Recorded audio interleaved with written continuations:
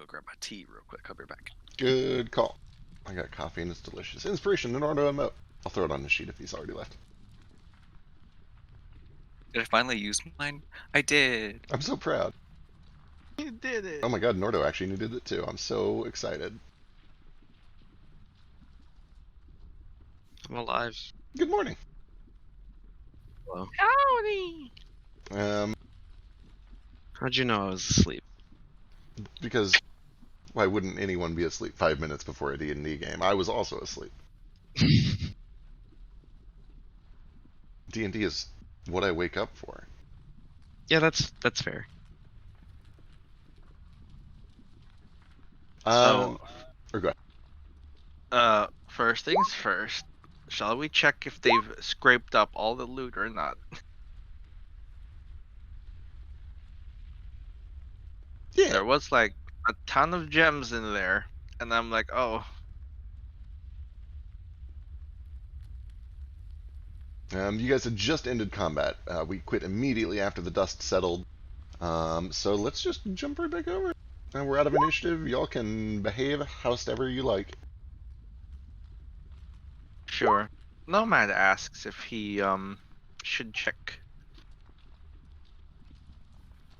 No. So For money. why would anyone Well, check for that? Talking about. Haven't you heard? going Nomad back in that money is the door and root of looking. all evil. This is quite false.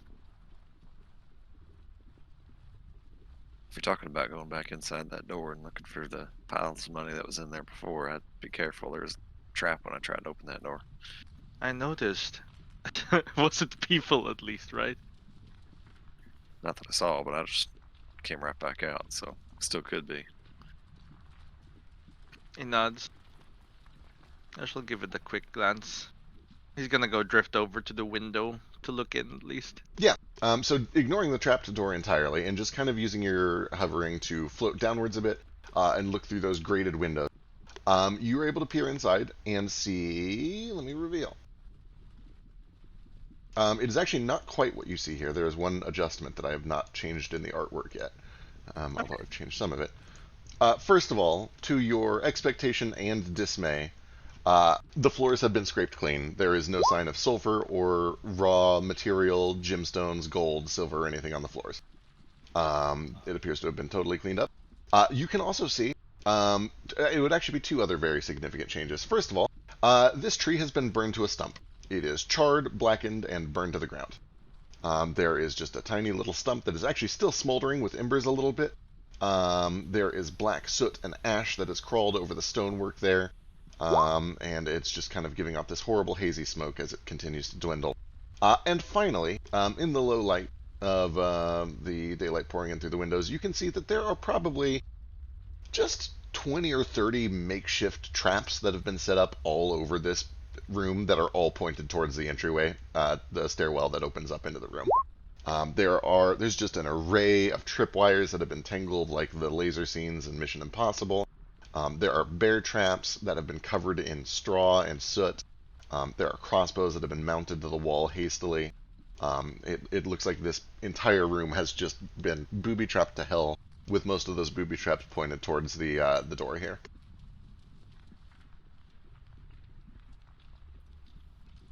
Give me a Within perception check, though, actually. expectations. Sure. It's just like within expectations.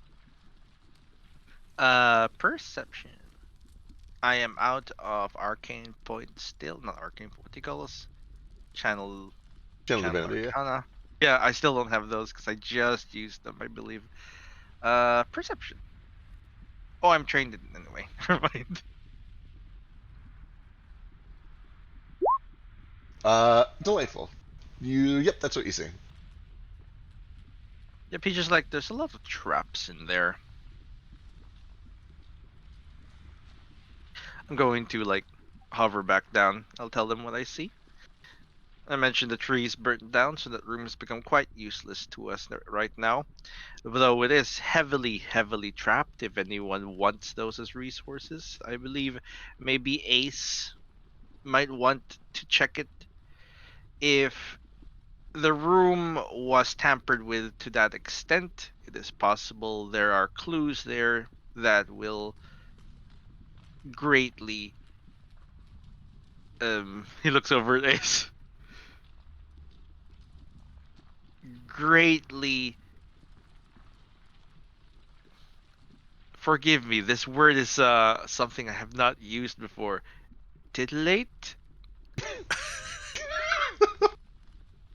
It's the Orcish word for titillate. Unga bunga excite.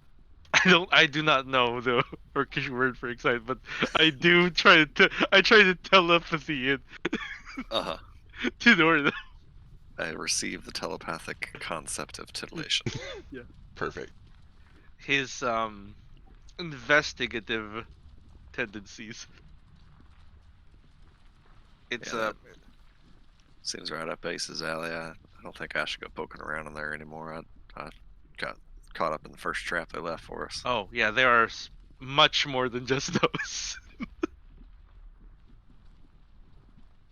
In the meantime, they seem to have taken what they believed was valuable, but left the most valuable treasures here. He gestures at two whole ass dragons and produces two canvases. Shall we start collecting these? But first, um, shall we inform the Kuotoa and the kobolds that their captors or tyrants are now diseased? Well, I cut off the heads for you if you want to eat one, if we got a question for it. Yeah. I was hoping like there were people here like that. Before we start eating brains, could we take each head to the different groups as proof that the other dragon is dead and maybe try to start getting these people to not kill each other on sight? I agree. I think this is all a real good idea, but I think we should finish looking through what we got here first. Get Yeah. this door open, maybe. So- I just heard brain eating and I wanted to throw that out there first. As you guys That's a are good idea. Let's as start you with guys that. are having this discussion, there is a flash of gold as one of the symbols that has just been drawn rings up as gold. The other three, after a few minutes, brush away in the wind. Okay, which symbols? Uh, The infinity one. Specifically, the infinity one on the western side rings up as correct, or gold. Okay. Yeah, I forgot. Oh yeah, those symbols. Three of them disappeared. The infinity one remained. We were trying to open a door. You feel like you're pretty close. These dragons just swooped in. I feel like it's just Very. a little bit off position wise.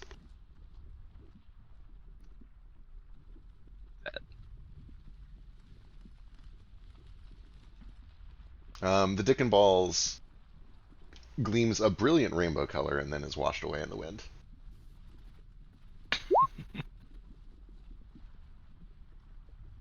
Did those become a different color? They didn't actually. Actually, you know what? It did. Fuck it. Whoever made Yeah. this had a sense of humor. It's supposed to be ass and titties. Apparently, whoever made this was not as into ass and titties, so it does not. It says women and men, ass and titties. Hey, Ace. Yes? A quick heads up. The room that Nordo checked earlier. The tree is no longer there. It's burnt to a smoldering ruin. The room is absolutely covered in traps, like bear traps and whatever, and there are projectile traps aimed at the door, which I think have been triggered.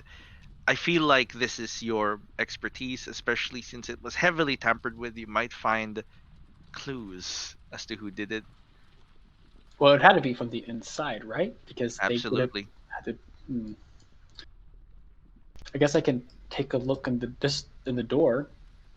Mhm. Wait, you said so. Downey, is it this door you were talking about was booby trapped, or this giant door? The small door, the Yeah. one Okay. that we, yeah, all the gems and the sulfur are gone. So someone took it. I knew we should have plundered it at the day, but you know, this happens. Would you like to fly in through the window? So it is less booby trapped. I guess. I mean, I don't want to waste your magic and whatnot. No, I'll just carry you there. It's That's fine. okay. Cool. Yep, he's small enough for you to lift. Nomad's pretty big, pretty hefty, and you're able to start hovering him down. Real quick before we cut away, who is drawing this? Is this Gale or is this somebody else? It was me, but presumably Gale was just telling somebody else to do it because he has no artistic capability. That's fair. I say Nordo, or will do the drawing. Nordo, Whatever he else yeah. tells them to do. Nordo, give me a perception check. Could you imagine explaining the male symbol and the female symbol? The what? Oh, what? He draws a dick. I mean, isn't that pretty much what the male symbol is? Yeah, pretty much. I'm kidding. It's like Mars or something. As you draw these three symbols, you notice that the first two don't glow when they're finished. However, the third one, the female symbol, does. And with the 23, you notice that it begins to glow as soon as it connects back around and touches this line. All right. I'll try to draw the male symbol, touching that line. Yep, you touch it up here and it does not begin to glow. Or you draw it up there and it does not begin to glow. So it says they praise the mountain. Should they be like inside the circle, maybe?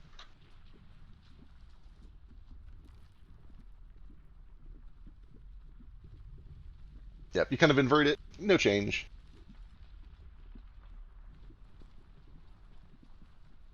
What if you put it like in the circle?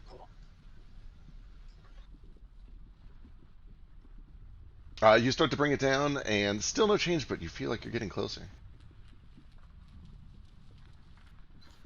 You have it in the atmosphere still, don't you? Move it in more.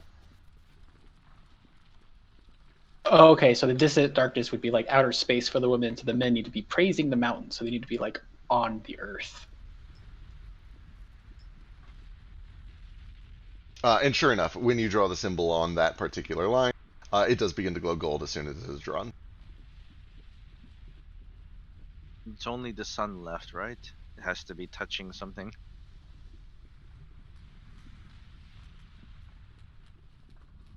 Caves of the east hide the sun, so it would probably have to be like, maybe like on the line between the earth and the mantle. Likely.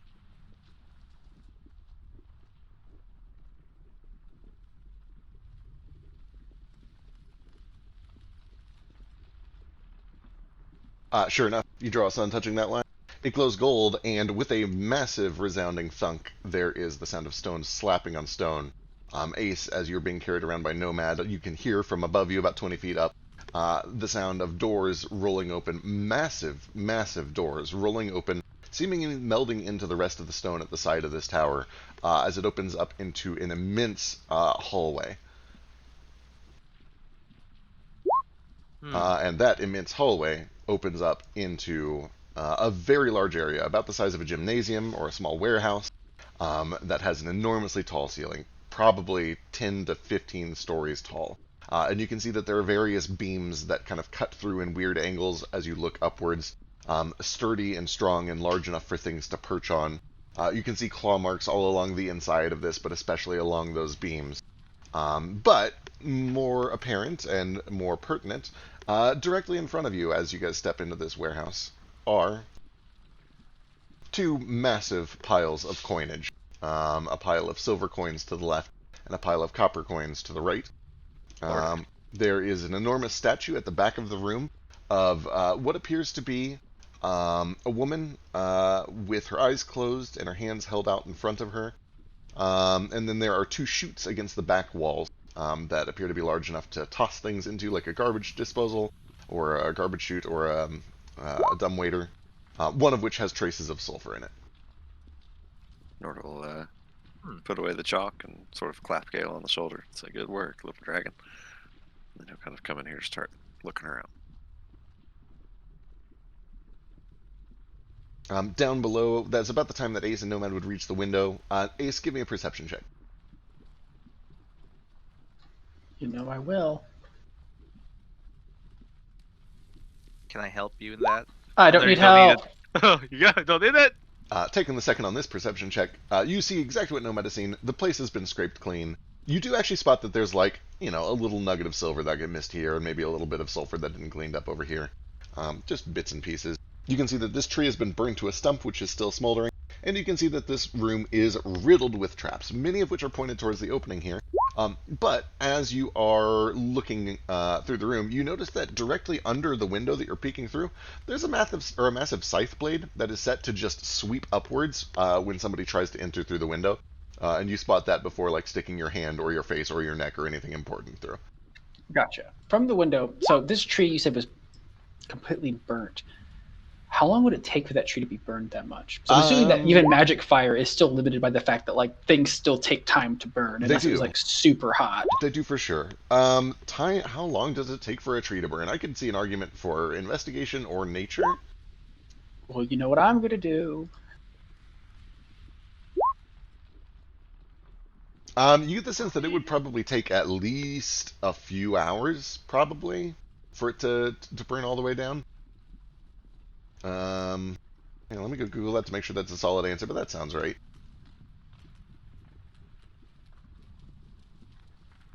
If Minecraft has taught me anything, it's about 12 seconds. Can I discern whether the tree was burnt down with fire or magic? I have to step away. From out here, it's a little hard to tell. You could give me an Arcana check at disadvantage, and it's going to be a very difficult DC unless you actually go in and investigate. Sure. I'll give one here right now. We'll see if we can go in later. It sounds like it might actually take a little longer, like 16 to 18 hours, so let's go with that. Just 20.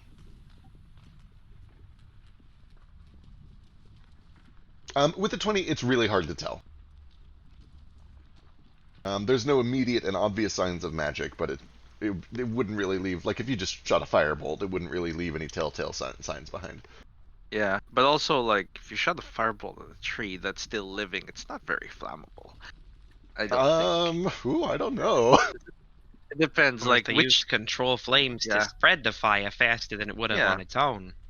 There's a lot of ways you can magically, add fuel to a fire, so they say. Yeah. One of them is too. just by making it bigger. Yeah, but then that's magic, right? But that's what I'm trying to figure out. Yeah. You would know that the tree was under the effects of a spell when you looked at it earlier. It was under the effects of plant growth. But that seemed to be the only thing that it was affected by, other than a Nistles that left a message on it. So a Nistles and a plant growth. Neither of those things inherently make a tree more resilient to damage. It's not like stuffing a gemstone in, or a magic stone in, which gives it like a damage reduction. Like this was just a tree. It's not like they had the self-destruct option on it either. Not that you saw, no. Yeah. It's not like someone threw a match there and started catching fire and waited for it. Yep.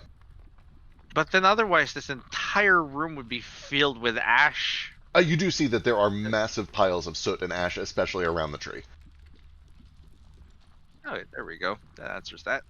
While they're poking around down there, can I, before walking too far into this room, recall that I just got done setting off traps, and look for A, traps, and B, any signs of Uno?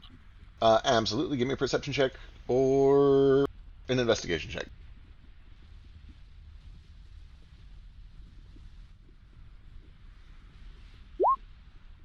Ooh. Look at these we want. 20s. Looking around, you don't find any signs of traps. The place, even looking upwards, it looks like the place was pretty much only ever entered or occupied by these dragons. You don't see any indications that traps have been added, especially not recently. You don't see signs of recent footprints other than those of the dragons, although theirs are very apparent, because you do see that there is just kind of little trace bits of dust and sulfur all throughout this place, but especially over on the west side. What else would you see with a 30? A lot.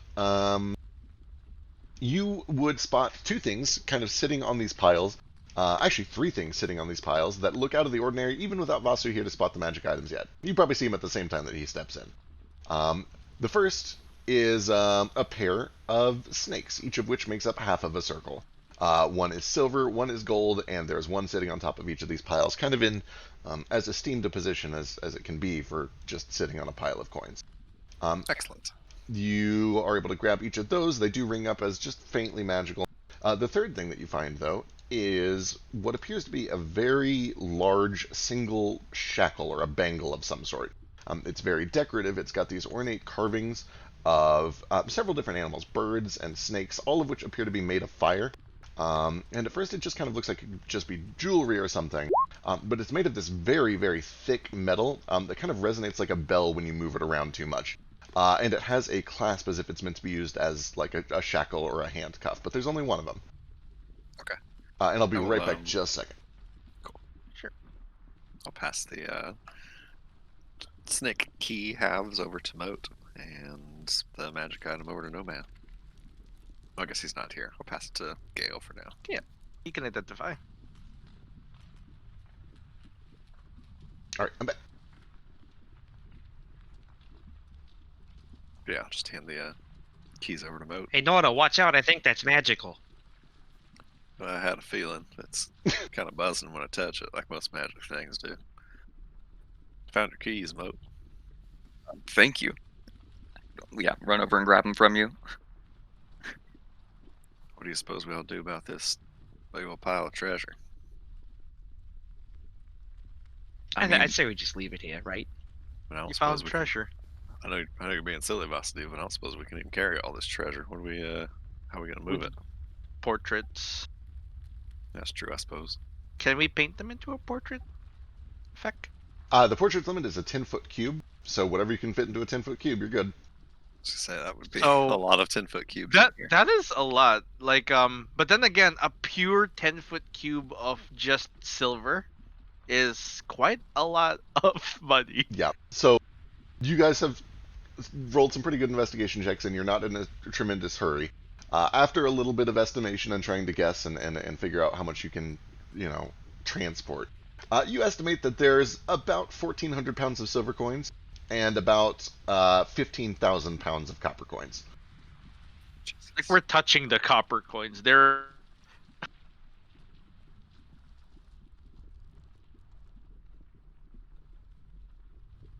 I suppose if the kobolds Kuto what live here been mining all this stuff under force by the dragons, then it's really theirs. yeah, I don't think they mine the coins out, but they should be paid for their efforts. Or at least melt it down to get something Yeah, rudimentary. The whole goal of all this is to get the elements back in balance, and then these people are supposed to be the protectors of this island, and then better outfit with them with something better than them rusty old swords they got. Hey, I've got a way we can get this money out, or probably a lot more of it than we might normally be able to. We'll just have to like wait a week until we can get to it again. Oh, I love this. I love Yeah. this. What you got in mind, Vasudev? I mean, if you guys trust me with it, we can just stash it back at my pad. And I kind of tap the little lantern I have hanging from my waist. Of course. How much can you fit in there? We'll keep a good eye on it. I don't think it has a weight limit. It is a 20-foot radius, 20-foot high cylinder room. Very Probably good. Like we just filled a silo full of coins, basically. That would be almost all of this, maybe. I don't Yeah. know. I So- don't think we're still. Notably, these piles are not 20 feet tall by any stretch of the imagination. It is probably about a foot to a foot and a half deep at its deepest points. So if you were to like box it or sack it somehow, potentially stack it, it could work. Maybe. I think how do you put it in there, by the way, Vasu? Do you just stand in the middle and say, I take all these coins inside with me, and they go in? I think I might have to carry it in there, kinda. Oh. How does that work? In fact, I'm not really sure. That's a really good question. Let me go read through this feature and Here. find out. I'll link it to you. Classes. Here we go. Well, I can carry quite a lot of coins, but not this I many. sent you a link to save some time. Okay, awesome. Telegram.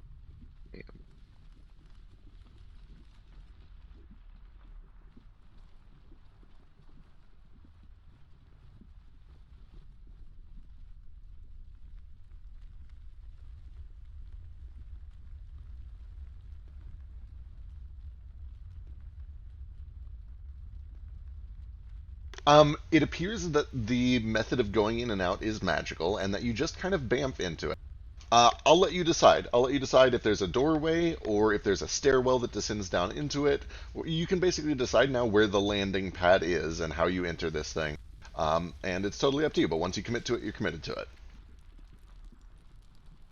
Okay.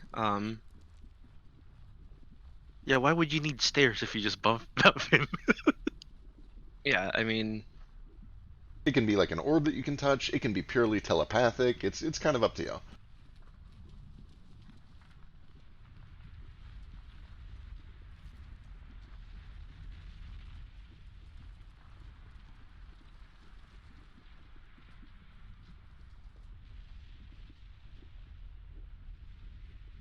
can it just like spawn a life-sized door that I open and shut behind me, and when I shut behind me, just the lantern appears there? Like, I guess I have to. It is actually a physical object that I'm going into.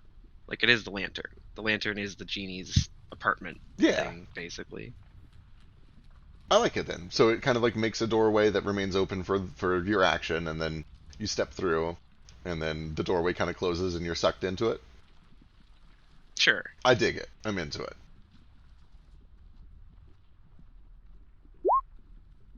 How did you learn to do that, Basu? Oh, that was a trick I learned from Beryl. Who's Beryl again? The arms kind of Elemental like locust. He's my locust buddy. pop out of his back and wave these brightly colored elemental arms. Interesting. Genies are. He's the elementals. locust that lives inside of me.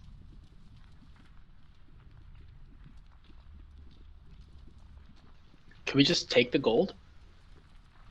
There's only I silver think that's in kind them. of the idea. Okay. Yeah. How much silver can I shove into this bag of holding? Up to 500 pounds in it. And that would be about a third That of the too. silver coins here.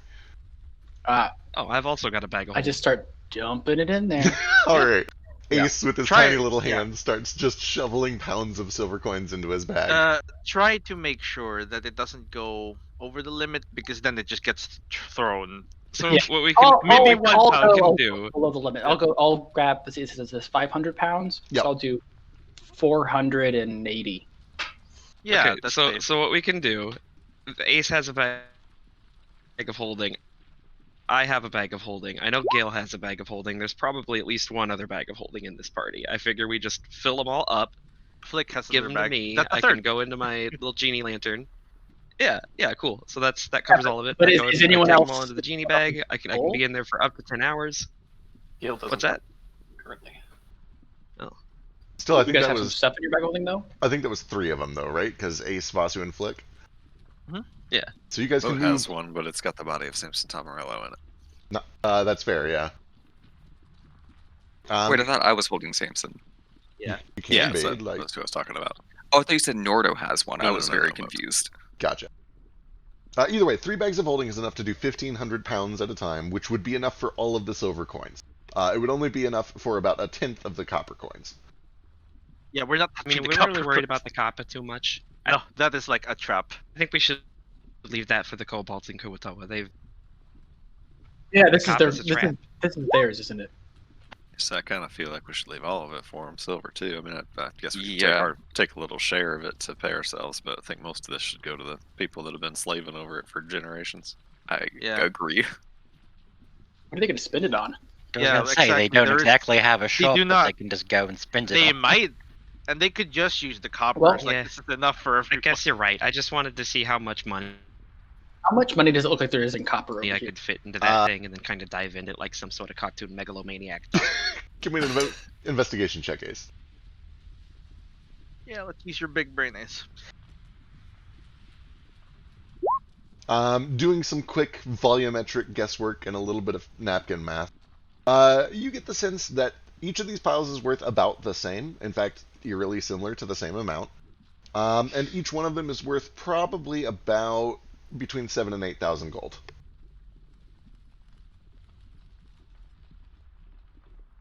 Must we go through this trouble for 8,000 gold? I think that's plenty of money to leave for them. Yeah. I say as I keep the silver in my bag. If Flick's not stopping, I want the silver. They can keep the copper. Yeah, they have 8,000 gold worth of copper They I mean, don't I could really have. personally use some money recently, but Yeah. if we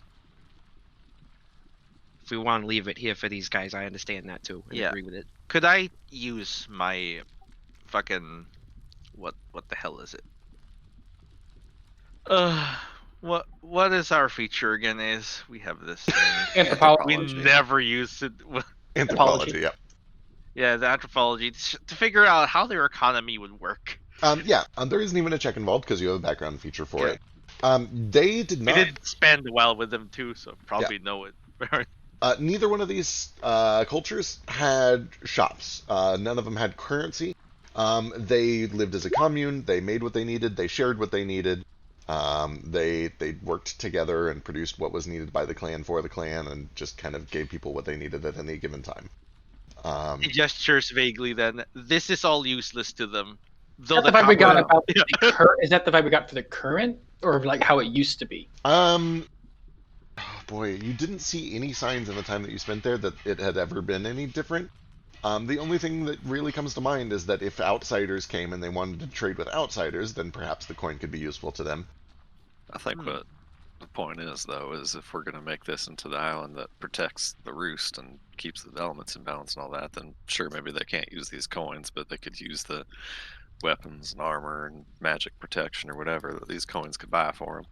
Yeah, Maybe they don't. provided they have trade. I do not think anyone ever goes to this island for trade. Well, we came to this island. Why don't we go get them the weapons and armor and bring it back? Right, that's kind of where I'm at. This money's Oh, useless that's because what we they do. can't access anything. But if we go buy Wait. them the things they need, I mean, I this have an is idea. Like, what if we got your ship out, and then we moved all the copper into the ship, and then just put your ship back in the bottle? I mean, it's not a living creature, so that'd work. I mean, I'm not Yeah. opposed to us taking our fair share. Don't get me Big wrong. old pain in the ass to get it back out. This is if this is 1,500 pounds, the silver, that is like 15,000. Is it not? It is actually about 15,000 pounds of copper. Can your ship hold 15,000 pounds of copper? I thought you said it was 1,500 pounds. No, that's the silver. Just the silver. Oh, okay. And that's so copper is worth 10 times more, and they're both worth 8,000 gold. Flick, you can give me a sailing check to try to estimate how much weight your ship can carry. Okay. At least Flick's bag of holding doesn't have to be filled all the time, right?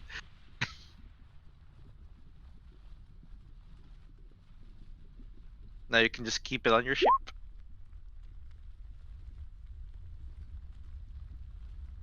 Excellent. I'll get back to you as soon as I find it. I've been looking for it for 10 minutes because I knew it was going this way. Don't worry. Another point to bring If up. I get advantage, it's a 25, by the way. Well, Excellent. do good you? A point I want to bring up. We need to get to the wyvern bodies before they start spoiling. We gonna put them in the portraits? I cannot fit all of them in portraits. I can fit the I'm dragons.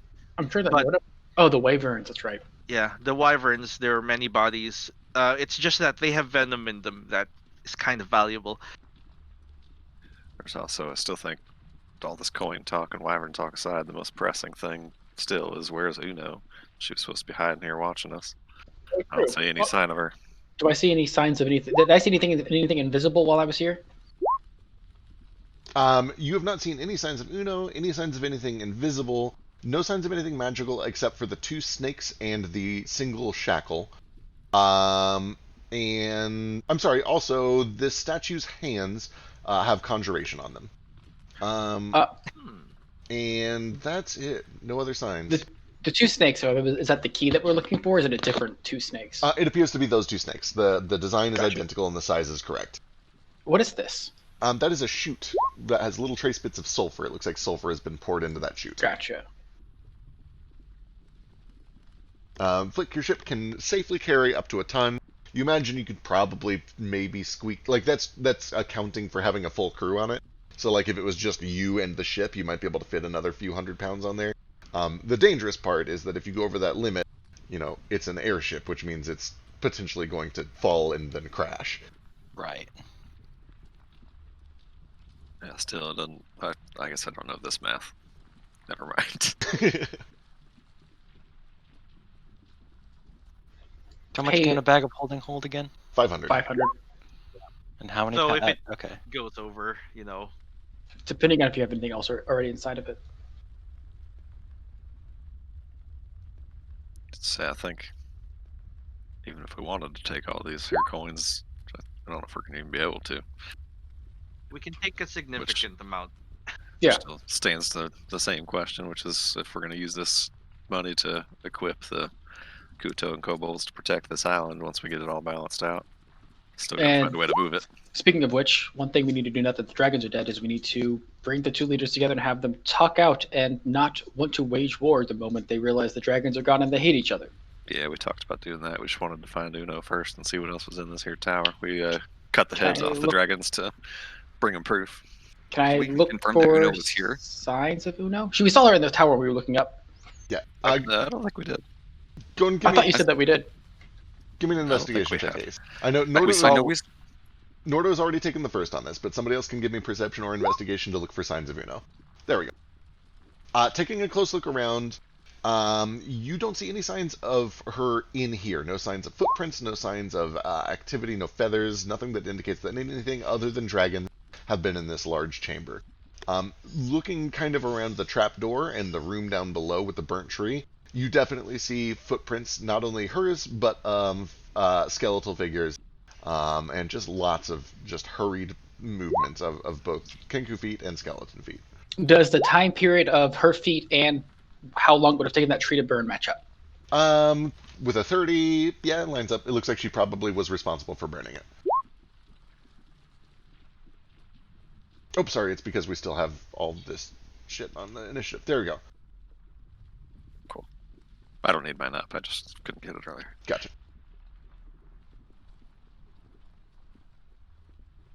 So what you think? Little orc, she went through the tree or something? Maybe she's in I'm cahoots with the thinking- druids. I don't know. She definitely. Does it look like her tracks like led up to the tree? Her final tracks? With 30 from a distance, no, actually. It's hard to tell exactly where they stopped, but it looks like you see that some of the footprints are in the ash caused by the tree smoldering. So in other words, you feel like the tree was probably burned and then she continued to do stuff down there. Gotcha. Or as it was burning. Hey, They hurt. when I was looking through the hole in the window, did I see any traps on the chutes? No, you did not. Okay, I'm gonna take out my mirror from my two thieves kit, and I'm gonna look down the chute to see if there's any traps in there. All right, give me a perception check. Or investigation, either one. You'll find different things. What type of different things when I get versus perception versus investigation? It's kind of just two avenues to the same result. Perception means you see a wire, and investigation means you see a spot that is suspiciously clean and it feels like it shouldn't be. But both would kind of indicate that something's wrong. I get advantage for both, and they're both roughly the same. So Cool. Taking a look down the chute, you see lots of signs of sulfur that has gone down here. There's a horrible smell that overwhelms your senses as you kind of approach it, even just only sticking your hand in. But it appears to be a clean drop all the way down.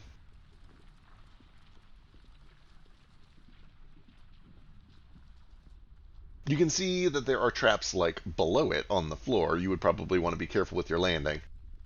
okay, so here's what I do: I take my rope and I tie it around my waist, and then I hand the other end to Nordo, like I'm gonna have you lower me down, but I don't want to touch the ground. Okay? Excellent. I'll keep lowering you a little bit at a time. You just holler up here when you need me to not give you any more slack. Okay, I'm actually gonna probably tie like a loop at the bottom so I can put my foot in it. That way I can still grab onto it. Just kind of stand on the rope. That way, if the knot gives, I can still grab the rope, and then I'll have him lower me down. We're good. We're good. We're good. I get about like halfway down, and then I have him stop. All right. With your small size and his strength, this is not an issue. You're able to do it very easily. The chute is plenty large enough for you to fit through it. It smells absolutely terrible. You probably gag and cough a little bit on the way down. But eventually you breach free into this room, and you see everything that you saw before, except now from the inside. All right. How many traps do I see in here? Oh my god, there are there's at least 14 different traps, mostly crossbow traps, that are pointed towards the entryway that are all rigged to this intricate system of tripwires that seem like they were all designed to kind of fire in succession when somebody entered. You see that there are 6 or 7 bear traps kind of scattered throughout the room, some of which have been covered in soot and ash to hide them, some of which are just kind of brazenly out in the open. You can see that 3 of the 4 windows have some sort of a trap on them. There's the scythe trap here. There's another scythe trap on the northeast window. The southeast window is safe, and then the southwest window has an acid trap that pours down when somebody enters. And yeah, yep. Okay, I'm going to. Am I close enough to like see details on the window, or do I need to like do that thing where I swing? I mean, you can see that it is an open window with no glass pane, but some iron wrought bars that kind of keep it closed from the outside. I guess I want to see if there traces that Uno may have like laid these, or someone may have laid traps and then left through this window. I gotcha. Even from this distance, it would be extremely unlikely. The gaps are not large enough. It would be tough even for someone of your size. And the skeletons definitely did not exit through those windows for sure. With that said, you can go investigate it up close if you want, if you kind of like free yourself and start walking over. Or if you want to do some weird swingy shit, you can give me acrobatics. Gotcha. I'll probably put a bookmark on that or something. All right. Gonna look around for other tracks other than Uno's and the skeletons. Yeah, give me perception or survival. Actually, it'd be survival to distinguish between different creatures. Alrighty. Do I get advantage for these humanoids? I'm specifically looking for like, other humanoids. You go and roll it twice, and if there was one, I'll give you advantage on it. Alright, I'm just going to roll with advantage and let you decide what happens.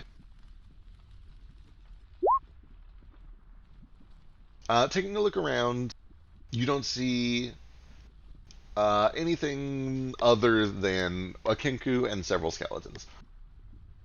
And it appears to always just be the one same kinku. Probably 7 or 8 different skeletons. Does it look like there's been any signs of a flying creature in here? Like maybe the way that the soot would have been pushed from wind? Oh boy. Not that you're able to tell now. It doesn't look like it. Okay. Alright, I'm gonna... It's gonna be really hard to tell with that. Judged based on how the tree was burned, does it look like a spell was cast at it and there's like fire damage on a wall behind it? Or does it just look like the tree was like lit on fire? Is there sign of gas? Like how does it look like this tree was caught on fire? Give me an investigation or arcana.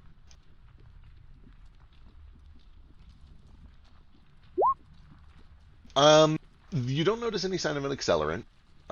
So you imagine it was either a slow burn, but you think that probably wouldn't have been fast enough. You feel like there hasn't been enough time for that, maybe. You imagine that fire was probably used to start and then spread this fire. Just kind of piecing it together a little bit. You don't smell any signs of gas. The tree does not look dry enough, or it didn't look dry enough the last time you looked at it, that it would have burnt super quickly. So you imagine that like there was an accelerant, but you don't smell one, so you assume it's magic. Gotcha. Anything else I should look for while I'm down here, guys? Yeah, nothing I can think of. No, I didn't think so. Room is useless to us. Okay. I guess I will try to swing so I can get a closer look at this window and see like why this window's not booby trapped. All right, give me an investigation check and an acrobatics check for shits and gigs. I think you're pretty good, but somebody's got to hit one of these traps eventually. Damn it. You are able to kind of swing your way over, latch onto that, and take a pretty close look. You make a lot of noise in the process, but you're able to do it. And you don't see any obvious signs for like why this window was spared, except maybe they just didn't have enough traps for everything. There's no obvious telltale signs of like, oh, this is the special window, or you know, something crawled out this window or anything like that. It's just not trapped. Gotcha. Nomad, is there any like magic you could use to like restore this tree? None that I know of. Nature magic is beyond me, but I can collect a druid skull. That'll help me do that. Okay. Well, unless there's anything else I should be looking for down here. How many documents do I see, though? You have very thoroughly searched this room, and for the time being, have not found anything of Yeah. interest. All right. I'll have Nordo pull me back up. All right, I'll hoist him back up. you hoist them back up and are reunited up top.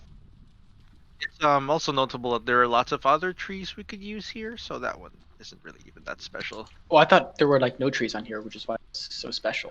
We found some Cool. other volcanic trees over by the volcano. Volcanic trees? What does that even mean? I They- still they- there is a tree. It's a 4-letter word, and I forget what the name of it is, even though I did like 20 minutes of research. But there are trees that are kind of scattered across these islands. They have bright red flowers. They're kind of these scant, kind of tan-colored trees with dark green leaves. They are shit. I really should have written this down. But yes, they're trees that grow in volcanic environments. They're common in Hawaii. But notably, the one So- inside the tower was much healthier and more vibrant than the others. It was magically kept alive. Yep. So now, order of business, we should move as much of this as possible because practically, if we are going to use this to help the kobolds and the Kuatoa, we have to be able to move it. Yeah, I think that either way we use it, it involves us taking it somewhere. I don't think it does them any good to just give them these coins. I especially don't think it's a good idea, frankly, to give either side all these coins while they're still at war with one another. Maybe resolve their Yeah. differences first. Yeah, I also do not think they have very advanced smithing abilities so far.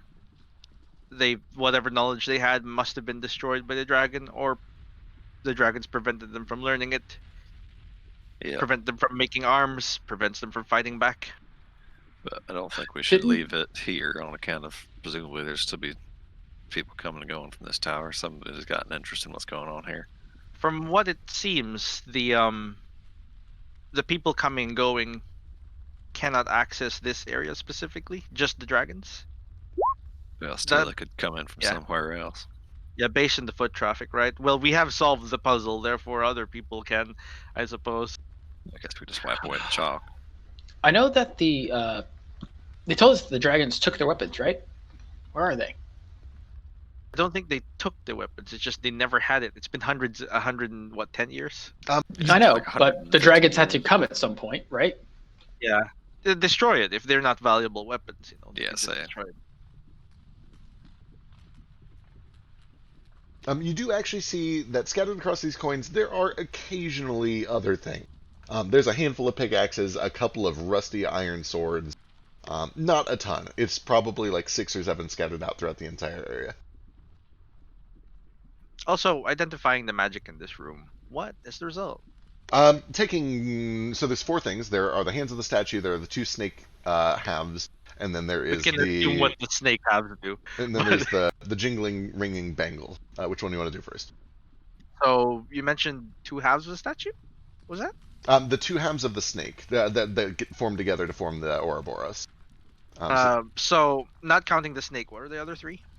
So they're the 2 halves of the snake. There are the hands of this statue, which ring up conjuration, and then there is a bangle that kind of rings when you shake it around. It's a very large bangle. Yeah, so there's 3.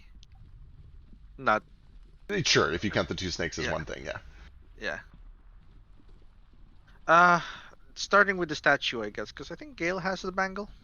Yeah, I handed it to him. So The hands of the statue seem to be enchanted in a very similar manner to a permanent receptacle similar to a Liamon's tiny chest, or a Galderdash chest.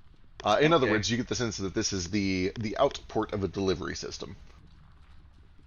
Hmm. It is So- designed so that someone else somewhere very far away can put things in, and they pop out in her hands. you think maybe there's the druids were paying the dragons to harvest sulfur and gold for them? I don't know what Likely. they would need sulfur and gold for still, but that Well- seems like what's going on. Well, hold on. Remember the Kuatoa? How they drained still stones? Do you think that has to be related, right? I would assume so. They made it into that same sort of weird lead stuff, what the druids were making. The Kuatoa say that the dragons came and ate them sometimes, but do they just assume that they were eaten and not just kidnapped? They ate the children, so maybe. Because if they kidnapped some of them, they could have used them to drain the still stones and like back where Vastu lived and make those islands fall from the sky, right? Or at least Yeah. whatever is allowing them to do that. Yeah. Well, I think they- Specifically, it was virulid. Also explains why they only showed up every couple of weeks if they were running back and forth between here and an island drop off somewhere. Yeah, say if they need that weird metal stuff, lead to sink these islands and stuff, the Kuatoa can make it out of still stones. That would explain what they need the Kuatoa for.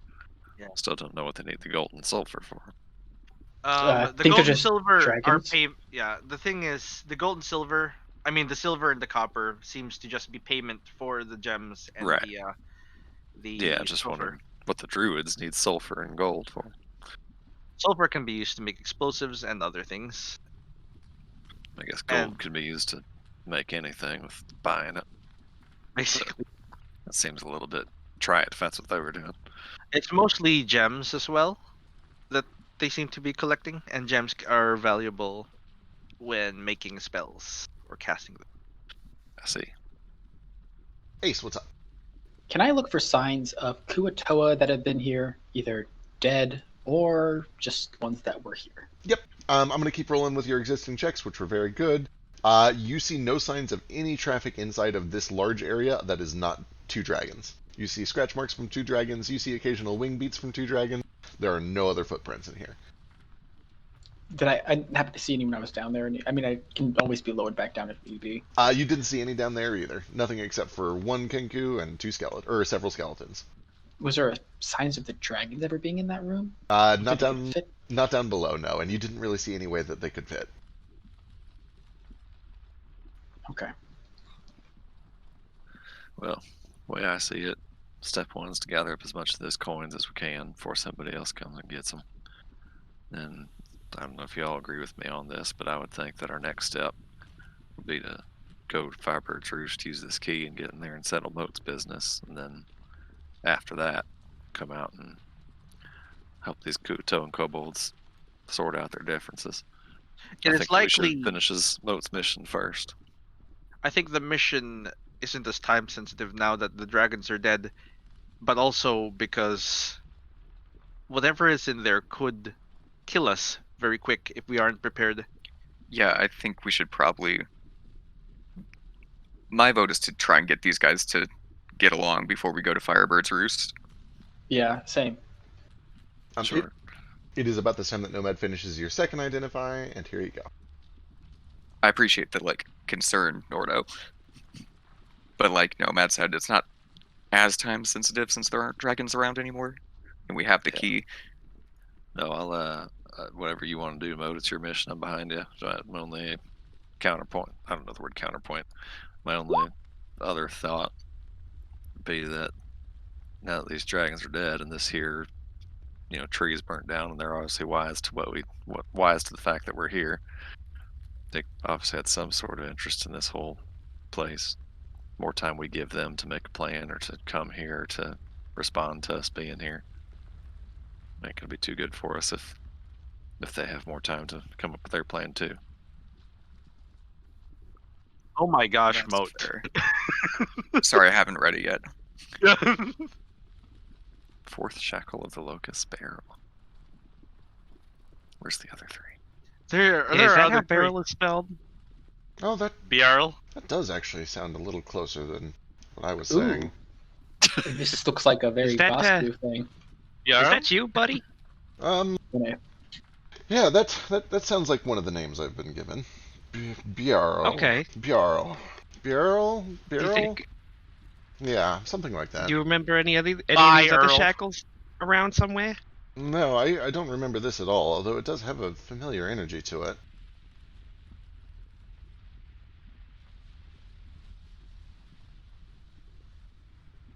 I'm going to expect the other dragons after this, and we might find something on its corpse. The corpses, rather. Harmed by water. Oh. Okay, I really like that last blurb.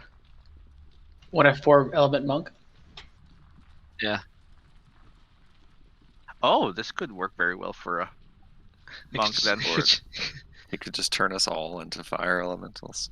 Yeah. Or We might- turn someone we really don't like into a fire elemental as While they're they're in the under. water. Yeah. Yeah. Like the Deep Mother. Just turn her into Not the fire. deep mother, you dipshit. I'm joking. Neat Mother is currently our ally, so we should probably not. I've just. You guys are easy to just trust people. No, not trust. Allies do not need to be trusted.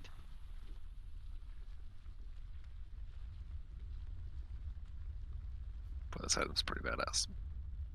Yeah, we might need this to go into the volcano. I imagine that like we need Vasu to turn fire forms of all of us, so we don't just like die. Yeah, So when we we can go light into a the fire. Mhm. That way we can go into the Firebird's roost. Right, because I assume if we just like walked into the plane of fire in our normal forms, we would just be roasted Could and you killed imagine? instantly. Possibly. So that's probably what- Someone. Oh god. Can this only put the form of a fire elemental on one person at a time?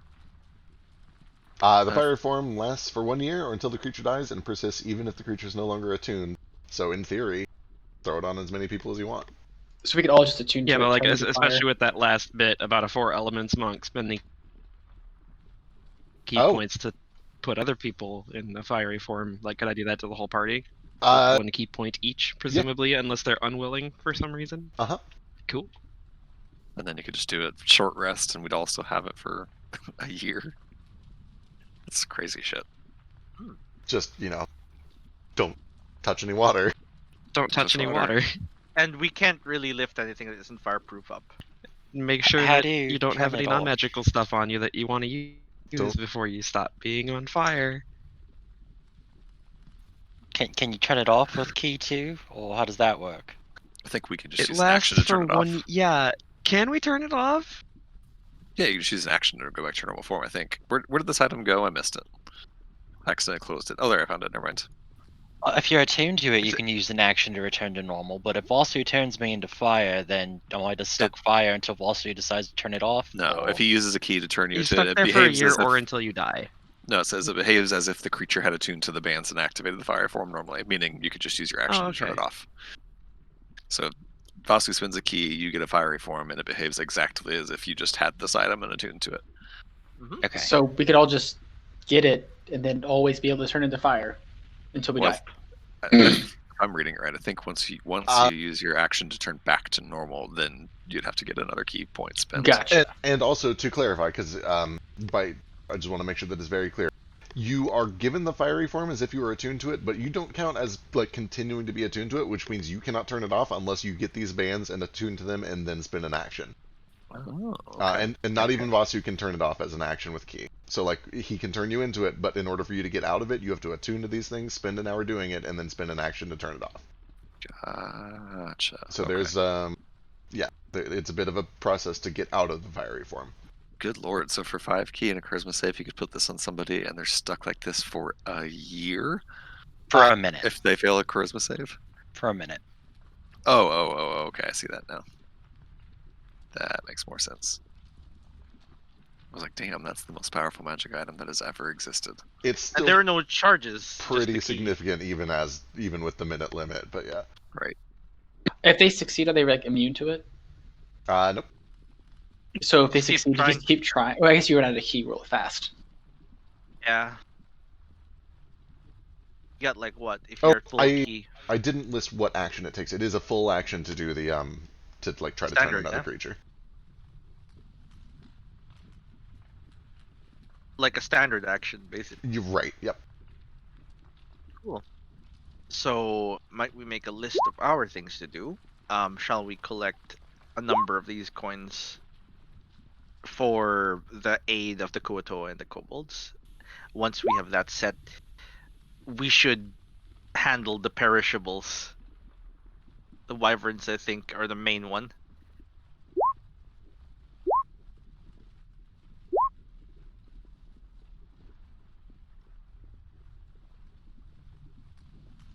I generally rule that mending can help heal constructs. Yeah.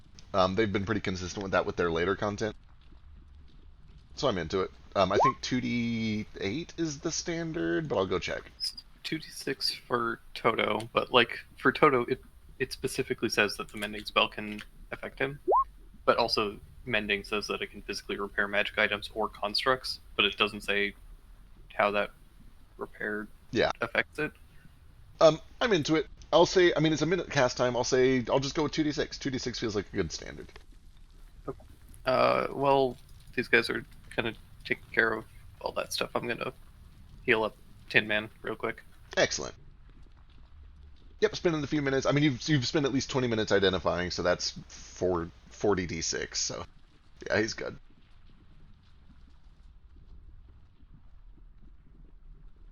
And then he can help start shoveling coins into bags holding and stuff. Absolutely. For the last, 39 minutes that we have him, or 38. Yep. Between your 3 bags of holding, you guys can easily get the silver without even having to do any ridiculous plan. It's up to you guys if you want to do any ridiculous plans to get all the copper, or how you want to handle that. I mean, we can always come back. No one can get to this island unless they actually sail or fly here. Or can use the trees. I guess. Plenty of trees. Are the other trees big enough though? Yeah, we looked at found some several. over. Yes, explicitly. Oh, okay. We have thought to we were protect gonna those just- trees, mind you. I think if Una's going around stabbing them, setting them on fire, that would be bad. Yeah, I get the impression I agree. We should try to get these Kuto and Kobolds together and at least rest for a day or two, get our energy back. But I think we should move quick as we can anyway, because I don't think those druids are going to let this situation be what it is for longer than they have to. Yeah, I agree. That's also kind of what I want to get the, kobolds and Kuto on the same side. So if the druids do come, we might have a little bit of a barrier between us and them. Yeah. They'll at least resist. Tell them, get them on the same side and tell them that we're going to go revive the Phoenix. They'll at least, be bolstered to fight and defend the island. All right, well, friend Nomad. Well, actually, can I? How big are these dragon heads? Can I carry these dragon heads? I think it might actually be more efficient for someone to visit either of the tribes, someone they already know, and bring like leaders over here to show them the corpses. I go ahead and just, Yeah, I pull out my camera. I can just take a photo. Yeah, they'll know that's real. They might want to see it in person. For sure, but I also could just show the picture to be like, hey, this is why you should trust us with you meeting the other leader, because we have proof, and then we'll show them. Yeah. Well, how's about we just split the party and some of us stay here to watch this stuff, and some of us go fetch the leaders and bring them here. That sounds efficient. Or we could split it All 3 right. ways. A few people stay here, some people go to get a couple other people go to get the kobolds. Uh-huh. Well, I ain't real good at talking, but I am real good at watching for things and hitting things with my axe. So I'll stay here and watch over this stuff. Yeah. I'll go Gale, for the Kuatoa because Yeah. I talked to them. Yeah, and Gale can go for the kobolds. All right. You guys kind of split up just briefly to try to Can someone with arrange a meeting. charisma come with me though? Most Flick should go with Gale and Yeah, I'll This go would be with like- I'll go with Gale. Yeah. Because the kobold ladies seem to be okay with the order. Gale's got great Yeah. charisma. yeah. But at the same Gale time, probably doesn't need me. well, Moat, then shouldn't you come with me because the other kobolds know that you're the Phoenix. I guess But the Kuatoa don't. I didn't tell them. I didn't want to like spoil your secret. the problem here. Yeah, I'll go with you. Oh no, there's 2 of me. Flick can go with Gale. It's also more protected. It's more protective if you guys go together at least. Vasu has good eyes. He can be here and help us protect. Watch Alright. these corpses. Make sure Una doesn't sneak up on us. Uno, not Una. Okay, who is going to the Kobold camp? Gale and Flick heading to Kobold camp, it looks like. Alright, you guys make your way back down to the Kobold camp. And I guess one of you, we can either roleplay this out, or you can just give me a persuasion check to convince them that, like, you've killed the dragons and they should come to a meeting, and then you can discuss it with everybody all at once. Your call. Can I, before we do this, can I harvest a handful of scales from each dragon? Easy peasy. Cool, thank you. I also take their picture. Don't worry. When we're done with the dragons, I have to eat one of their brains, and then we can take both the corpses. All right. You land back in the camp with a couple of scales on you, and you are approached by Chris Shear. She comes out and kind of pokes her head out and says, "What are you doing? How did it go?" The dragons have been dealt with. Wait, for real? Plural. Dragons plural. What? Yeah. We have. Well, their bodies are back at the tower. So if you would be willing to come and see the proof, we can't really move them very easily to bring them here. I would have given him a copy of the photo, since I can make multiple copies. It is. Is this a trap? Yes.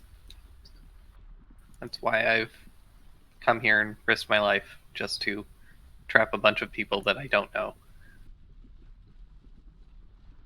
You're very brave. I respect that. She gives you a wink. Give me a persuasion check.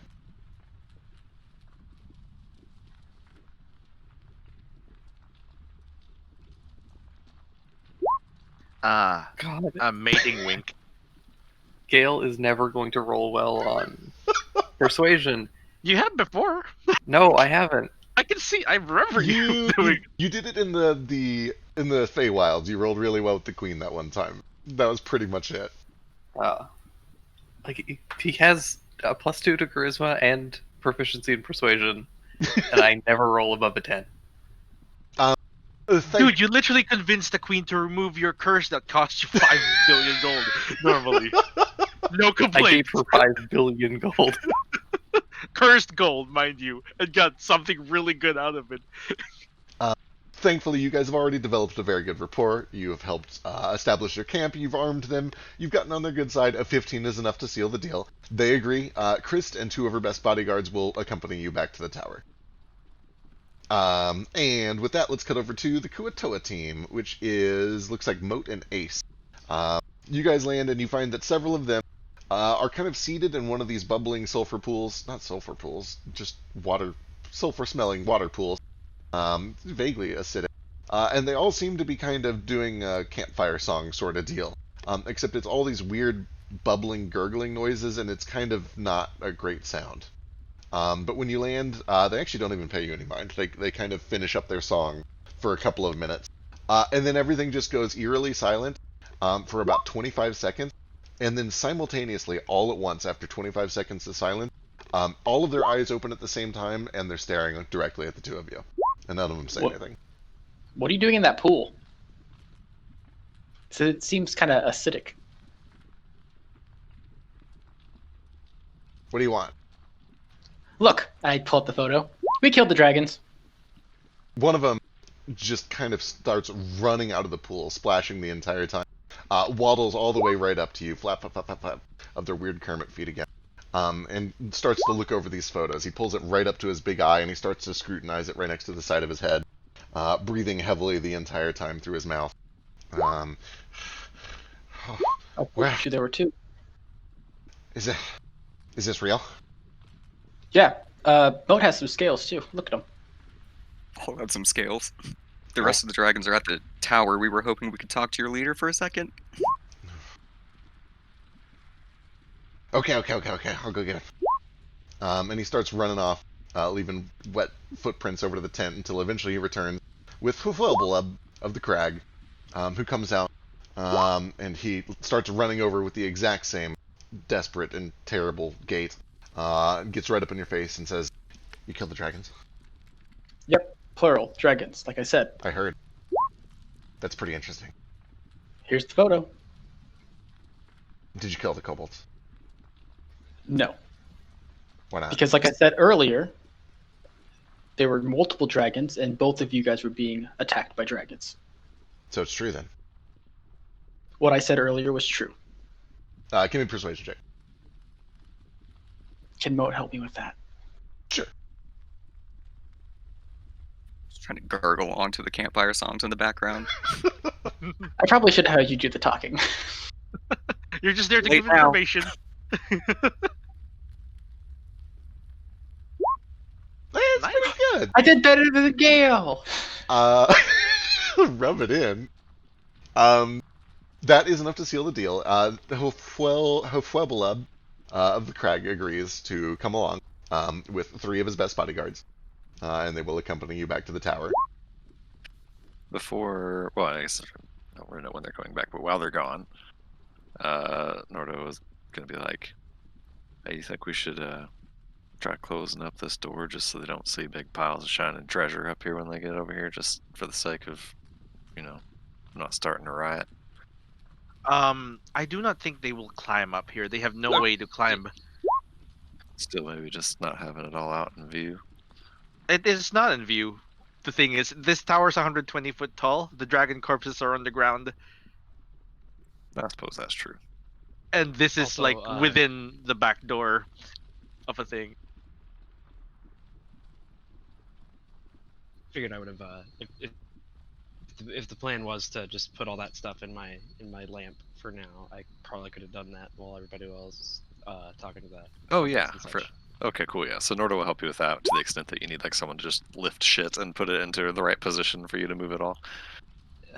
I basically just need you to get everything piled up as closely as you can in one spot, so that I can just kind of shove it through this hole when it appears. I don't know if you can come in me or help me Nordo looks at the. arrange my plants and such. I'd certainly love to help you arrange plants, but Nordo looks at the 40-foot by 50-foot pile of copper on the floor. It's like, I don't know if we're gonna be able to shovel this through a hole in just a moment. Oh yeah, never mind. We have a plan to put it all in bags of was holding. with the silver. Yeah, I know we've got all the silver kind of arranged like that. We're just gonna pile it in bags of holding and shove it all in at once. The copper might have to wait. Okay, cool. Yeah, we'll just start with the silver then, I guess. Sorry, I was chatting about the painting thing. What is the plan? You're activating your special dimension, and then what is the plan? So So I imagine I have my bag of holding and Gales and Flicks, if they would have, or I think it was Moat who had the third one, who would have loaned this to me beforehand. Yep. And the idea was just to fill them all, 3 of them in at once, empty all the coin out in my lamp, and then come back out with the empty bags for them. Easy enough. Very, very simple. You grab all 3 of them that are filled to the brim, you take it into your dimension, you invert them, and there is a shower of coins that rains across this lush, kind of posh interior. Things go flying, furniture. I can be in there for 10 hours, so I would like rearrange shit first. Okay. So that Yeah, that's fair. not just knocking over all of my. I think the description even says there's like nice cushions. There and small are. It's tables very and things and luxurious. stuff. So like, I'll arrange my furniture and put my plants up so that none of them are drowned in coins. Perfect. Yep, you clear off a big And side of this thing. it's a very tall. It's like a 20-foot tall, 20-foot. I posted the dimensions. It is. But it's like a silo, basically. I think from Yep. the sounds of it. Yep. And because I'm a bird, I imagine there are like different little platforms arranged up the height of it too that I just kind of flutter around to whenever I want. Love it. So I'll just probably pile all the coins up at the bottom floor. You're able to clear off some space and get all these piled up, and you basically just kind of fill. You make a nice layering of coins across the bottom layer of this area, having moved the furniture to somewhere safer. And Now, how is it much? an athletics or acrobatics check to try to dive in and like Scrooge McDuck? It's going to. I mean, you can do it. You can just jump into it. You're going to take fall damage because you can't swim through coins. But it'll look cool. I'm a monk. Boy, you can give me acrobatics to try to not hurt You playing yourself. Scrooge McDuck as a monk? All right, you do. Well, I'm it. saying that there's got to be some way that he can ignore the impact damage of falling into Yeah, a for Yeah. sure. room full of coins. He's a legendary creature. He's got his reaction slow fall to just shake off all the damage and swim through the coins. Yeah, you kind of climb they up were to nothing. That's one of these Obviously, what balconies. he's doing. Uh, Also, he uses a cane, which is probably a quarterstaff. He's definitely. Well, this has been my TED talk about why Vasu is Scrooge McDuck. Disney characters as D&D villains. Love it. Yeah, you go up Not to knowing the fun, 'cause, I don't know. I'm very tired. you go up to the second floor of your little area, and you kind of stand up on the balcony, and you take a beautiful swan dive down onto the few inches of coins that are layering the bottom of the floor. And you land just point first with a perfect diving pattern, fingers first on these coins, and then just beautiful and graceful and elegant. You kind of dip into some sort of a tumble or a roll. You don't take any damage. Some coins kind of flick up. You don't dive under them or anything crazy like that, but you land gracefully and don't take any damage, and it looks very pretty. Through this plan, how many of these coins are we able to get into Vasadiva's silo? So does this doorway into your dimension remain open for 10 hours, or can you just be in there for 10 hours, but you're only able to go in once as an action? Because it's my understanding that you go in as an action, but it doesn't leave a doorway behind. But I'll check. Yeah, I think that opening the doorway and going into it is an action, and I can be in the lamp for up to 10 hours. The lamp can be moved and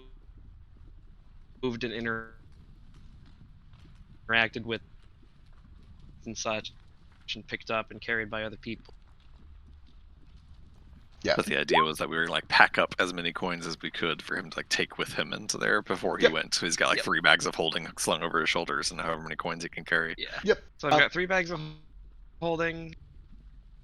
Let me check what my carry limit is too, because I'd go in there as just carrying as much shit as I could. Obviously. Absolutely. I believe you guys have 4 total bags of holding, and one of them just has the bones of Tomarello. I'm going to assume that you can take them out for just a moment to facilitate this plan, which means. Go ahead. I actively do not facilitate this plan. Okay, fair. That's fair. Then 1,500. That's fair. All right, 1,500 is enough to get all the silver. Aside from that, my carrying max is 180. My push drag limit is 360. Carrying as much of this shit in as I can, because right now I only have 114 gold to my name, baby. Legit.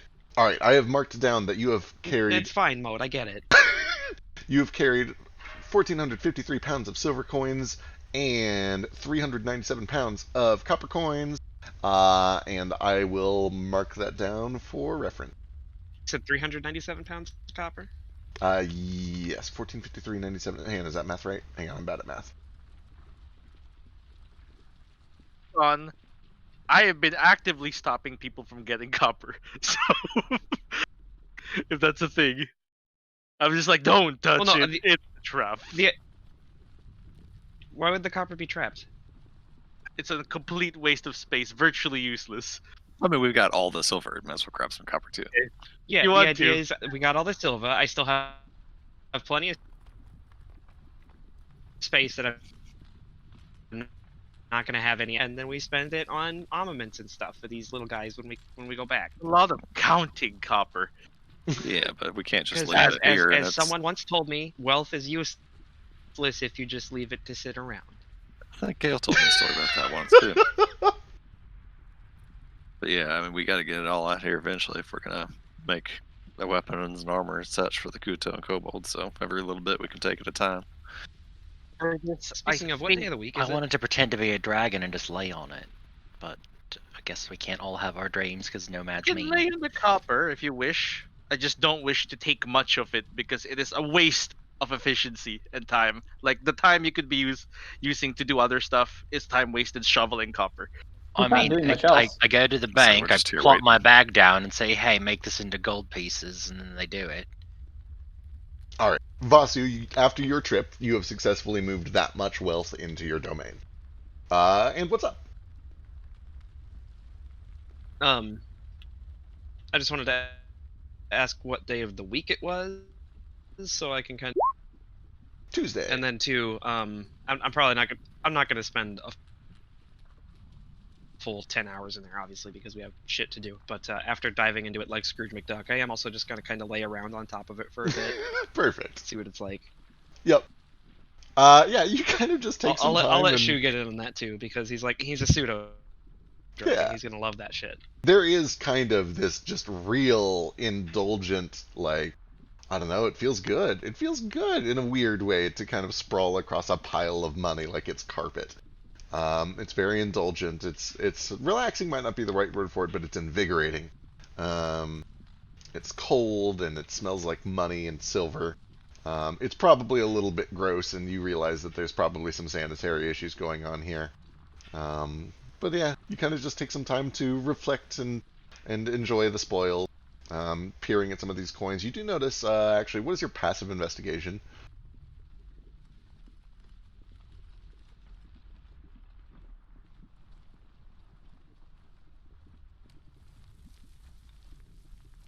Sorry, I wasn't expecting a roll to come out of me laying around on pile. So these things happen.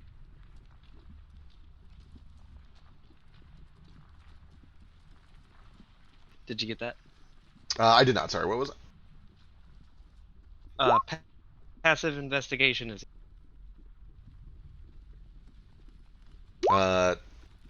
10. Okay, yep, nope. You have yourself a good time, and then you eventually reunite with the party. If it's worth noting, I also always have detect coins into my lantern. I'll probably I'd know it is, and maybe not. Yeah, you don't lay around on them. You don't spot anything magical in here now. I'm just saying, like 190 what? How many pounds of copper is there? There 15,000, right? Yeah, there's still almost 14,500 left. Yeah, there's still almost 15,000 pounds of copper left. That's a lot still. I say it's not nothing. We'd buy a lot of weapons and armor for these folks. Food, if nothing else. Should be okay in the food department for now. Cool. With your bag returned and empty, you're able to put 500 pounds of copper back into it, which is worth... Yeah, we could do the same.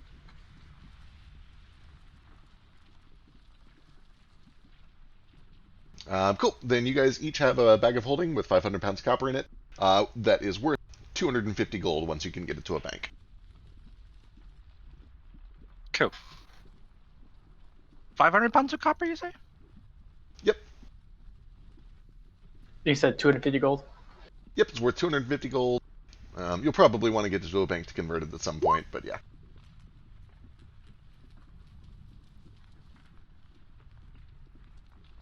So 1 pound is 50 copper coins, right? It's the standard, I believe. Yes.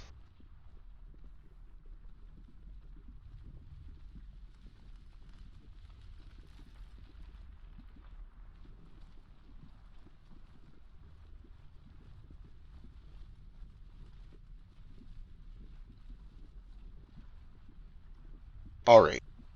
With that, it's about this time that the leaders return. You guys are able to meet with them down at the bottom and presumably find some way to ferry them up here. And there is a bit of a... There's kind of a tense standoff for a moment. Wait. Why are we ferrying them up here? That's We're right. not carrying them. We're just taking them down to the bottom of the dragon. The body Okay. literally downstairs. Then in that case, you guys start to see off in the distance at about the same time the two groups climbing their way back up the mountain. And they both kind of arrive at the summit and start to see each other in the distance. And for a brief moment, there's a little bit of tension as they lock eyes with each other across the field. But then they both look over and see the dead bodies of two large dragons. And the animosity towards each other is immediately replaced with curiosity and wonder and confusion. They look up to the tower, they look over to you, they look to the dragons, and the Kuatoa first, and then the Kuatoa start running over, waddling as fast as they can, and then not wanting to be beaten over to the dragon's body, the kobolds kind of like sprint over, and they both kind of meet at the same time, and they like push and shove a little bit, but then working together without too much animosity, they just begin crawling all over the dead bodies of these dragons, and like investigating them with some fear, some trepidation. The kobolds are especially wary that maybe it's a trap and they're just playing dead. So they like poke it a few times with daggers just to be sure. Aren't they missing their heads? I think Nordo has cut their heads off. I think that is the case. But you know, you can't be too safe. You never know. It could be magic. But they eventually seem convinced that these dragons are actually dead. And looking at you, they're like, so this was all just a trick. You guys weren't behind this at all? No, they tricked you guys. Behind it, you mean killing the dragon? They've been playing you like goddamn fiddles. I don't know what we would have done different. It's not like we could have beat them even if we worked together. But I guess that's good to know.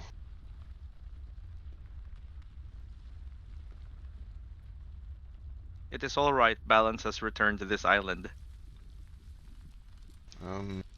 Oh yeah, did you find what you were looking for? Yeah. We found it. A lot of wyvern corpses if you want them. Well, maybe. You could have some poison or some meat or something. And also the bones can be used. I feel for constructing houses. They did destroy a lot of your houses. It's only fitting. Of course. Yeah. I think this is the part the Kuotoa starts and then the Kobold interjects. You can use those, of course. It sounds like you really are here for a purpose and you've helped us tremendously. Just make sure to bring them back when you're done. We are meant to protect them. The keys, yes. Sure. Of course. We're probably you guys need to definitely rebuild. And you can protect them, right? We'll do our best. Working together, we should be able to. Are you going to be do able it. to work together? Well, I guess if we were never really against each Guess other we're in both the first place, we'll ease into it. And the two leaders kind of look at each other, and there's still a lot of scrutiny in their eyes, but they both seem to realize that like they've been played here, and they don't actually have a super strong reason to be mad at each other. And eventually, after a few seconds, they kind of shake hands and agree to try to sort something out. We're gonna do our best to see to it. Y'all are a little better equipped. Get you set up with some food and equipment and such as soon as we can. That's probably a good idea. With any luck, we'll have Phoenix back to you to help you guys watch over this place. Oh, that'd be great. Chris actually kind of like steps up. Once you get that place secured, I honestly would love to go in and check it out myself. There's who knows how much lore is in there. I haven't heard anything except for stories handed down to me from my parents and their parents and their parents. So, you know, it'd be good to know what this place was like before all of, well, this. Well, see what we can do. Just make sure it doesn't burn you alive. Yeah, we're kind of afraid that it's going to be really hot. Worst case scenario, I can always take some pictures and print them out. Or we can just bring you the books. I don't know if you guys want them to stay in there, if there are literature in there, if you want them to just be brought out. Once you confirm that it's safe, we'll probably go in and check it for ourselves. I have noticed that you guys are sweating a lot. In fact, you guys are very, very, very, very, very sweaty. It's kind of uncomfortable to look at. But we should be okay. Question real quick. Is Gale sweating more than these kobolds are? Presumably, yes, unless he has some feature I don't know about. I'm a lizard. Do I even sweat? Yeah, probably not. I guess does he seem more uncomfortable with the heat than these kobolds do? Do these kobolds seem to have more of a heat resistance than he does? They do seem to be pretty well adapted to the heat. They seem pretty pretty cozy. On a side note, have either of you guys seen a Kinku, other than me, running around, other than Uno, possibly birding trees? No, nothing like that. Why should we? I don't know. We just haven't seen her. She with you? No. All right. Well, we'll keep an eye out. I haven't seen anything like that. Love her. She may not be our ally. Definitely, it's an enemy. For now. I don't know. I mean, if she's stopping the, what is it? The Blue Order. The Blue Order and the New Society staples from coming here. I was gonna say I don't think I regard her as an enemy at all. At least not yet. Seems like She shot definitely. druids. She's had at least a couple chances to attack us and hasn't. Yeah. If anything, she's helped us. I mean, she set up traps, which kind of fucked me up pretty good. He points at So, his like I said, crossbow. the current points are not against her. Yeah. Her friend. Well, the traps might have been for the Just saying, I druids don't if they think came that back was- to fix it. I don't think that was intended Why for is it- us. Why is it pointing away from the tree and not the door? Because she Because burned she the burned tree the up, tree so they'd down. have to come back in with something new to replace the tree, and if they did, they'd get killed. Yeah, I think she destroyed the druid's only way in and out of this tower, so I think it's pretty clear she's working against him. And she isn't a druid, definitely. It's arcade magic. She had a book. I Druids don't can know. have. I guess so, but like it seemed like I don't know. Druids can't read. It's true. It's science. Are just portable trees. I don't know. She also had like that weird religious symbol. I Maybe think it she's was a cleric. religious. Or maybe it's just fashion. It could just be her mark. Did you say it was a spider web with an eye in the middle? I did say that. Said she recognized it. There might be more information to some of the books in Firebird's Roost. Right. What gems do we have? What still stones, rather? I keep calling them gems. Is it possible to to remove that weak time limit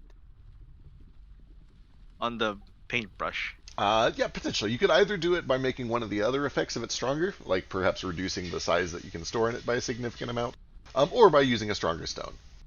The current stone is 6C though, and that means you would need 7C to increase it.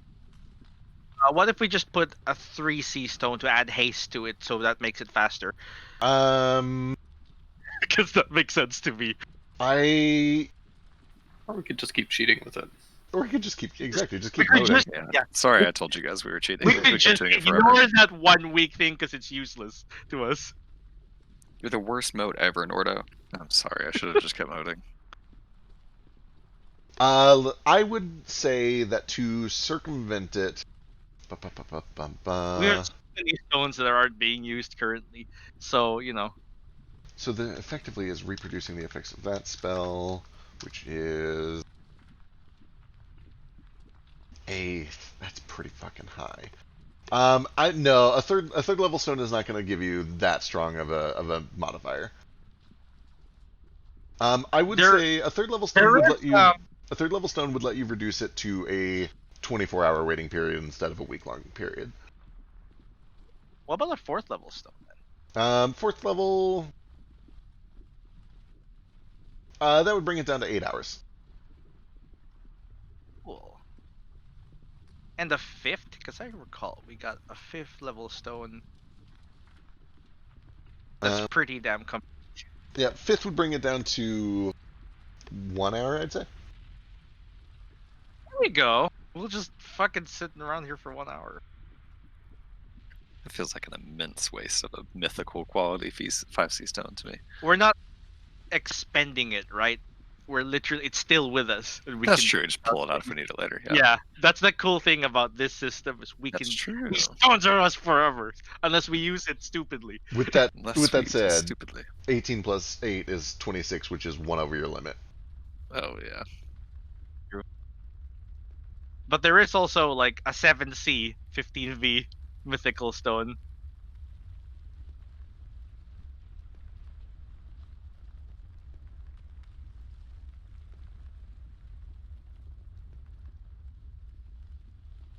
That we could temporarily use for this.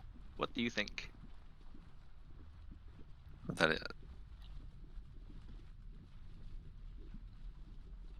that even accomplish what we needed to accomplish? 7th level would reduce the wait time entirely, yeah. Oh, okay, Yeah. okay.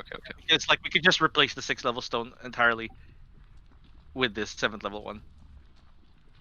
Notably, it is not the correct color, which means the crafting check would be harder. But That's fair. You're good. You're good Color. crafters. Yeah, what color is it? Orange for transformation. We don't have mythical transformation stones, unfortunately.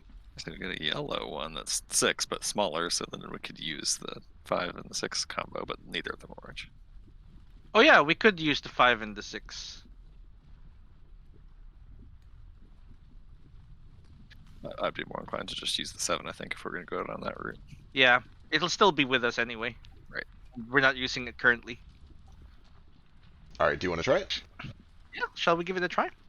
Alright, it's only So one we're still- stone. So Wait, I haven't been paying attention. What are we trying to do? We're trying to unfuck this brush, which is useless. they're trying to make it so that the paintbrush works how we thought it worked the whole time, by increasing the stone's power by 1 level. Gotcha. Technically, we What had kind of that- stones are we looking for? No, we have. Yeah, they We got a got it. We're couple. good.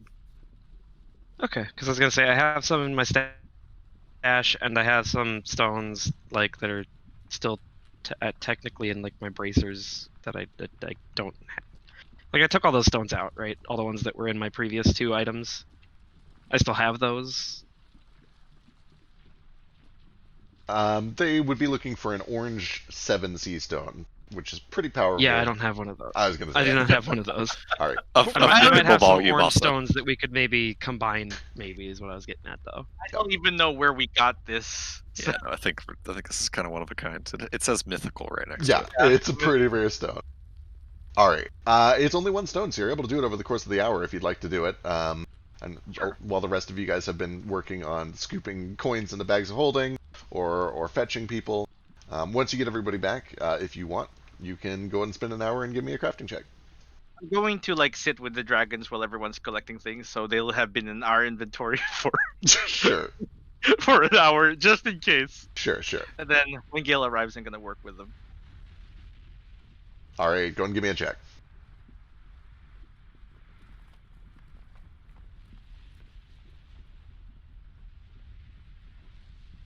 Gale be doing it because the minimum is 10.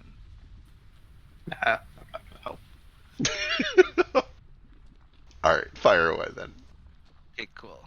I'll just use my inspiration to give myself advantage.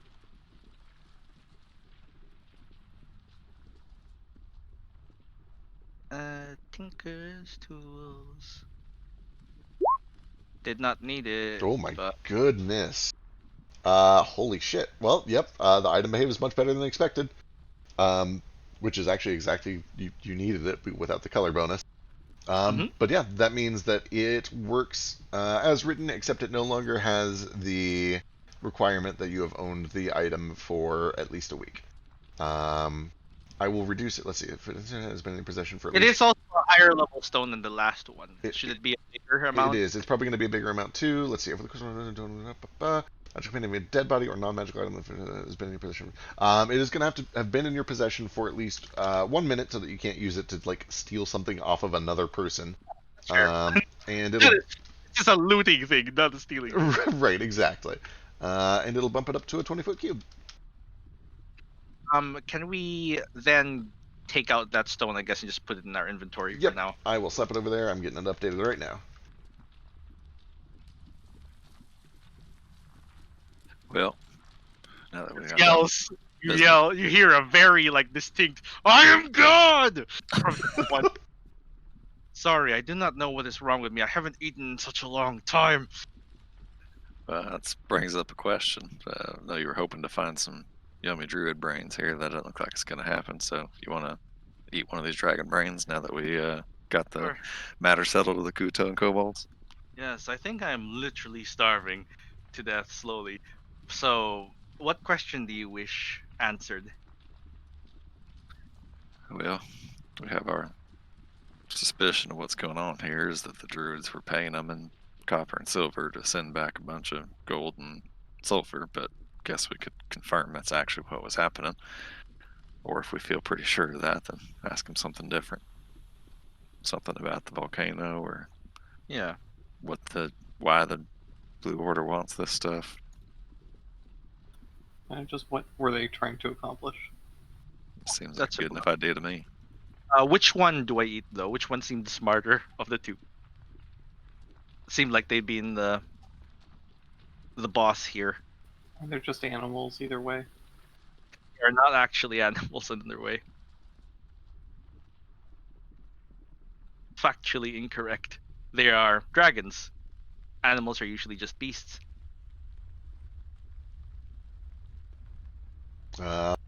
You only fought, like, you only encountered them for like 24 seconds, and that entire 24 seconds was spent fighting. So that's really your only inclination of which one might have been smarter. So it's kind of up to you. The black dragon did not use its breath once. The silver dragon used its breath at least once. So that I one's don't probably think one. either of them breathes at any point. No, the silver one breath breathed once. The silver dragon broth? It broth Broth. once. Did it? Breath, yeah, it used its breath once. I know, it was really underwhelming. That's the thing. How did I miss that? I didn't even notice it happening. It was after the black It's dragon was underwhelming. killed. It got real angry and used its breath. The black dragon was smart enough to get the two weakest people to smack into each other, though. True. We'll go with the black one. That one used tactics. All right. You spend some time carving out this enormous brain and begin to dine. What is the question you'd like to ask? The one we chose earlier. What was that? What was their purpose here? What were they doing here? I think we're trying to ask them like what the druids were doing here, or what their goal was, something like that. What What their were they goal? trying to I think accomplish? Yeah. What were they trying to accomplish here? Basically. What were the dragons trying to accomplish here?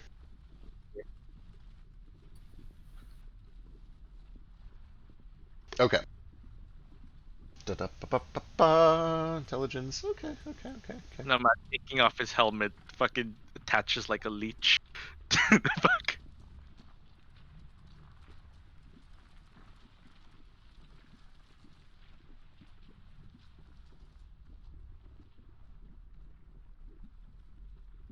Realizes after a bit, like, yeah, I can't escape through this. I'll just go through the eye.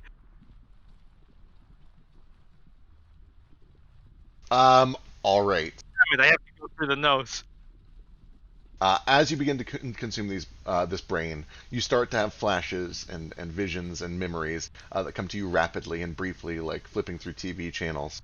One of the first ones that you encounter is you are face to face with an enormous dragon that towers over even you in your currently draconic memory.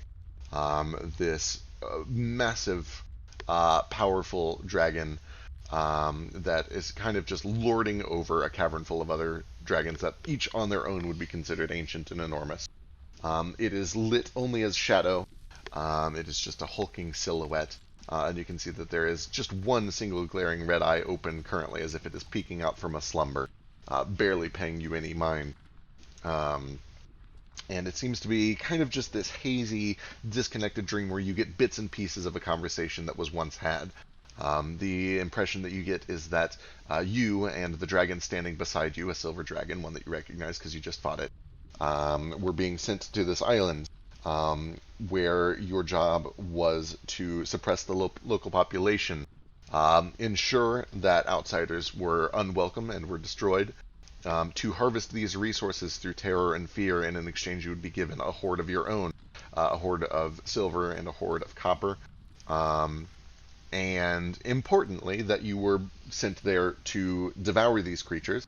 And when you are reminded that part of your purpose is to devour these creatures on a somewhat regular basis, although you don't understand it, you feel a sense of dread and duty, as if that order was something that was dangerous to you, but you felt that it was still worthwhile, that it was still something that you needed to do, something that was very important to your cause for some reason. And actually, because it is your memory, you would understand some of this dread is that these creatures are known to you to have anti-magic properties, and specifically things that are going to weaken you and weaken your ability to use your magic and to use your breath. But that in exchange you would be given unique and different powers, not from them, but as a gift for your service, and that those powers would come from this larger dragon in front of you. The breath. You would get other fleeting memories of returning to that dragon, rarely, but every once in a while, to report on what you've done here. He would ask you to breathe. The breath comes out stifled. It comes out weak. It comes out choking. But you are applauded for this. You are applauded for your diligence, for your duty, for your sacrifice. And then you see fleeting visions of stones being melded into your skin, under the line of your jaw, under the shoulder blades. And with these stones being inserted come new powers, new abilities. The abilities to create this aura of ice, the ability to create these tethers of darkness. And then you're sent to return and continue lording over this island, continue consuming, continue gathering these materials, sending them down the chute. In return, you see fleeting visions of coins appearing in the hands of the statue each time that a delivery is made. And that's kind of, you just get a repeated cycle of those sorts of visions. Yeah. So, he kind of wanders under the jaw of one dragon and runs a hand along it. See if there's stones sticking out there. Give me a medicine check. Proficient in those. I have expertise in that. The wound is very old. It is magically healed. There's barely a trace of it. But you do see signs of incision, places where it is not healed perfectly. A scale that is a little more raised at the edge than the others around it. It does appear that there was quite possibly something inserted under the skin there.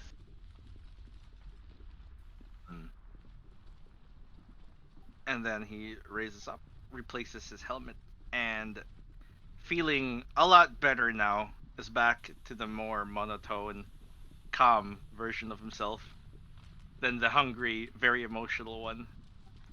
It's been plaguing the last few days. And he just tells everything he knows to depart. So it was Sounds some so other nonplussed.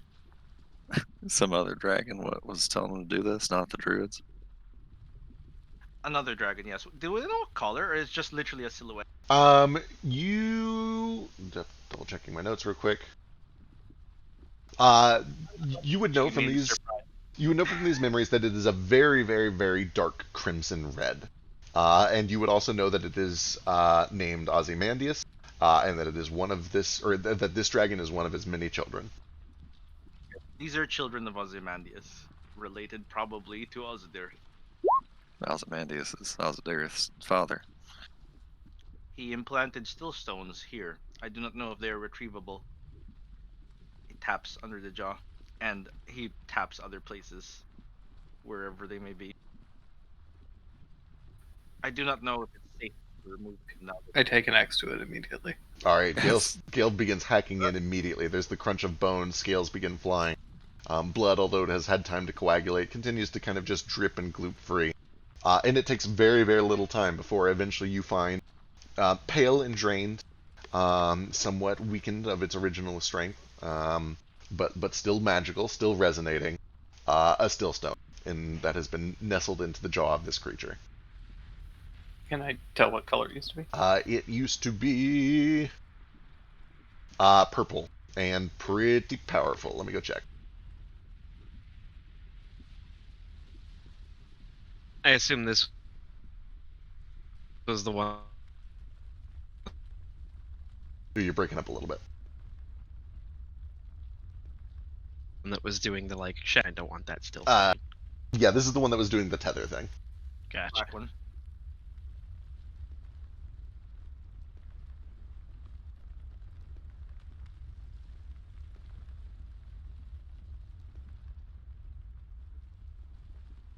The other one, I believe, has them along its, what you mentioned, wings and back. Silver one. The silver one, you didn't see its visions and you didn't see where the incisions were made, but if you want, you can spend some time investigating or doing a medicine check to try to just track down all the remaining stones inside of these dragons. I'll help Probably with has that too. Yeah. Let's Sure. do it. This is kind of a group check. There's not a huge time pressure here, so it's gonna be a fairly easy check. But let me get either like medicine or investigation or survival from a couple of you to just kind of tear these things apart piece by piece. Can I do? I'm real good at survival. Could I do medicine intelligence? Not so good at actually surviving though. Can I do medicine intelligence? I don't think intelligence applies here. I think this is more of a wisdom thing. Because it's investigation with medicine. Yep, I don't think intelligence applies here. I think this is more of a wisdom thing. Sure. Okay, you guys spend several hours with a little bit of just kind of careful scrutiny and a little bit of taking an axe to it and seeing what you find. And eventually you do retrieve a grand total of 5 stones from the 2 of these creatures. And I will get that list. All inert? They're all active. They have this bizarre quality where they are kind of swirling unnaturally. They almost appear to be like bleeding internally or bruised somehow. But all the same, they are still powerful. They still have the same capacities of a magic stone that you would expect. They can all be used to power items as far as you can tell. These are very odd, I say. Odd in that they've been exposed to the anti-magic properties of these kobolds and Kuotoa. I do not know what's going on with that. Yeah, I know that They didn't take their orders from the druids, but I still feel like the druids got to be involved in this somehow. I mean, what with the tree and the people coming through it and all. Just Yeah, makes me wonder if Ozymandias is in cahoots with this blue order too. Well, possible. You're all didn't it correct. say it was the New Society Staples was in charge of the tree, not the druids? So the druids in cahoots with the New Society Staples then? Well, we know New Society Staples in cahoots with the Salvage Savage Company. I think we've found a connection between them and the Blue Order. I'm trying to remember. The word cahoots has been used quite a lot. Cahoots. So that's a nice word. I don't know. I love it. I don't know that we one found of my a favorites. connection to the Blue Order and NSS, but I think our assumed connection is like tree that druids are coming through. But there could be other druids. Why do we think that the druids are here? Have we seen evidence that the druids are here? The tree and the like signs of a druid coming in and out of it. We know that some druid or druids Gotcha. have been here. It just seems like you instantly jumped to the druids that we saw before. I feel like we had a reason, but I don't remember what it was. You could give me Talking about the blue druids. Yeah, well, we know the blue. Oh, so part of it is that we know the Blue Order druids are involved in like wanting to keep the elements out of balance, which of course is part of what's going on this island. And I think that we had like a memory vision of one of them talking about the Firebird's roost needing to be part of their plan. Yeah, they wanted to Gotcha. sink the island. Yeah. They wanted to sink this whole island into the sea. That was part of what they were trying to do. And that's bad. Correct. So what we know for sure is the fast food people, the slavers, the druids, and the dragons are all interested in this island. One of these things is not like the other. Vasu, what's up? I kind of forgot the other thing that I raised my hand for, but I just wanted to ask if you had finished up the sheet for the combined Oh yeah, I totally did. bracer I definitely totally did. thingamajigs and decided what other cool shit it did because Nomad like crit that roll. I did totally. Did you? I definitely 100%. Are you lying to me? Give me 10 Are minutes. you lying to give me? Give me 10 minutes to You find it real lied. quick. You lied to me. That's fair. Also, I do like that you already put that that low Oh yeah, focus almost as if it was made for me. I just kind of assumed, but that is, I don't want to like put words in anyone's mouth. I mean, it's got 4 elements monk literally in the description. Yeah.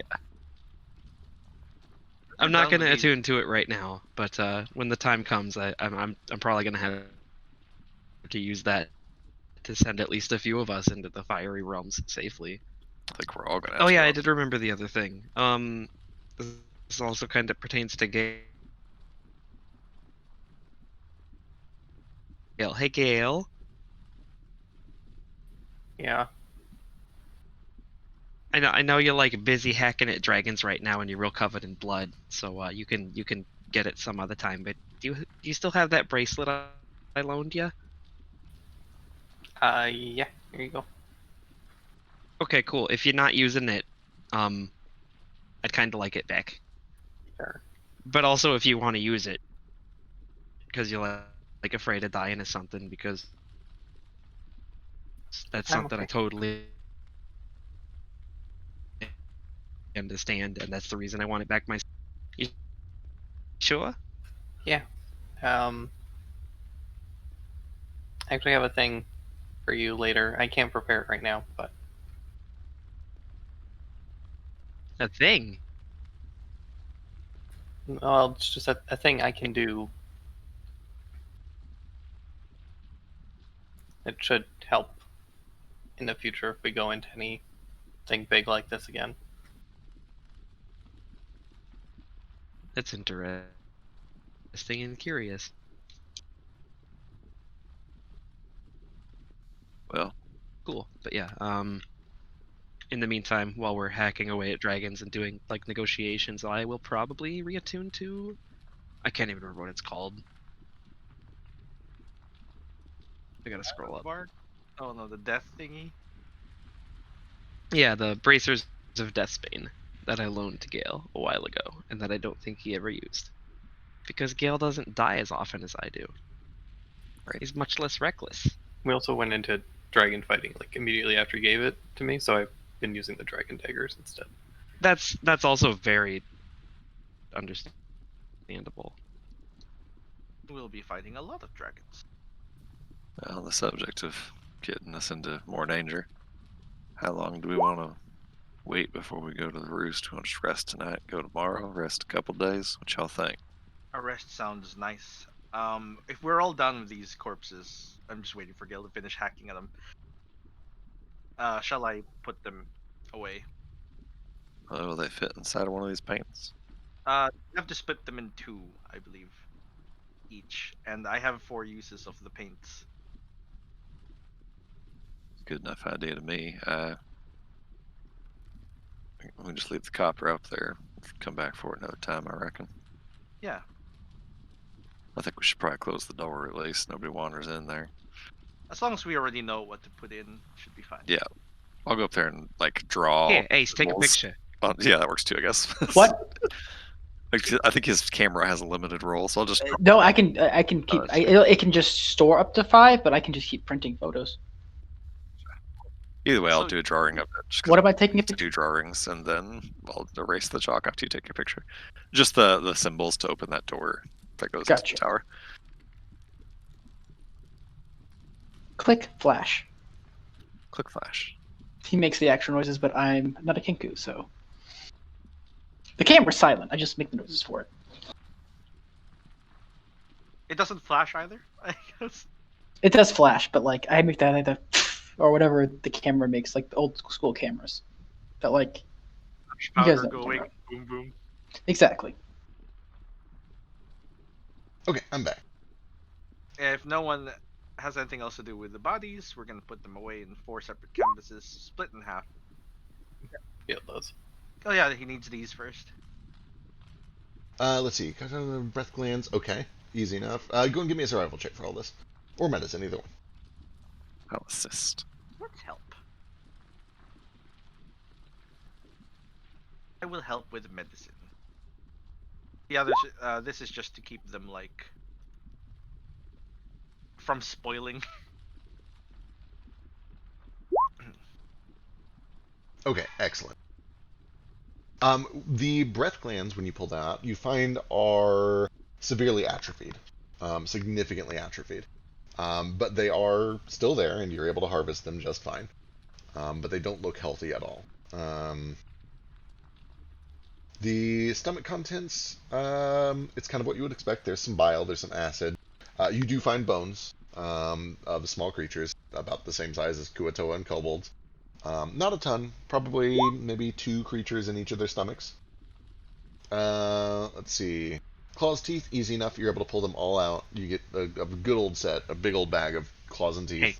Hey, can I have some of those teeth? How many teeth do I have? Each of them has a full set of chompers. You probably have like 60 or 70 teeth. I'll give him 2. And then yeah, leather. You're able to get off. Yeah. I mean, there's no time pressure here. I mean, it's a big old thing. It would probably take maybe 16 hours to fully skin these things if you wanted to get their entire hides. But if you just want to spend like a good maybe night, 6 to 8 hours, you can get the most valuable bits. You would probably get like the soft bits kind of under the armpits and the belly where it's very flexible. And then also some of the most rigid parts right off of the spine and the shoulder blades that are the most durable. And you can get like, yeah, you'd be able to get 2 dragons worth of hide or scales. Cool. The most valuable bits. Sweet. Oh, hey, Ace, you said you can print off as many pictures as you want with that thing? In theory, yes, but I mean, I can every 10 minutes I can take a new photo. Okay, can you do me a favor real quick? What's that? Just like take a picture of me between these 2 decapitated dragon heads. Okay, but you I gotta gotta strike. send it to D. You gotta strike a cool pose though. Oh, absolutely. Maybe like rocking out on your instrument.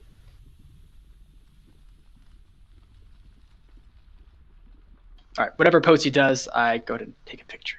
Excellent. You capture it, and it looks pretty badass. Ooh. It's real good. 23 is a good JoJo pose. Hell yeah. I've got like my spear planted in the ground behind me, and I'm like kind of leaning around it like some sort of pole dancing thing. But I've also like got my free hand like splayed out behind me or in front of my face, and it's real hot. It's like a bombshell, Vasu. Yeah. Shut up. Gale's in the Gale. background, just literally flexing. Just flexing. Top. My spine's at 90 degrees. Ah, gee. Wait, Well, let me flex. I swallowed those stones, by the way. You swallow Gale, them? quit. Jeez. What are you doing, Gale?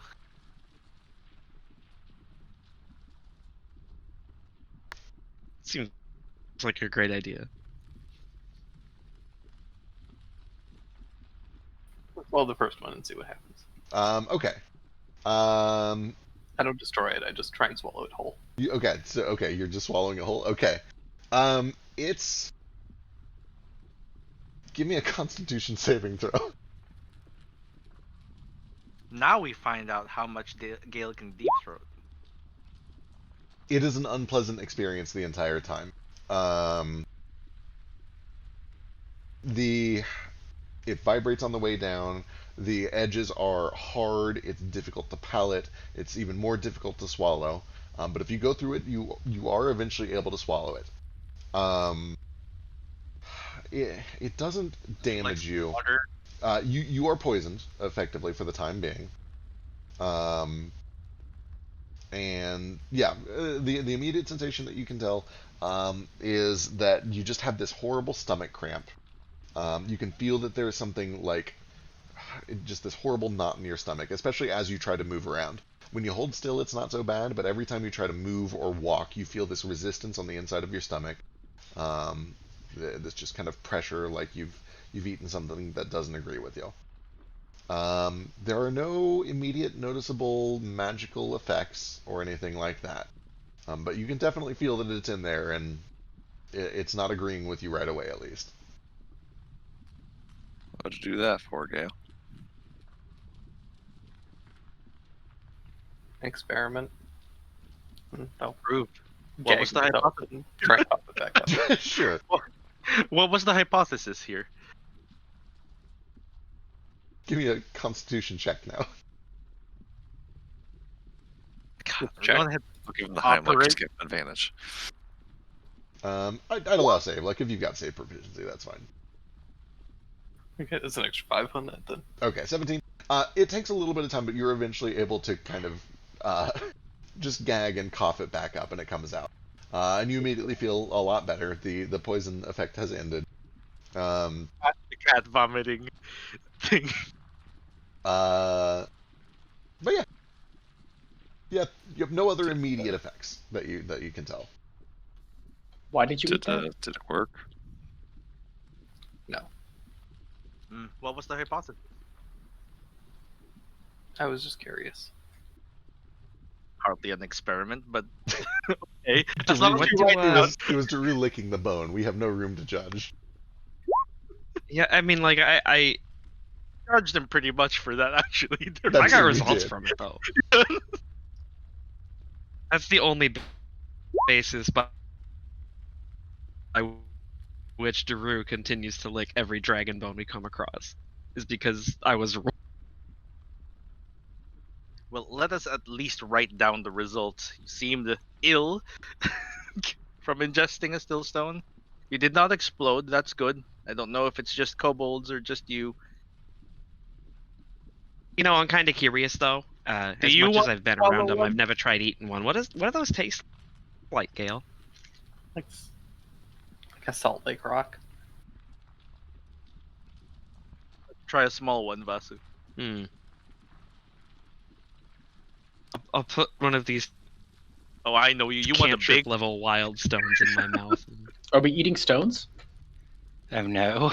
We're doing experiments. I love it. I mean, Vasu just- should have advantage because he's a bird and birds eat rocks. A griffin can try a small still stone every once in a while as a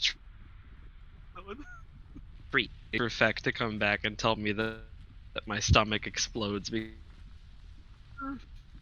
Probably not. because I ate a wild stone. Or anything, I'm just putting it in my mouth. For the record. Or you're not swallowing it, yeah? No, I don't swallow. Okay, I'm back. Foster, give me a Constitution saving throw. Swallow. He doesn't swallow. Okay, good to know. I missed that. What Unsave, Basu. Give me a Constitution saving throw. happened? You ate a rock? It's a little wild stone. Discord's cutting out. Constitution saving throw.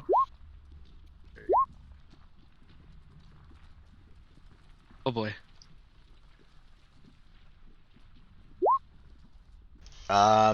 There's an immediate discomfort. You feel your, even just putting it in your mouth, there's just this gagging sensation, like a constant tickling vibration at the back of your throat. It feels very much like it does not want to be inside of you at all, very strongly. But you can try to swallow if you want. I do not want to swallow. All right. You were given warning. There's just an almost Especially automatic... a wild stone. I don't know what that's gonna do. All right, you kind of immediately like gag and realize this is a terrible idea, and cough it back up. Does it taste spicy? It doesn't have a super strong taste other than just kind of a quartzy mineral feel, plus the oils of your fingers from handling it. Oh, that sounds gross. While these guys are eating stones and taking pictures, I'm going to go up and try to like erase the chalk and close the door if we're able to do that. Yep, easy enough. You kind of, as soon as you begin to swipe and erase a little bit of the markings away, you see that there is a brilliant golden flash, a warm wind passes through, and all of the rest of it erases itself. Terrific. And then I've mentioned this before, but I draw that, and I think Ace also takes a picture of it before I erase it. Okay, good enough. So shapes and such recorded. All right, as And expected, everything- you do watch as these doors re-emerge from the sides of the tower and slam shut in the middle.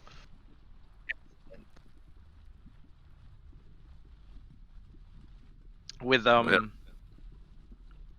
Are we done with the corpses? Can I put them away before something snatches them from the air, or someone tries to eat another part of them? That's a good idea. You want me to paint one while you paint the other? Yes, please. Oh no, we only have one paintbrush. Here, you do the painting. You're better at it. I start eating the dragons from the tail. I just start eating the whole No, dragon. please. I'm kidding. You Paint don't know where faster. it's been.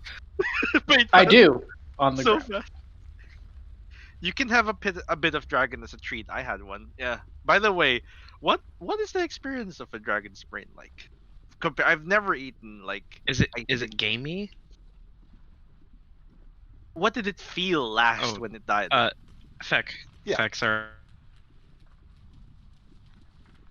Sorry to interrupt real quick, but you deleted the old wrappings of the firebark circle before I could look back at them. It didn't have any of the plus AC or the +1 to unarmed attacks before, right? Correct. When you merge That's them new. together, the +1 AC is what you merged in from the bracers. The +1 bonus to your attack is because you rolled so goddamn high on it.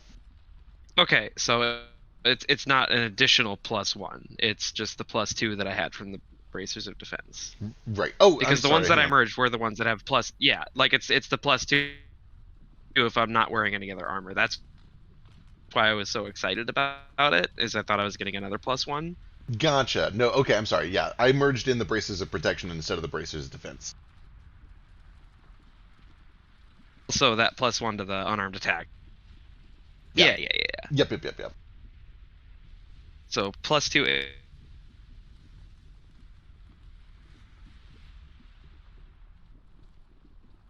AC plus. You're breaking up real bad. But yes, it merged in the +2 AC from the bracers of defense, and then it gets the +1 bonus to your attack and damage rolls, and then all of the old elemental effects from it. Do we want to go back down and stay with the kobolds again, or stay with the Kuto, or just stay here, keep an eye on this tower? It's likely there are wyverns. I think the kobolds in are the kobolds in Kuotoa taking care of the wyverns? They're going to take the poison, the parts from them, right? Yep, they're willing to start harvesting those for meat and for poison and for scales and for other useful things. We can leave those with them, right? Because they're definitely going to benefit from the meat and stuff more than we are. Yeah, I think so. I was gonna think about putting together a little feast for all of them together to rejoin, but figure we can do that once we've actually kind of rejoined. Yeah. The main thing now is they're not going to fight when they meet, so I think we should rest and get ready for Firebird's Roost. Maybe rest here for the evening, and then either go up to Firebird's Roost in the morning, or if we need more rest than that, stay Yeah. for a bit. What day is it? I It's guess. Tuesday. It is Tuesday. I think it's like 1 or 2 in the afternoon or something. Also, Yep, it's still pretty early. I might head back with the kobolds because I want to use their forge tonight, but I can just sleep there. Meet you guys here in the morning. I'll probably chill with the Kuatoa. They seem like they were my dreams. I'll go with you, Moat. Don't want you going off on your own. I'll go where you go, Ace. Split the party. Or night split. I'm just gonna stay here. I don't want to be around short people. It's perfectly fair. On that note, I have got to go to work, but I'll just stick with Moat wherever he goes. All right, sounds good. Have a Head good straight day. for Firebird's Roost alone. See y'all next week. Wait, no, don't do that. See ya. Bye. All right, Ace, what's up? Was only Nomad coming with me to the Kuatoa? Sounds like it. If you'd like me Alright. to go with you, I can. Oh, that's not what I'm saying. Okay, good. All right. After a bit, I'm going to circle back to the tower, and I'm going to look for tracks to see if I can find where Uno went. Well, after she was here last. Yep, give me a survival check.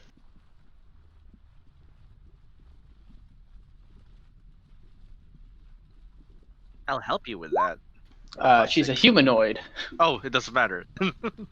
It appears Is to he you, right? after a lot of scouting, a good dedicated hour or two of scouting, it appears that she returned to the tower after some time, flew up by some means, entered the front door, entered the door that is currently now trapped, descended down into the room, probably spent several hours trapping it, and then just disappeared from inside of that room. You don't see any signs that she exited that room. Her movement just seemed to stop and she vanished. I. Do you know which spot she disappeared from? Right there. It was probably a teleportation of some sort. That's what I'm thinking. She did that earlier. Maybe. Okay, I have an idea. You did just be quiet for a bit. I'm gonna use my monocle. And I activate the monocle, and I say, Uno is still on. Oh, wait. First off, what is this island called? Before I actually do this, it's not called Firebird Roost, right? The locals have been referring to it as Little Hell. Okay. The whole All island, right. or just a city? They've been calling the whole island that. All right. Uno is still on Little Hell. All right, you sit there in silence for 9 minutes and 57 seconds, and you determine that it is entirely false. Okay. Oh, we know. She's not here anymore. Maybe she's like in a magic space place, or she just left.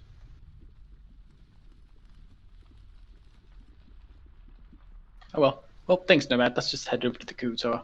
All right, one way or another, you guys kind of head to your resting places. It sounded like some of you had a little business. Moat wanted to use the forge. If there's anything that you want to do before settling into rest, go and raise your hand and we'll get through it one at a time. Otherwise, I'll assume... Okay, Moat. Probably not a huge thing. Can I take just like, let's see here. I have like well over 50 platinum, so I should have enough. Can I take whatever platinum this project takes, and I want to make like just a little chain to hang off the pommel of my axe made out of the platinum, and then these purple and or these black and silver dragon scales? Absolutely. Go ahead and give me...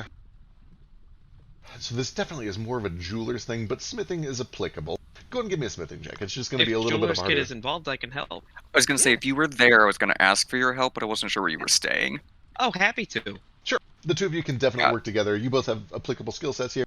Go and give me either smithing or jewelers, or each of you can give me one and we'll mix them together. I'll happily let you do jewelers with advantage. Okay, so my Jeweler's Kit it's proficient in it, and my bonus is it's just a 10. I'll do that. Okay, here we go. Be mad if I roll low. Oh, that's good. That's really good. Oh, you just want yourself a chain, darling? Yeah, I can do that, no problem. Who you Yeah. making it for? I'm making it for my my new axe. First major fight Oh, with for it. your axe. No, that's great. That's great. I expected it might be a gift for someone, but I'm all for decorating your weapons. Just a gift for me. Vasu goes into like full Jewish hitting mother mode when he's doing Gonna say this is a new your side of Vasu. axe. You know what? I don't think I've ever seen you work on a jeweler's kit, Vasu. This is an experience. What? Never? Oh, I've done it plenty, darling. It's easy. It brings me a certain sense of peace. I I just can like see to that. have my hands busy, It's important. It's important to keep busy.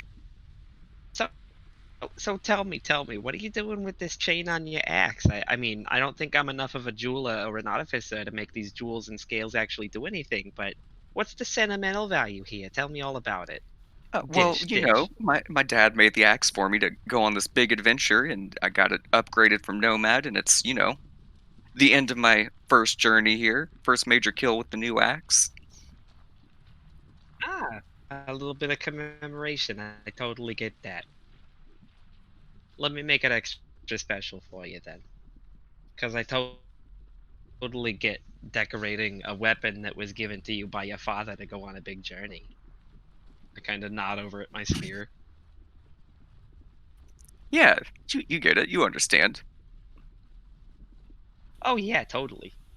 I'm not Point sure if to, he's real pleased about all the modifications I've made to his spear, but it's better now, subjectively, it tells a story. objectively, whichever one is the more definite one. Yeah, I took his spear, I made it better, I made it my own. He can't be upset about that. Exactly. I point a finger over to Nordo and cast a message. I think Vasu's having a stroke. I like doting Vasu. Doting Vasu's good. It is really good. He has to take after his mom a bit every now and then.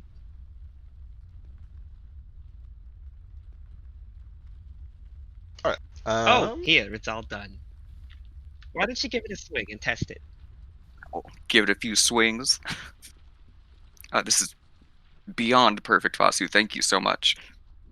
Oh, darling, don't go and try to flatter me or nothing. All I did was stitch a few things together and make a chain. I do that in my sleep.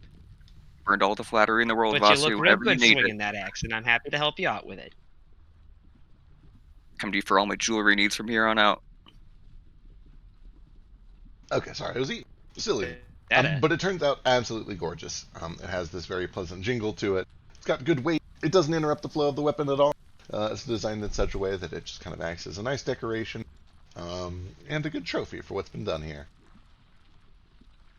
I hope you don't mind too much. I went with the Figaro. Oh, I don't mind at all. It's beautiful. All right, next up is Nomad. I just spend like the evening discussing stuff with the Kuatoa, figuring out their culture, their side. I've done this with the kobolds last time. I'm doing it with the Kuatoa, finding out what they know about their history. Yeah, I'll do it with him. We're both anthropologists. Yeah, I'll take note of it. Right. Add it to the history book I'm making. Yeah.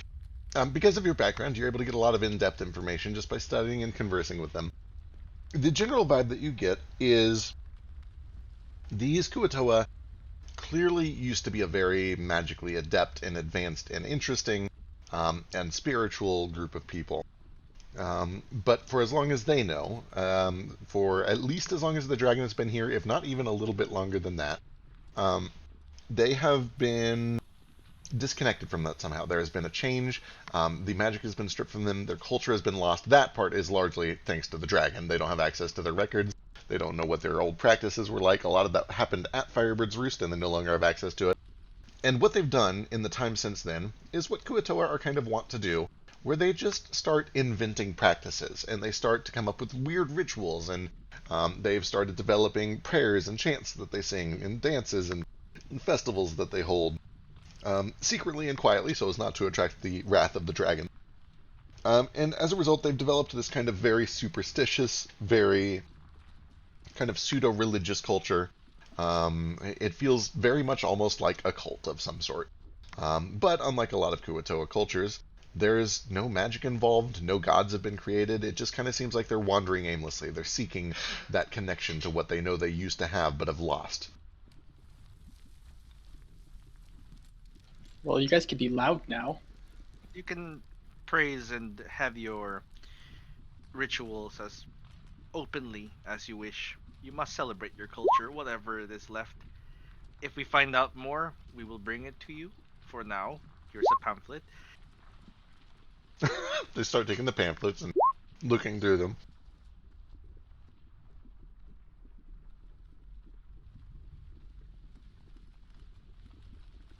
But yeah, They can't that's read what, it. He just, he explains. He starts doing sermons. perfect. Nomad's a future god. Everyone is a god, but everyone can still get better. They listen intently, and they're very gracious. Both of these, I should say, both of these cultures are incredibly gracious once the news has been spread, with definitive proof of what has happened. They both actually adapt to it surprisingly well. There are a few people that are a little bit skeptical, but like when you slap down the skull of a dead dragon and another dead dragon right in front of them, it's a pretty irrefutable way to controvert what they had been told for the past several generations. Also, a horde of wyvern corpses that Yeah. they have both been taking from. Yeah, and by the end of the night, both of these cultures seem to be kind of in a celebratory state. They all kind of gather up some of their finest food, which is not very fine.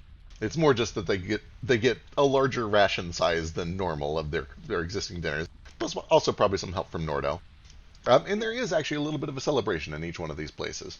They build campfires, and they start to plan a meeting somewhere together in the middle. They talk about possibly reclaiming the tower and using that as a new joint home of some sort, or at least as a meeting place between the two of them where they can begin to discuss how they want to move forward, especially it once is Firebird's Roost protected. has been reclaimed. The inside is protected from outside attack. Thick stone. Yeah. When they learn how to open it, at least. So yeah, you're able to spend the night with him and kind of get a little bit more knowledge and warm up to him a bit and figure out how they work. That'll bring us to Vasu. Oh shit! I can't remember what I raised my hand for. Oh wait, no, I got it. I got it. Got it. Just while we kind of have some downtime here before before whatever we end up doing again, I'm gonna write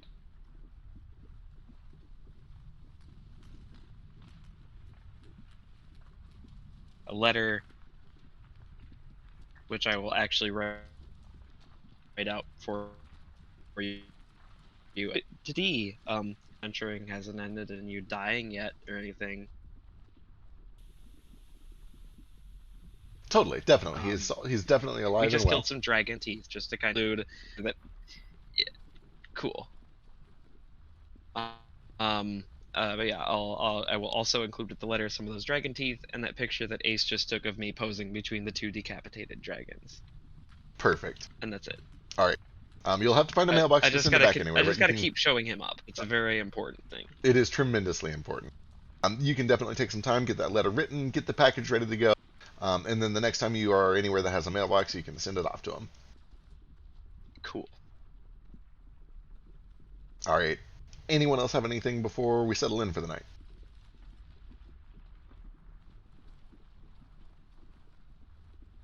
Excellent. Then with that, the night goes. Double check. Horribly. Gale, Attacked us. Not yet. Yeah, night goes smoothly. You guys get your short rest and wake up on Wednesday morning. There is a warm rain that kind of pierces down through the ashy clouds, begins to kind of push these sloughs of gray ash down the mountainsides. There's steam that rises up from each of the trails of hot lava rolling down the sides of the mountain. It reduces visibility significantly. There's a dense cloud of fog steam that kind of bursts up from anywhere that you see orange on the map. Does this happen a lot around here? What, rain? I don't know, this dense. Yes. Yeah, it rains pretty often, I guess. I don't know. Does it rain where you come from? Well, yeah, but like, I don't know. It just the way that the gods were describing it made it sound ominous and eerie. Ah, I see. Well, I guess it is kind of spooky. It means we can't see as far into the sky, so sometimes the dragon will just kind of pop out of nowhere. Not anymore. Is this a reason for a high five? What's a high five? Yeah, high five. Here, Oh, put your hand oh. up like this. Oh, okay, okay. It's like Squat victory. With high fives. It's very mechanical. We're slapping your hands not as a threat, but as a celebration. show of camaraderie. I see. And they all begin slapping each other's hands. They don't really do the high five thing. They just run around like slapping strangers' hands while they're unexpected. No. Look, come here. So like, look at my elbow, and Okay. I'll look at yours. All right. And when we move our hands like this, Okay. pow. Ah! Oh, that was fascinating. That was invigorating. Yeah, doesn't that feel nice? It actually kind of hurts a little bit. Well, don't do it so hard. Do it a little bit lighter. Okay. All right. You'll find a sweet spot. It takes some practice. All right. I Oh, believe it is done That one was when pretty good. both of you agree with the outcome of something. I'm pretty sure Nordo just adds a +1 health when you guys roll hit dice, something like that. Okay, that's Or hit that. what I was raising my hand for, so you can ignore that. Okay, I'll double check it to be sure, but I think it is just a straight +1 health for every hit die you roll, but I'll check. Cool. If he's using the old one, then yeah, but the one in Tash's is actually different now. Ooh. Let's see. Does he have it written down here? So I'm just gonna go ahead and spend 4 hit dice to heal myself for 44, because Shu is still alive and well, and he's sitting on my shoulder and meditating with me. Is that Shu does to max out my hit die.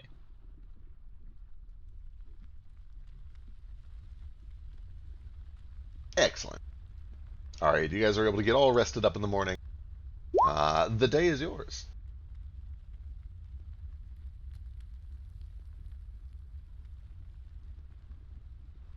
What would you like to do? I am back to full health.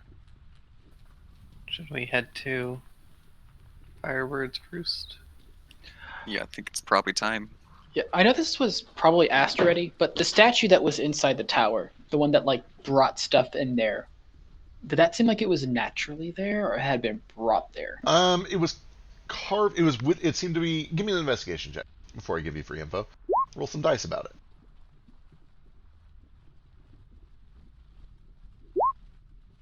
It seemed to be part of the natural construction of the tower. It seems that it was built when the tower was constructed.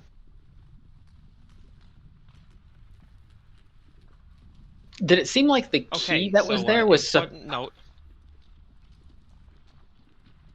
Yes? You go ahead. I was just gonna say a thing about Firebird's Roost and Vasu helping people get into it with these bracers, especially, is I'm willing and able to spend all the key points I need to get everybody in at once. But I think like if I do that, we'll only each get a minute aside from me, right? Or is it an hour? They would Or- get it. They would get it for the full Okay, I duration. gotta go through. It only gets reduced to a minute if they're unwilling. So as long as they're willing, it Oh, becomes okay, permanent until okay. they attune and turn it off. Gotcha. Never mind. And then yeah, as long as you're willing, I can get everybody with it. My thing was just gonna be if it is only lasting like an hour, if it does wear off for any reason, I can only extinguish one of you from all of your horrible flames and then put it back on one person per turn. So I was gonna like kind of try to pick out a party of a few willing people. I don't think you last can turn it forever off. because of the willingness. Yeah. I mean, I'm just saying there might be other factors out there that could, stop you from being an elemental, and the ones that I'm not willing. This seems all right.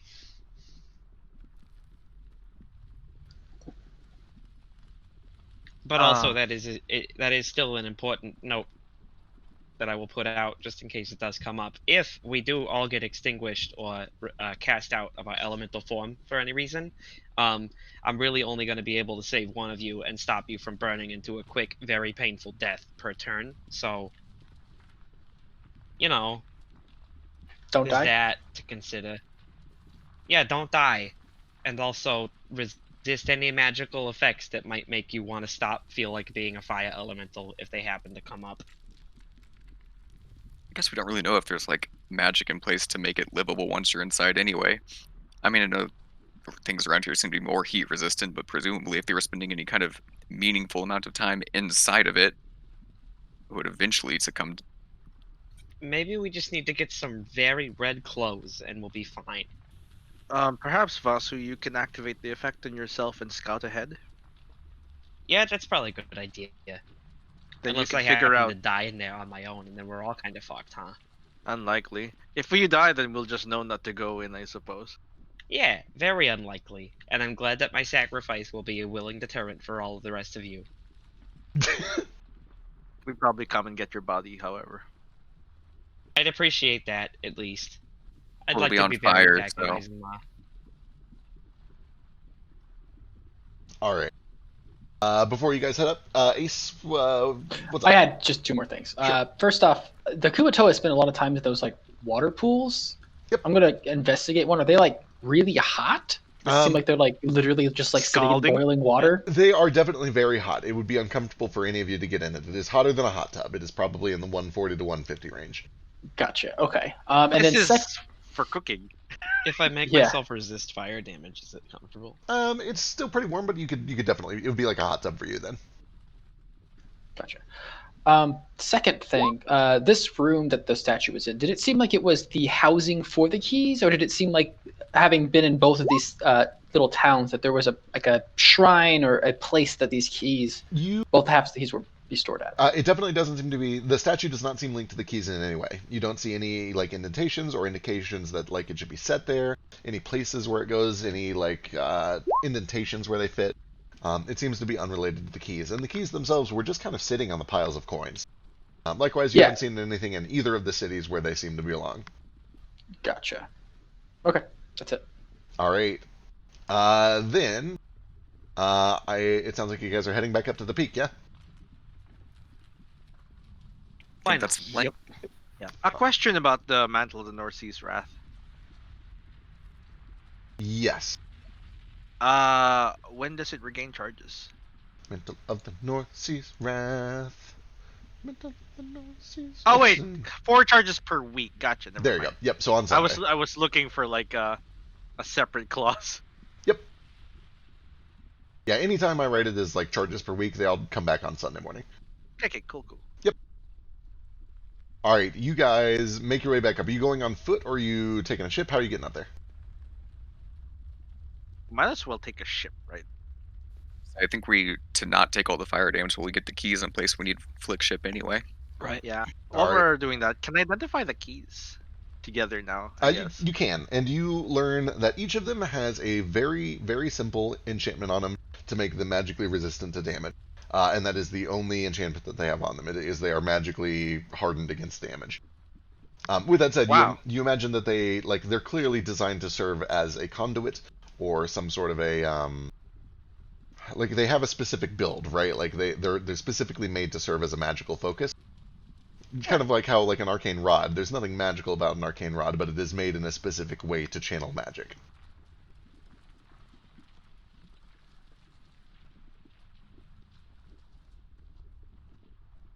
Certainly.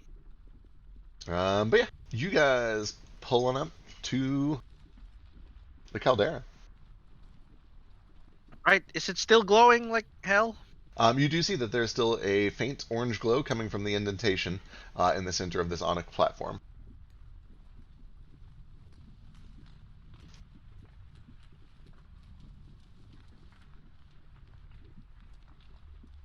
I can't find the platform.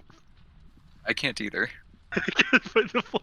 Can you make ping us? I will. Sorry, it's reloading for me too. It's kind of like bugging out. Okay. Let me refresh the page again. Is it too big? Is that why it's doing this? It's the same size as all my other maps.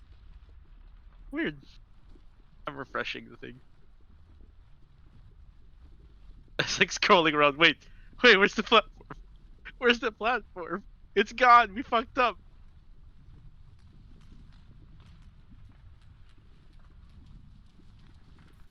Ooh, it's bugging out real bad for me. Yeah, why is it bugging Yeah, out like this? mine What is the Going hell? on? I refreshed it and like It's having troubles. it was doing this last week too. Remember I'm with the fucking. Let me I can't scroll. change never some mind. things. Yeah, let me It's see if changing back and forth on the map fixes it.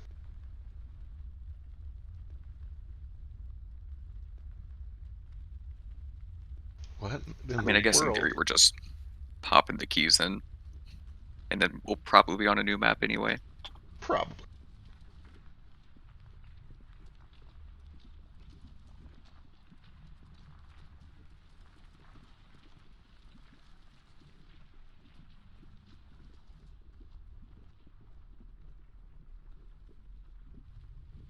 Okay, I hate to sidetrack or distract or anything, but Interact just posted one of the favorite things I've seen in shit posting for a long time.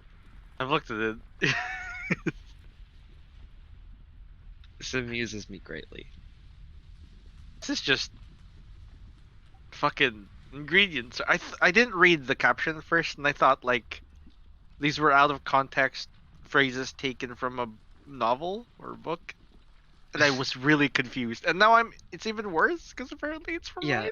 I'm really curious what ingredient translated to drink big, like subtitles, And artificial and child. also, yeah, sesame oil 4 times in a row. Yeast is slow. It costs a lot to Bir- fill up. Bird City. This feels like a recipe from Vasu's great grandmother. Emotion. Seduction. Too much bean. Oh yeah, you gotta put in the green meat and the sesame oil 4 times. Don't forget the petty bourgeoisie. But Anti-blood? the secret ingredient is too much bean and human essence. Don't forget, The sexual corn. you add the artificial dream to taste. All right. Well, the map is not cooperating, but we all know what it looks like, so we'll just go with it. You guys land on this or find this obsidian platform, and you can see that there's still an orange indentation where the 2 snake reliefs are glowing, seemingly waiting for something to be placed in them. Well, Moat, I suppose this is your calling. I'm already running over there to put the keys in. Oh, is that a new chain in your axe? I yell back, "It is! Vasu, help me make it!" That's I really made it. cool. I don't have TL back, that's a telepathy, but I do follow. It's also, I don't think it's that big of a platform. Yeah, it's just You do hear Vasu shout back excitedly in your own mind through the form of a message, though.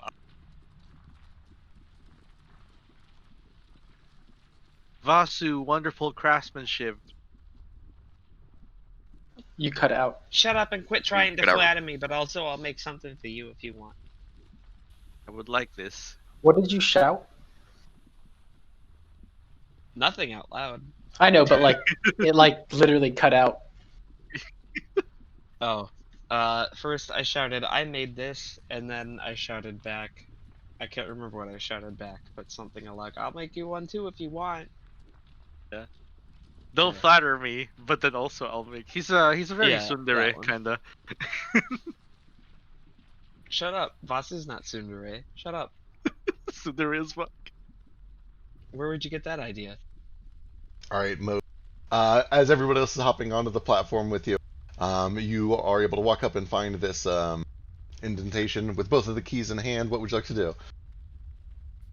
Insert them. All right, you insert them, and sure enough, as soon as they snap into place, you watch as each of their mouths clamps down on the other tail. There is a flash of orange, and then a giant glowing rift just bursts up from the center of the platform, forming what is essentially just kind of a rift, maybe 5 feet wide and about 30 feet tall, that rises up from the platform. There's a faint heat that glows off of it.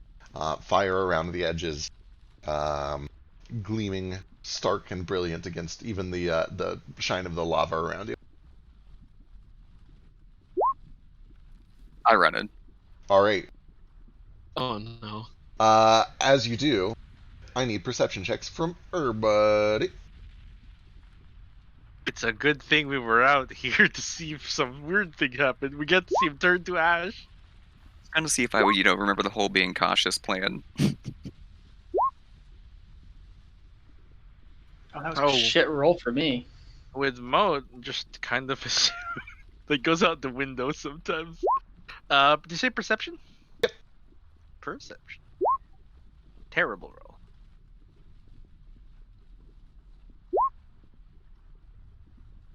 But hey, everyone got like an 18, aside from me and Toto. Sorry, I refreshed. Roll 20. It's still loading. Oh, it's okay. It's doing the same for all of us. Like, I think we just have to deal with it for a bit. I was gonna say, roll 20 is being real weird. I'm gonna try. Let me try this real quick. Still there. And refreshed, it's not doing anything.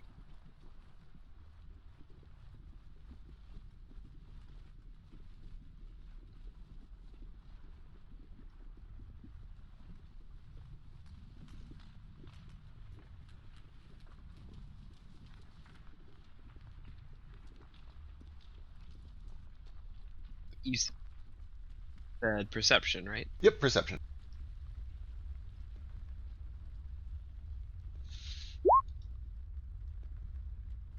Oh my god, guys. Okay, did anybody get a 22 or better? Other than Toto, who cannot be surprised. Hold on. I still got to roll for shoot. Okay. Toto only got a 13. True, but he cannot be surprised. Toto rolled. True, but that doesn't she mean rolled he a sees 15. everything. Absolutely.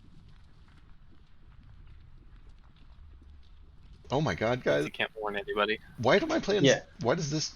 I mean, this works out really well, but why can't it always be like this? This is pretty great. You know I don't know. what? You know what? I definitely should have rolled better on this, and I've had inspiration for like 3 weeks. I'm gonna roll again. All right. I wasted all my good rolls earlier, guys. Sorry. Well, okay. That's a mood. As this rift rips its way up from the platform, kind of poking its way up into the sky, just stark and defiant against the rain that is pouring down all around you. And as Moat begins to reach out and begin to kind of approach the portal, there is a sudden rush of wind, a gust, a rapid gust, like a breeze that just like flies past all of you. And at first it could be mistaken for just kind of an errant wind or a bluster or a gust, but then there's another one and another one. And you realize that with each one of these, it is a streak of ash or cloud that is rushing past you and into the rift. Can I identify that as a fucking misty thing? You guys just used this spell. It looks a lot like Windwalk. What do I see with my true sight? With your true sight, you see several humanoid figures, translucent and flying like Superman, through these forms. However, Toto is not surprised. If Toto would like to react, he can roll initiative. Toto removes the keys, locking them in there forever. So I rolled again, and I got a 7. Just want to point that out. Excellent.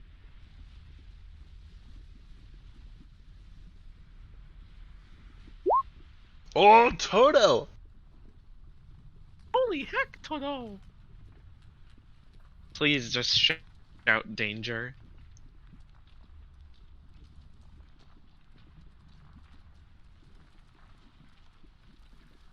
Ooh, they're gonna gank our moat.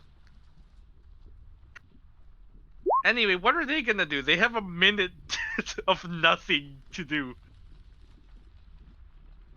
They can dash. That's it. All right. Toto is not surprised at all as all of this happens, but one of these figures is able to rush past him before he's able to react. You see that one of these 4 wind-walking figures just zips straight over past the entire party and into the portal and is gone. The rest seem to be just behind, but they are... Let me draw a bunch of clouds real quick.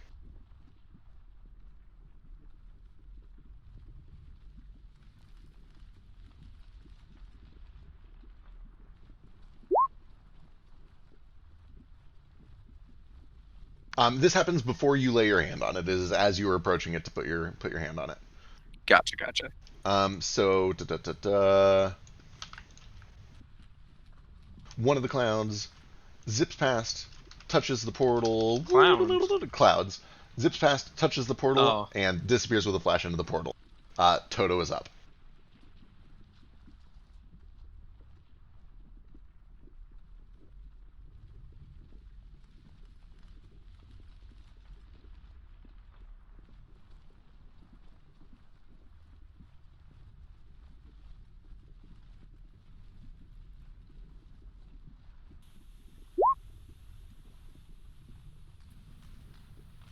He can't act if I don't give him a bonus action, so he can't do anything but yell danger. All right. He at least begins yelling danger, and he gets his reaction if he wants for like opportunity attacks. He does. If he gets an opportunity attack, he'll take it. Okay. However, can he just kind of try and scrutinize and remember these windy faces? Absolutely. He can give me a perception check or an investigation check to try to learn their shapes real quick. And likewise, actually, Ace, you can do the same because you have true sight. Which you said investigation or perception? Yep. It's a -3 or a +10. That's Woo. a tough call. Or was this roll earlier? Oh, no.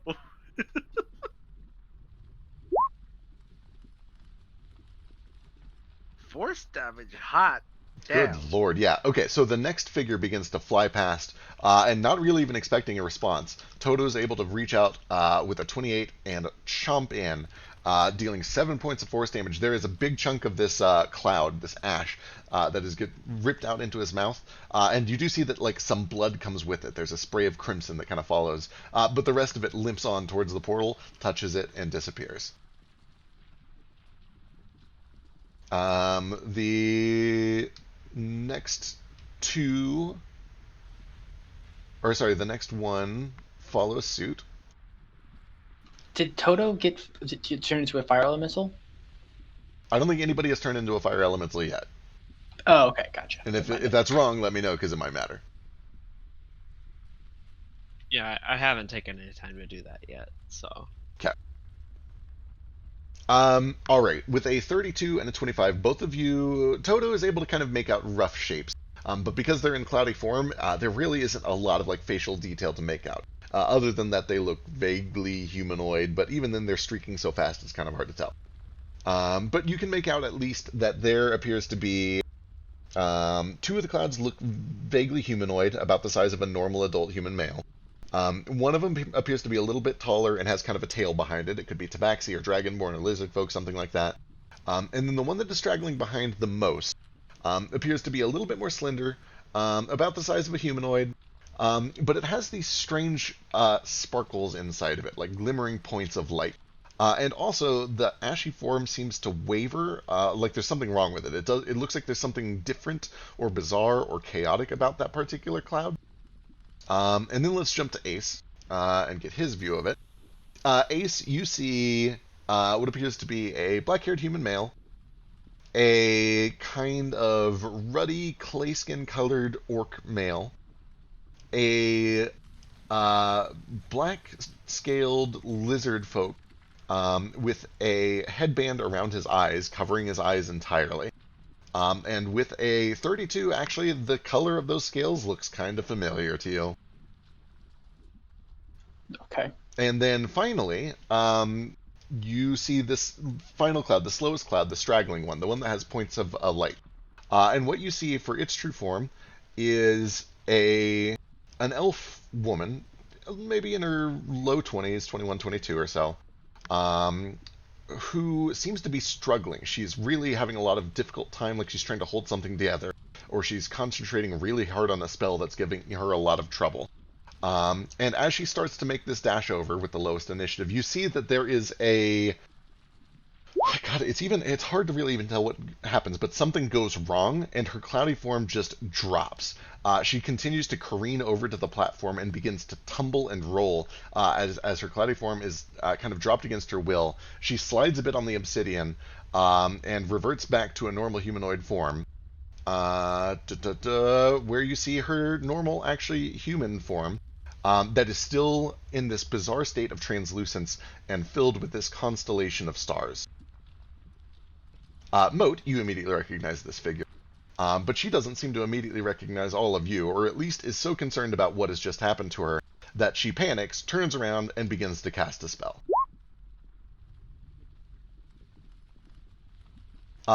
There is a enormous flash of light, searing, burning, and blinding light.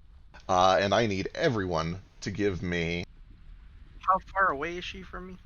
let's see, she is 10 feet away from you. Hey, Feck. Fuck it. You're surprised, no reaction.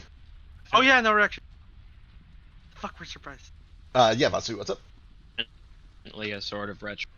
Would I have been able?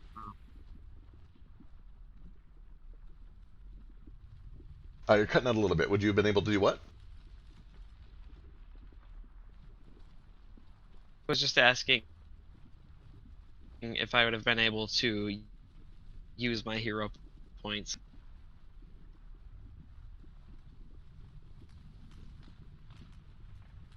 Doesn't really look like it. Given the options. Yeah, Yeah, can you type it down? You're still breaking up a lot. I heard that you want to try to spend a hero point on something, but I didn't hear on what.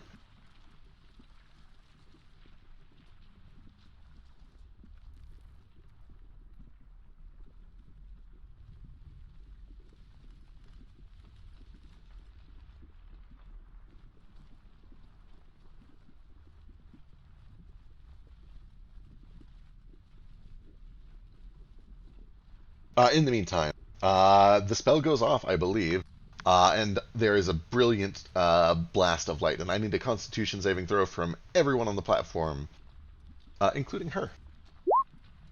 Does Moat give bonuses to people? If you're within 10 feet of me, you get +5. Yay, I am.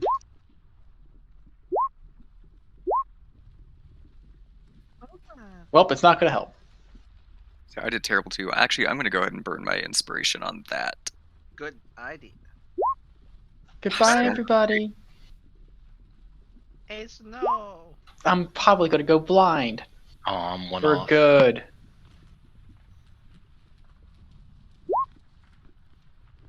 Yeah. For good. There is no way to spend hero points on moving your initiative up anymore. Oh. I dropped that out just because it was kind of slowing combat down a little bit. Can you still do it to add to a save? You can still do it to add to a save. What is it, 1d6? I believe so, but let me go check. Sorry, I can look it up. I'm just going to spend mine if... Yeah, it's 1d6. Okay, awesome. Watch me get a 1 and still not beat it. I'm going to do the same thing. Ooh, there we go. I think you did fix that. I don't Hey, know so if I no. went through. Oh, I got a 4. My eyes! My eyes! Alright. Hey, so you're alright. You're looking for an 18 here. On a fail, you take 34 points of radiant damage, and you are blinded. On a success, I believe it is half damage. Yes, half damage on the success. So 17 on a 17? save, yep. Yeah. She is prone on the ground, though. And that will be it for her turn. Okay, cool. Feck. I spent 1 point to add a DC, to add some to that DC. I would like, if you are willing to let me, I don't know if there's any kind of pre-stipulation for how many hero points you can spend on one turn. I want to spend another point to move here as a reaction. Okay.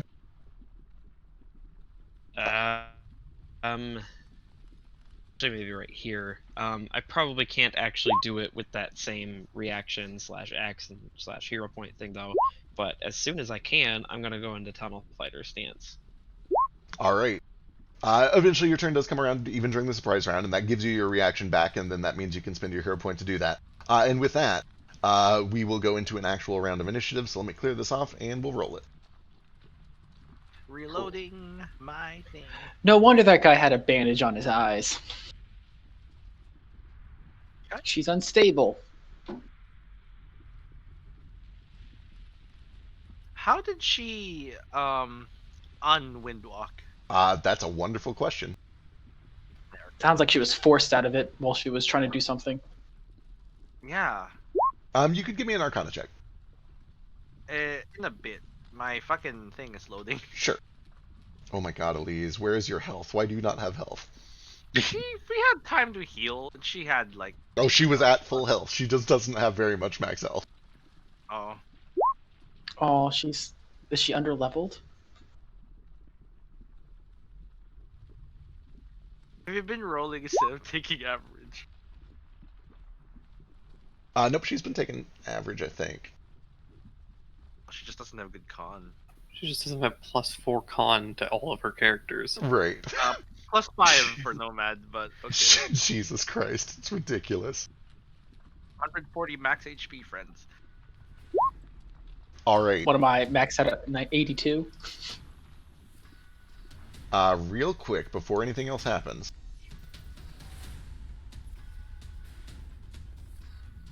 Okay, things have loaded. Would you like my Arcana check real quick? Go for it. Sure. Fucking load. Hold on, everything is frozen. There we go. 26. It definitely seemed to resemble a spell that was disrupted suddenly. It felt similar to like a Dispel Magic, but you didn't see any Dispel effects. It kind of also looked maybe like a broken concentration, but you know that that's not how the spell works. Some external force seemed to break the spell. Or she was maintaining it in a bizarre way that required concentration, and that broke. It's just a little bit hard to say. It definitely does not resemble a normal, natural breaking of that spell. Either way, at the top of the round, in the top round, having succeeded against the blind, she kind of looks around at all of you in a panic. She starts to scramble back towards the portal, and then she kind of like stops and looks up towards Moat and says, Solomar.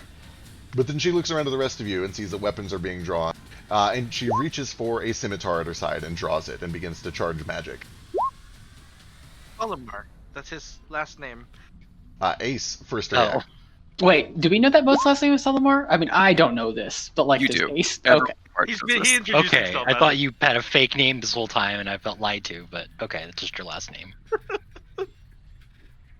Does this Last names Moat come up so respond to this? very few often. I was going to say, it is Oh my technically God. kind of like a talk round if you want. Does, like, for instance, does anybody know Vasu's last name? Diva? I It's don't been know. mentioned. Like, No. what? Samarok. Samarok. Yeah, thank you, Frisk. I expected you to get it because of your note. Do you know Ace's last name? 'Cause if Of he would spades. love it. He would love it if you could tell him. Detective. Is it of spades?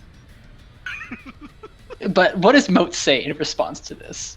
I'm assuming he responds before attacks If happen. it's a full talk round, is it like a full talk round? Yeah, you guys are in a talk round, so if you want to talk real quick, you got a pause. Yeah, okay. I'll just yell out, Valna, what are you doing here? What are you doing here? Are you working with them? With the Order? Yeah, are you not anymore? No, I'm with the Order. We're with the Blue Order. What are you doing? We should not be talking about this in front of other people. Why are you with the Blue Order? When did you switch to the Blue Order? Switch? Who said anything about Switch? I'm just doing my job. Just doing my job. That they sent me here. Oh my god. She kind of like looks real confused, and she gets this look on her face, and she kind of like she lowers the sword a little bit, but she still looks really, really, really tense and nervous. Says, I can't leave them. We got a job to do. I have to get in there. They'll die without me. Why did they send you here? I brought them here to save the world. The world is we're in danger. You should. Surely you've But been sent on I'm some. here. Wait, what? What was that? I said, but that's why I'm here. Why did they send us both separately? I'm Well, here. then maybe we're on the same team. Can I? Boy. I Yeah, believe the can I shit try out it? of him. Can I insight check her? Sure. Can I also insight? check? Sure. Anybody that wants to insight can insight here. I think 33, God damn it, bitch. Ace. whatever that's worth. Damn. Very nice, very nice. Woo! So far, so good.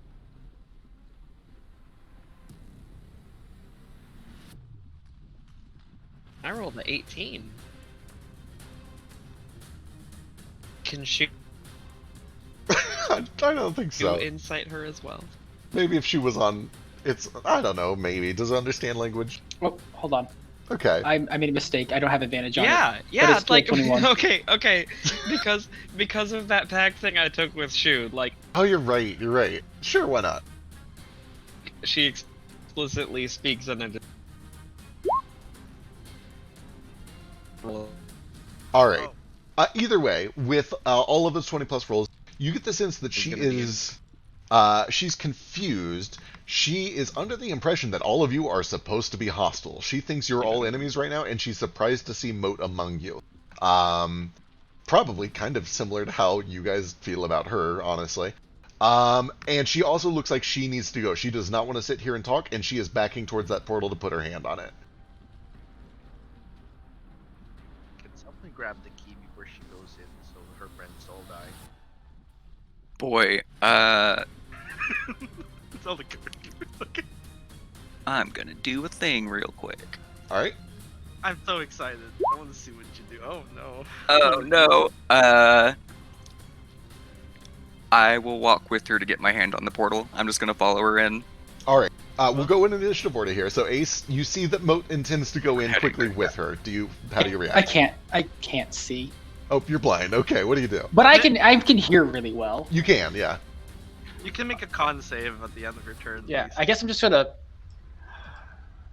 I'm gonna walk over to the portal and hold my action, and if I hear Moat go through, I'll touch it. All right. Sounds like a plan. Go and give me a repeated con save. Hold on. Okay. With Moat's bonus, it's an 11. That's not enough. All right, that brings us over to Gale, who's resisted this light. Wait, no? Or did you fail that save? No, I failed. Okay, then you're also blind as fuck. Can he just uncover his other eye and then see? We've already established that magic goes through my eye patch. Yeah. Wow. I guess it makes sense. I already tried that shit before. Yeah, wait. So- The other eye produces darkness. What does that do for it? I mean, Sunburst explicitly dispels dark. Oh, that's Sure fair. does. It's a lower level. Oh. Yeah, Gale's just screaming, my eyes, my fucking eyes. Excellent. Gale, don't back up. As long as you don't back up, it's fine. He backs up, stumbles over the back of the ship, and falls into lava. No, no! Don't do that. What did I Please just don't say? do that. What did I just say, Gale? I said don't back up. For real though, please don't actually do that. Because I need all of my movement and planned attacks to push her into the same position. All right. Yeah. There's guardrails if we're on the ship anyway, but I think we're in the platform. I guess for my bonus action, Toto's gonna just really, observe this lady. Okay. 19, Gordo. He observes very closely. He learns the shape of her. Once she is out of the cloud form, her actual physical form is a lot more normal and humanoid, but she's clearly under the effects of some sort of magic still. You can see that she's partially translucent. She's this dark blue color all over. It looks like her natural hair color is probably some sort of a red. She's got fair skin. She has, looks like they were probably green eyes, but they're currently illuminated like these two pricks of starlight. You can see little lines of constellations drawn between all of them. She just seems to be illuminated as if made of stars currently. Is he familiar with her now? Familiar with her? I don't think there's any way that he would be. No, he doesn't recognize her. If you know something that I don't, let me know, but I can't think of any way that Toto would recognize her. No, not recognize her. Just familiar with her now. Does this count as becoming familiar with the creature? Yeah. I believe that's correct. Yeah, I'll have to double check what I have for my like familiarity rules, but I'm pretty sure that's good. Cool. Excellent. All right, that'll bring us to Nordo, who I assume is just going to get right up next to Moat and like ready to help Moat. I guess he'll help Moat with whatever Moat does next. Vasu. I hate this. It's a Moat character arc, so I feel like the need to ask him. Using whatever free action or talk round you feel generous enough to give me, I'm going to ask, do you trust her on a scale of 0 to 1 to go through that portal with? Either yes and no, I guess, is what I'm getting. Boy. Need that response right now. 5 right in the middle. Same Because as I'm either going to ring her out or stop everyone else from getting in. Stop her.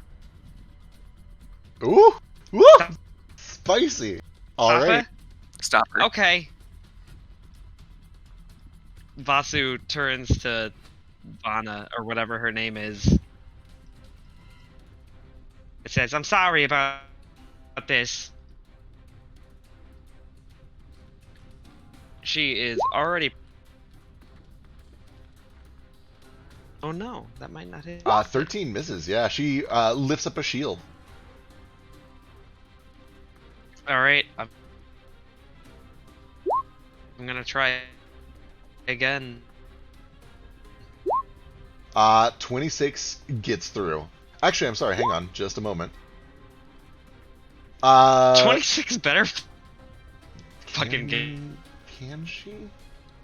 No, she Through. can't. We have a problem. No, 26 gets through. You impact for some piercing and fire. You do notice that the piercing she seems resistant to. That's fine. I still need her to make a strength save. Oh, I don't like that. Oh no, I really don't like that. Alright, she is shoved back 10 feet. Alright, she is already prone. Vasu moves up into this space right in front of the portal. Unfortunately, I didn't hit her with the first stance, or with the first attack, so I can't use my bonus action to go in the tunnel fighter, but I will use my bonus action to try to hit her again and push her back further. Oh no! 16 misses. Stop, not Oh, kill. no. I think she just wanted stop. I'll have Shu fly out and give me advantage on this attack.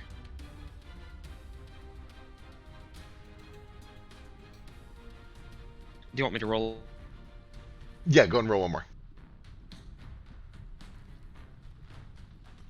again, or just take the 26? Nope, go and roll it again.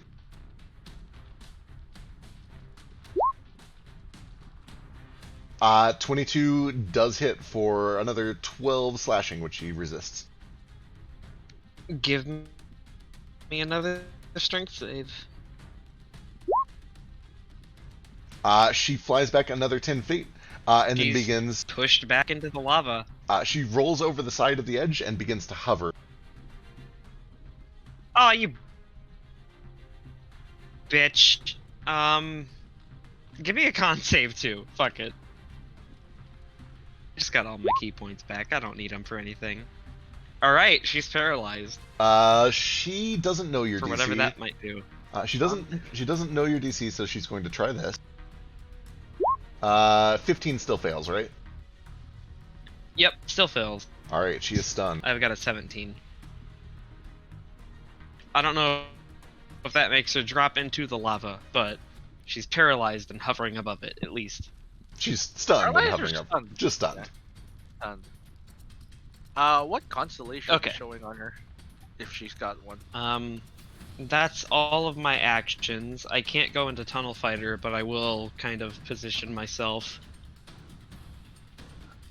I'm gonna move like feet forward and however much I need up to be in this space, but above moat, so I can reach everything with unarmed attack. And hopefully, I'm just gonna try to stop anybody else from getting into the portal. Is my big thing. All right. She's stunned, so she cannot do anything, and that brings us to Nomad. Now that she's stunned, does she appear to have, like,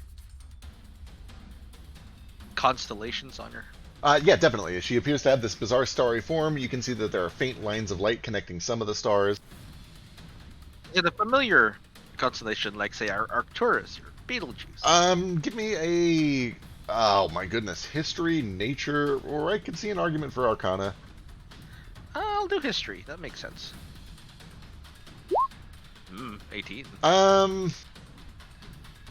It's a little bit hard to read. Some of them might be familiar, but you're not... You've studied them, but you're not like a professional on them. You would probably at least recognize like one or two of them as real constellations, although you might not know their names. This is... We're not surprised anymore, right? Correct, yep.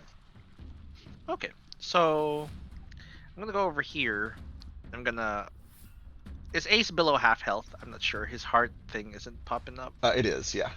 Okay, cool. I see a little dripping there. I'll just heal him. Alright. That's my turn. Elise is gonna heal herself as well, because she's fucking hurt, and then she'll try to break the blind. Successfully. And that'll bring us to Flick. Nice.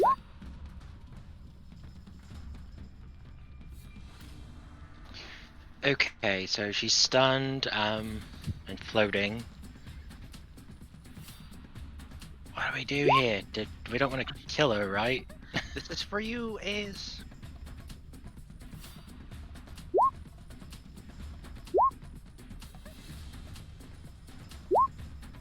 If you ask you say that out loud, I say, please don't kill her. Alright. Yeah, and if you say that out loud, Foster responds, "Moat, I'm sorry. This seemed like the best idea at the time."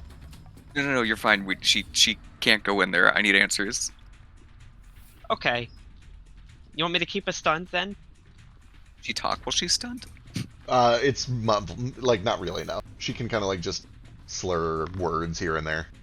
You punch her across the jaw. Of course, she can't talk very well. Like she Okay, possibly more realistic question. Do you want us to kill everybody but her? She said if she doesn't get in so there, they're that we gonna can die. question her afterward. If she doesn't get in there, it sounds like they're dead anyway. So that other guy that's not getting there first might already be dead. How big is this portal that's open? 5 feet wide, 30 feet tall. Or 5 feet wide, 30 feet tall. Also, Okay. I forget, how much time did we have before this happened? And like after the talk? There was like a Did little we bit of a have enough cinematic. time that I could have attuned? Oh yeah, you had a whole night overnight to attune to it if you wanted. Okay. Do it retroactively. It probably is certainly a like metagaming thing, but I would have probably attuned, given the current thing, instead of the purple stillstone thing I made. Yeah, I'll let you change your attunement retroactively. We did already, like, nobody's in their fire form currently. We've already done a check for that, but you can be attuned to it.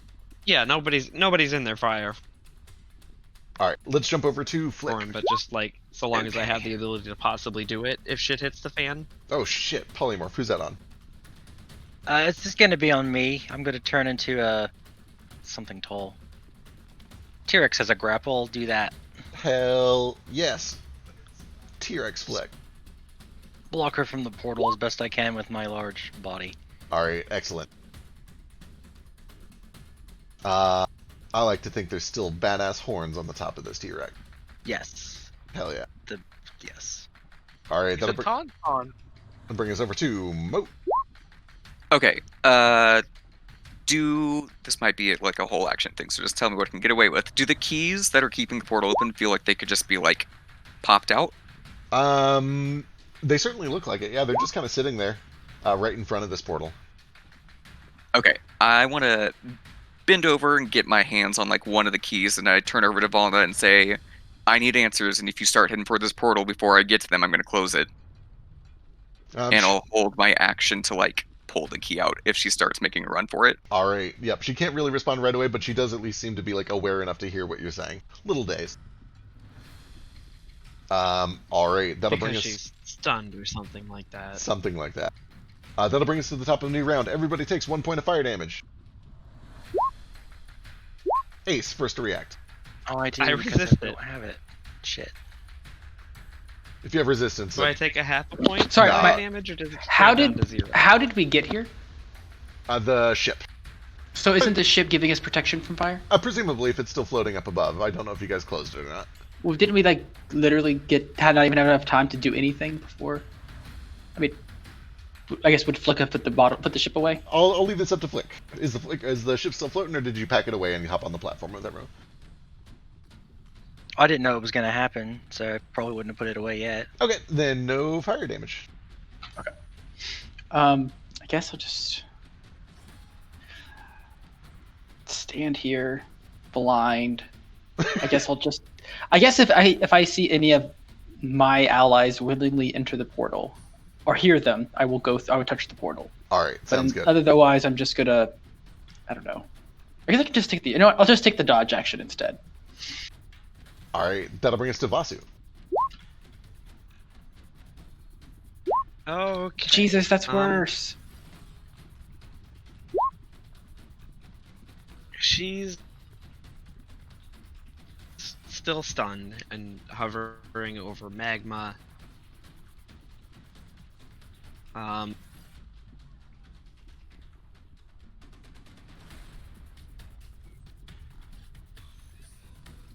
I'm gonna move just within range to maybe hit her again and keep that DC up.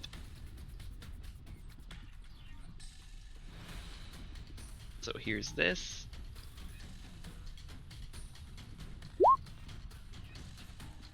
Uh, 19 just hits. Con save. She cannot react, so she's she stunned, so that's a fail. Remains stunned and hovering in. All right. Elise is not blind anymore, right? Correct. Yes, sir. The rest of the figures around her are still in like kind of cloudy fog form, right? So I They've can't already attack them. they've all gone into the portal. Oh, Yeah, they did go. three all into three the of them have portal, already okay. gone through.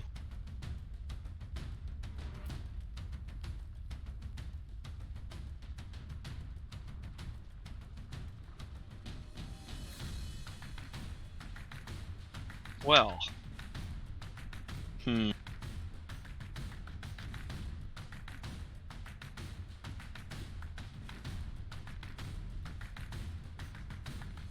All right. Anything else? So it's just her stunned outside here Yep. at the moment. Yep. Seems to be the case. Okay. Okay.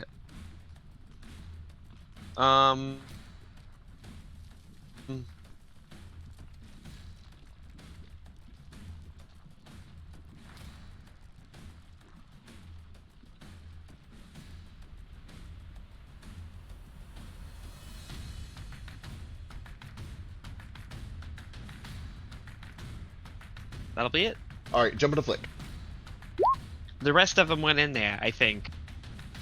Yeah, we saw. Okay, so unless changing made my blindness go away, I'm still blind, but gonna make a bite attack and attempt to grapple her further, because we can restrain her a bajillion ways. Excellent. It's either 20 to hit with the disadvantage. 20 does hit. Okay. And she is restrained, I believe. Yep, restrained. Correct. F. And then takes 4d12 plus 7 damage. Ugh.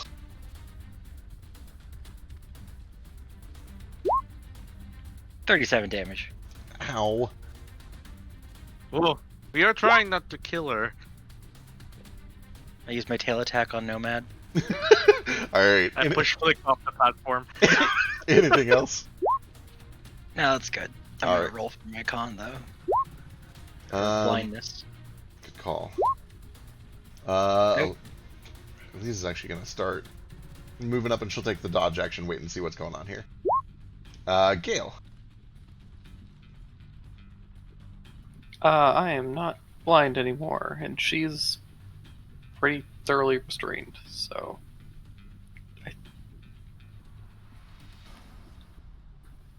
Oh, are we going through this portal? Not yet. I need to know what they're doing here.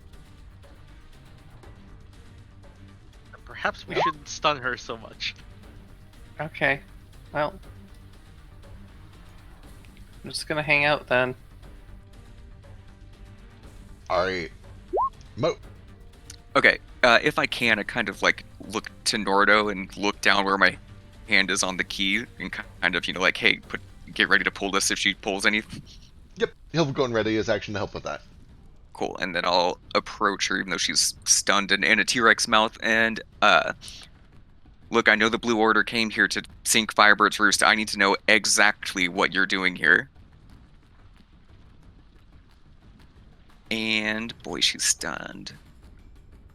Yeah, I guess I'll use my action to do that. I'm just trying to get information here. Okay, sure thing. Vasu. Can't hold a grapple, can I, if she, like, somehow slips out of that? No, that's fine. You can hold a grapple. Okay. Is Okay, Vasu here twice? He's just got his hand raised. Yeah, my big thing is, if I could, I would just like to retroactively have Shu, not Flu. I'd like to have Shu fly into that portal on his turn. Yep, can do. Shu flies in and with a flash disappears. Yeah, goes onto the sim initiative. As me.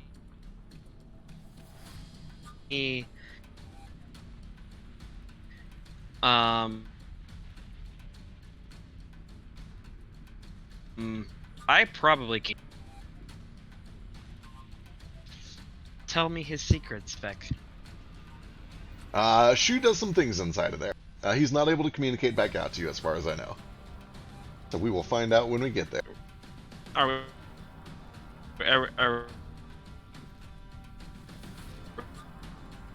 Please type it down. Yeah, I was gonna say It's really hard to understand your interconnection is absolutely shit today for some reason. For the time being, let's jump to Nomad. It works when you're being a Jewish mom. Just not Just not when it's important in combat. Yeah. when it's important in combat. For some reason, I don't understand. It's always that way. Nomad is going to use. He's gonna move out of the way here or whatever. He's going to use his full action.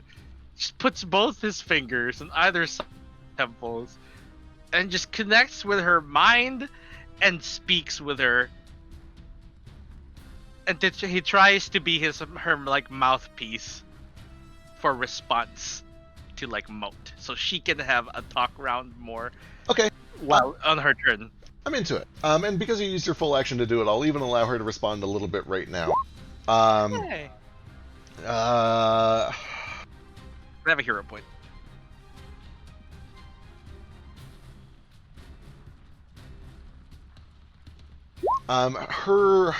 She begins to kind of speak through. It's still rushed. It's muffled. Not muffled, but it's panicked. It's panicked, and the words that she's able to get through, or the sensations that she's able to telepathically convey, are the world is in danger. Fire is responsible for it. The elemental forces of fire are making us a target. They have to be extinguished, or the world will be destroyed. Danger, danger, fire. The world is in danger. Fire is doing it. It'll destroy everything if we don't go in there. That sounds some like Ryujin propaganda nonsense. He shrugs. She is very panicked right now. Alright, it's her turn. She still can't do shit. That brings us to the top of her round. It allows her to my, talk more. my Discord cut out for a bit. Was Nomad talking that response? Nomad was basically, he used his entire action to fish thoughts out of her telepathically and speak them to all of you.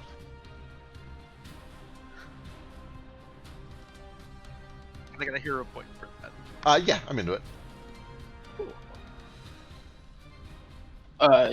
Is it not going to roll the initiative? Here comes initiative. Flick. Flick again. Okay. I guess I'll just.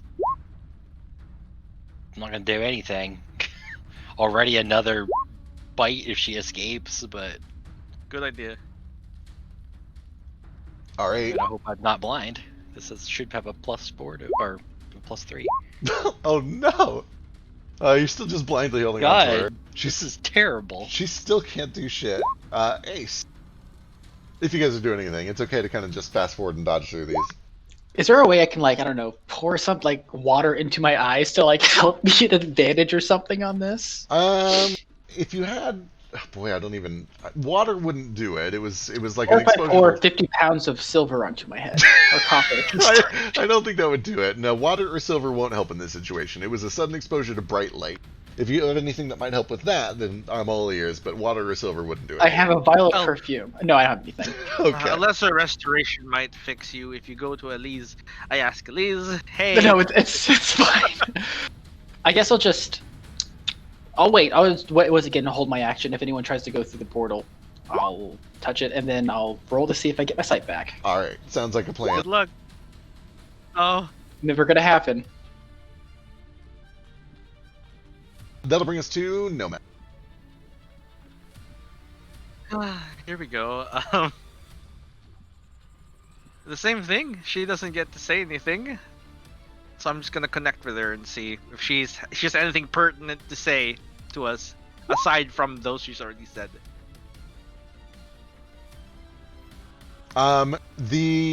With a little bit more connection and a little bit more time, and realizing that like maybe her window to go help her friends is closing rapidly, she just kind of says, "The stars, they've spoken. We're in danger. You have The to believe me. stars- This isn't safe." We're in danger. You have to believe her. This isn't safe. The stars. Is there an elemental of the stars? Well, she is in a starry form right now. I do not know what that is. That's all I could pick up from her. All right. Elise is just gonna dodge. A lot of folks need heals, but things are kind of simple right now. We'll wait until this is resolved. Mozart. Boy. Does she have any order of balance iconography on her at all, or is she just like She does. full blue order? You can see that her scimitar is standard issue. It's the one that she used the last time that you saw her, and it is kind of gilded gold and has the five-folded knot on either side of the blade near the hilt. You can see that she has an amulet, which serves as a holy symbol, and she is wearing that in addition to a druidic focus. So yeah, she's got a little bit of iconography on it. This is so conflicting. Boy, Do you know if the Order of Balance is also known as the Blue Order? I assume I know that they aren't. Yeah, But you would know if that was the case, and it is not. can you save your friends once we're just through the portal? I'm not letting you go. You're staying with us until we get to the bottom of this. Okay, whatever. Well, she can't respond right away, but yeah. Well, Nomad has been I am. channeling. Yeah. I'm specifically doing this. My whole actions. Yes, please let me save them. I'm sure they'd rather live than die. Yes, please let me say them. Well- They'd live and die. We've met the one lizard friend of yours already.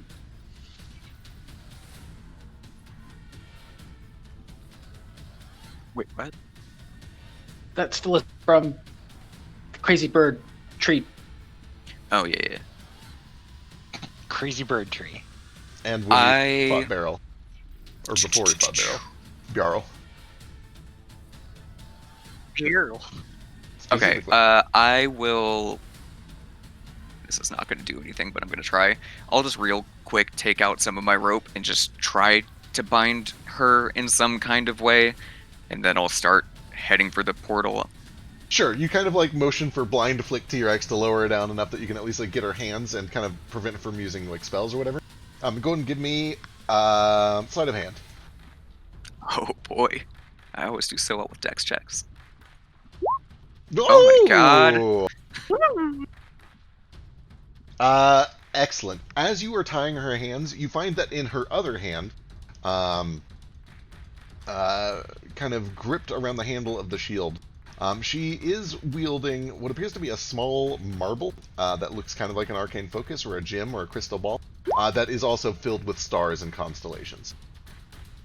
And you're able to kind of like realize that that probably has some sort of a magical thing going on with it. Take that, take her holy symbol, disarm her, and bind her hands so that she's unable to do anything with a somatic component. Okay. And then I'll be like, sorry for the confusion, guys. And start heading towards the portal. All right.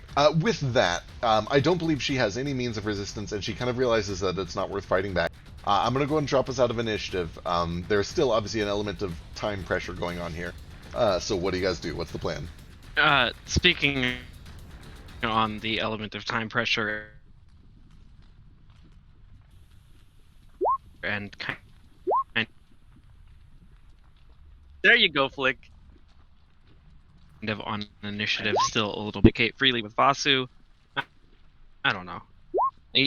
Either way, he definitely sees what's going on in whatever plane him and everyone else are in. Yep, absolutely. What'll happen is I'm going to jump over and Shu will see everything first, and then we'll bring the rest of the party in whenever they come in. And if anything needs to be changed retroactively, we'll do it, but I don't think it will. Okay, the only thing that I can think of note on that is that Shu acts on, but he's definitely got some ways to slow. Yep, absolutely, and we will jump to that as soon as we get through there. Moot, what's up? Sorry, before we go through this portal, while she's all kind of like bound up here, I just ask her what's going to kill them on the other side. Are the rest of us going to die as soon as we walk through? It's the plane of fire, heat, fire. They, one of them can turn into a fire elemental. Maybe he could turn into some sort of a beetle or something like that. I don't know. I was supposed to handle it. What about all of you? You're gonna roast. You have nothing to protect you in there. I may have. Which one of you? Which one's gonna turn everybody into I was going to put fire up element? I was going to put up a Give shield. us description and don't worry about how we're gonna handle this, because I got it. I was going to put up Sorry. a shield to protect all of my people from the dangers of the elements. What are you doing once you get in there? Sticking with them, we're looking to put an end to this to prevent the fire elementals from ransacking the planet, from being reborn and bringing destruction upon us. Here's a question I have specifically to DM. Investiture of Ice makes an area around me that's frigid cold within 10 feet. It slows down. It's difficult terrain for people, but if I use it in the fire plane, would you cancel out the difficult terrain and just make it colder? It is a sphere of like cold, basically. Oh well, it's cold emanating from me.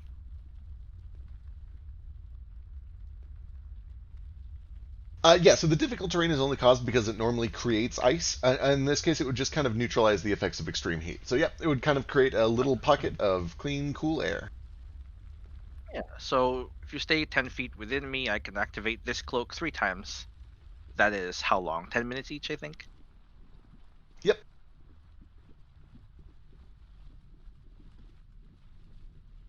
Yeah, That it'll. works for me. Yeah, that's 30 minutes, and then we can figure out what to do after 30 minutes is done. So, for now, shall we? For the time being, cast that on someone other than Moat. It only works on me. So. Oh. Cool. So yeah, it emanates from me in a 10-foot area. All right. Well, if that's the plan, I'm good to go through. All right. You guys kind of gather up. I will assume that enough time has gone by that those of you still blinded can roll a few times and try to clear your blinds. Yeah, we did. Okay, perfect. If the time, Fine? if the plan is kind of just to go through at our own free time, I will take a turn to, because I have attuned to it. I'll do that thing to give Moat at least a fiery element assuming he does not resist it. He's currently tethered. He's Just make currently sure tying up. He's currently Doesn't tying boil up to the a woman. crisp as soon as he goes in there. I don't know if how's that going to affect the rope he's holding onto that he's tying up the lady with. Believe it immediately ignites it. Yeah. Yeah, I don't think it ignites it. It just It literally makes sets it everything unable. it touches. Hmm.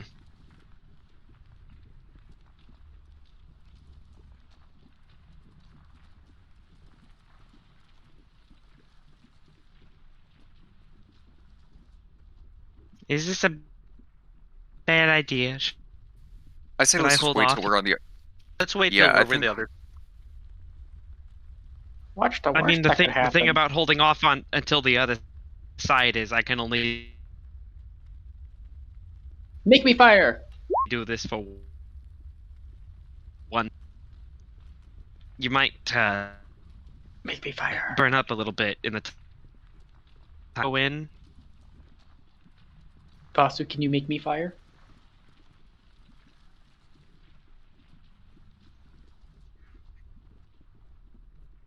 Who else wants that 18? Give it to me. All right, one for Flick, one for Elise. Yeah. There's 4 more people can take 18 points of health as Elise gets ready to jump in. Vasu, can you make me fire? Oh, jeez. Please, please, please, please. I mean, take draw straws is something, I guess.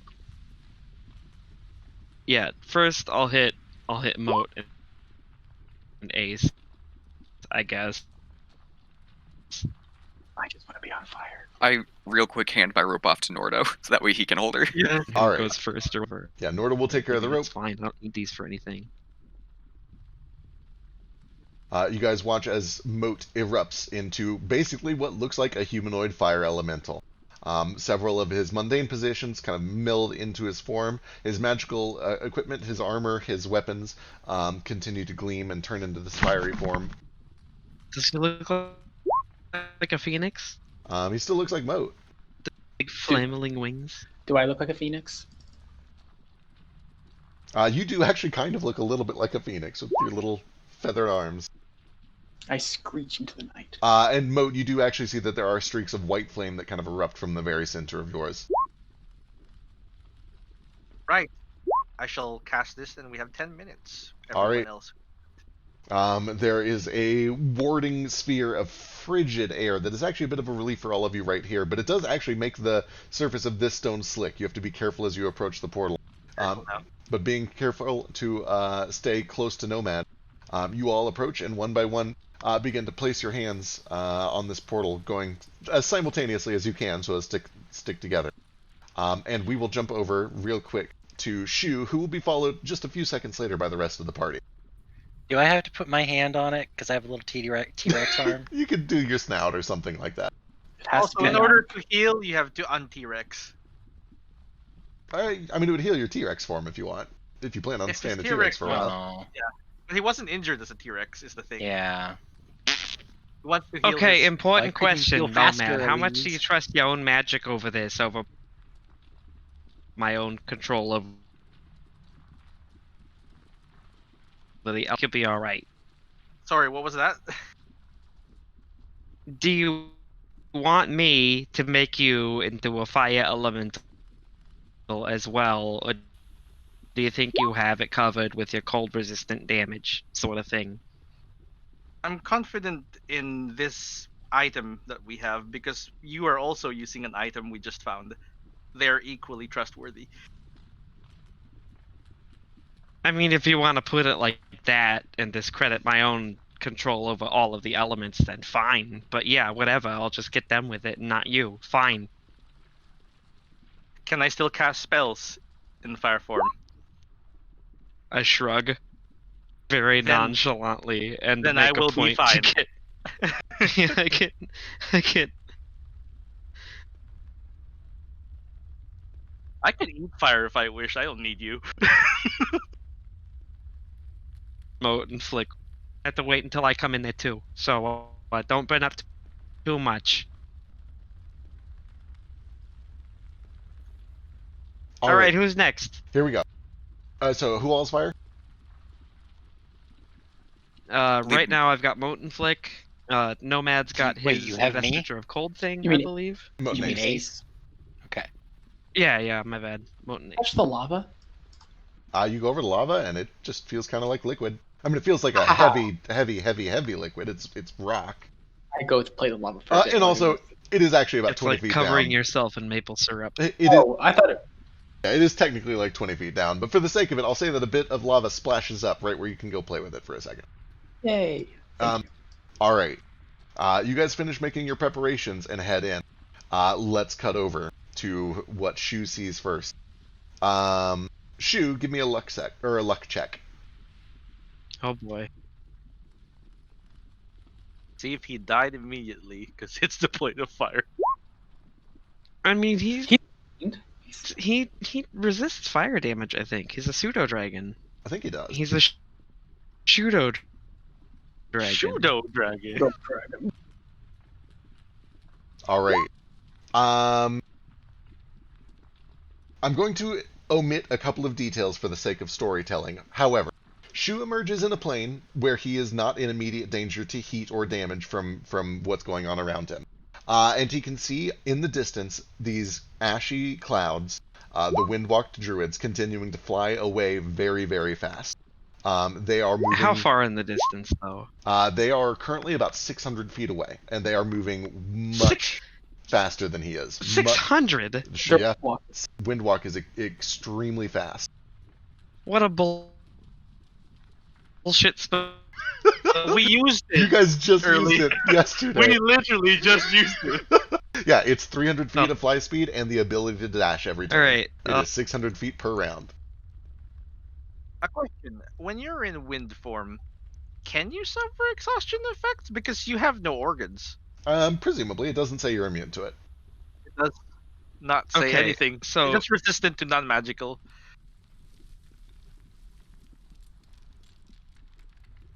Pseudo dragons have limited telepathy. Okay. It's 100 feet of it.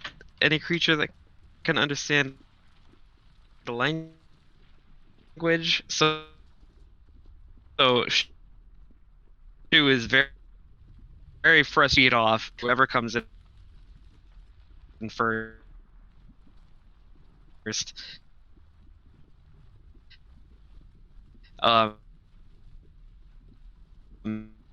You're breaking up You really just bad. get a Please type it rock. down. Yeah, you're breaking up really, really bad. But it sounds like Shu is going to warn Oh, whoever jeez. comes in first. yeah. Okay, cool. Then with that, Shu kind of waits nearby. And I guess keeps- I'll just type everything. Yeah. No, you're okay. Yeah, hopefully it's just this week. It's been really good the past couple of weeks, but it's real bad today for some reason. Maybe it'll be changed someday. Hopefully your new computer helps. That's what I'm hoping. Yeah. I'd assume I'm excited that for it. will do everything.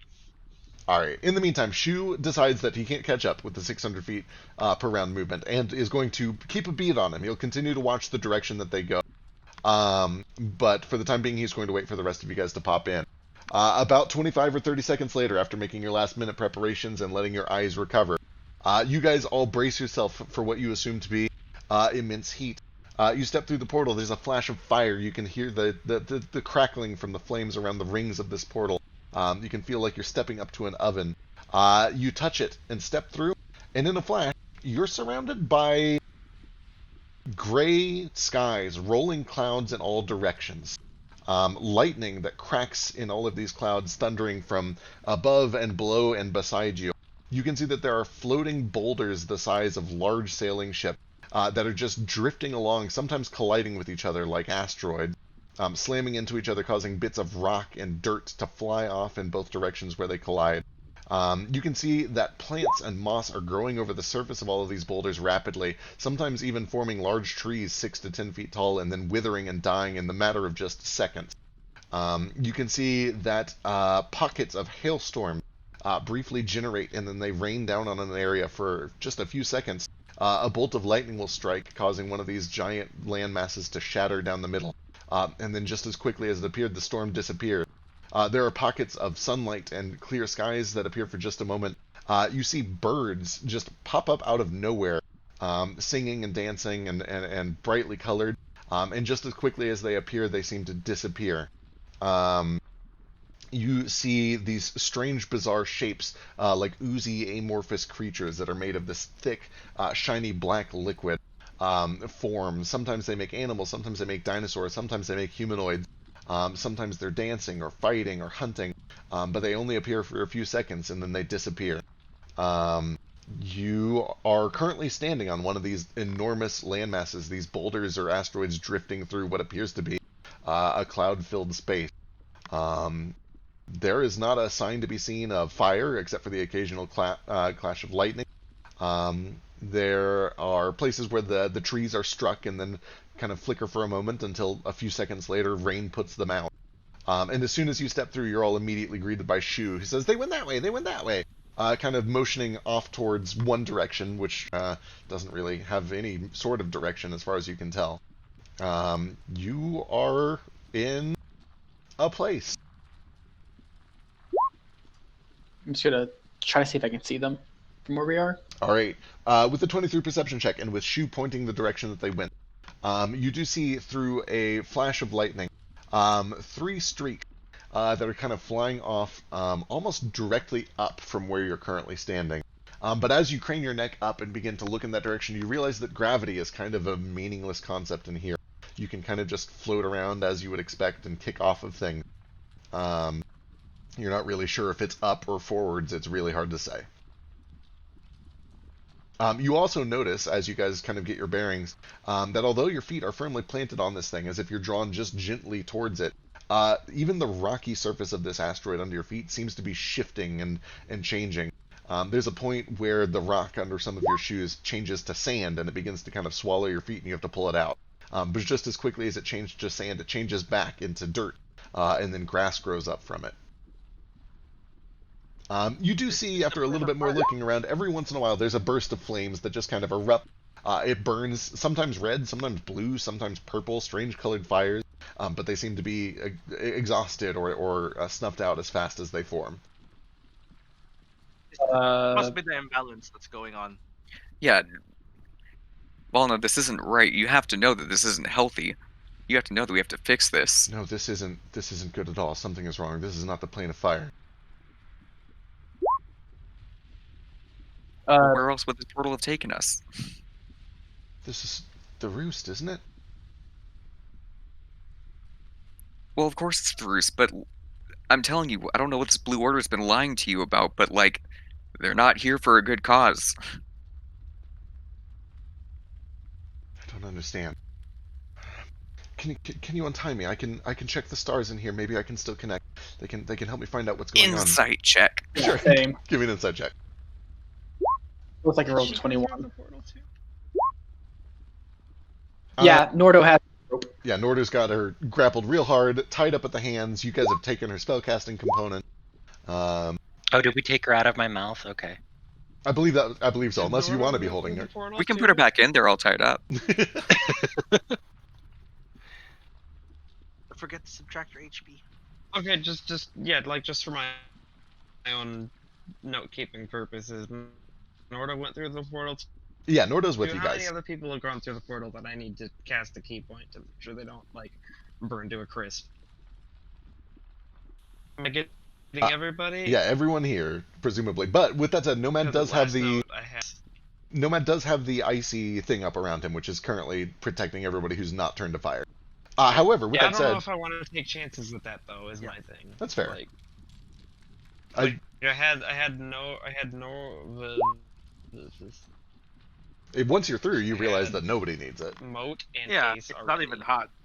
Oh, In fact, okay. once you're through, you're actually all kind of really chilly and uncomfortable because Nomad's aura is turning everything to slick ice all around you, and it's kind of frigid. My Just hover distance a little from him higher. since he's cold. I'll hover higher out of everyone's range if that's the case. With those insight checks, you get she genuinely is confused, and she really wants to cast some divination to try to figure out what's going on here. She's confused as you are. Is there the area we're at with the portal opened up? Does it seem to be the same material that the portal was on the other side? Like, does it seem like this was supposed to be where our portal opens? Looking behind you, you see a portal, and it appears to be the same on the inside as it was on the outside. It's got a ring of fire, and there's some heat coming off of it. But even in here, it seems to flicker and waver, almost as if like a candle that is threatening to be blown out by the wind. Okay. This is kind of an a far fetch maybe, but between myself, Shu, and Beryl, could I roll something or other, or just like be able to know if we're actually on the plane of fire? Yeah, you could give me an Arcana check with advantage because your background.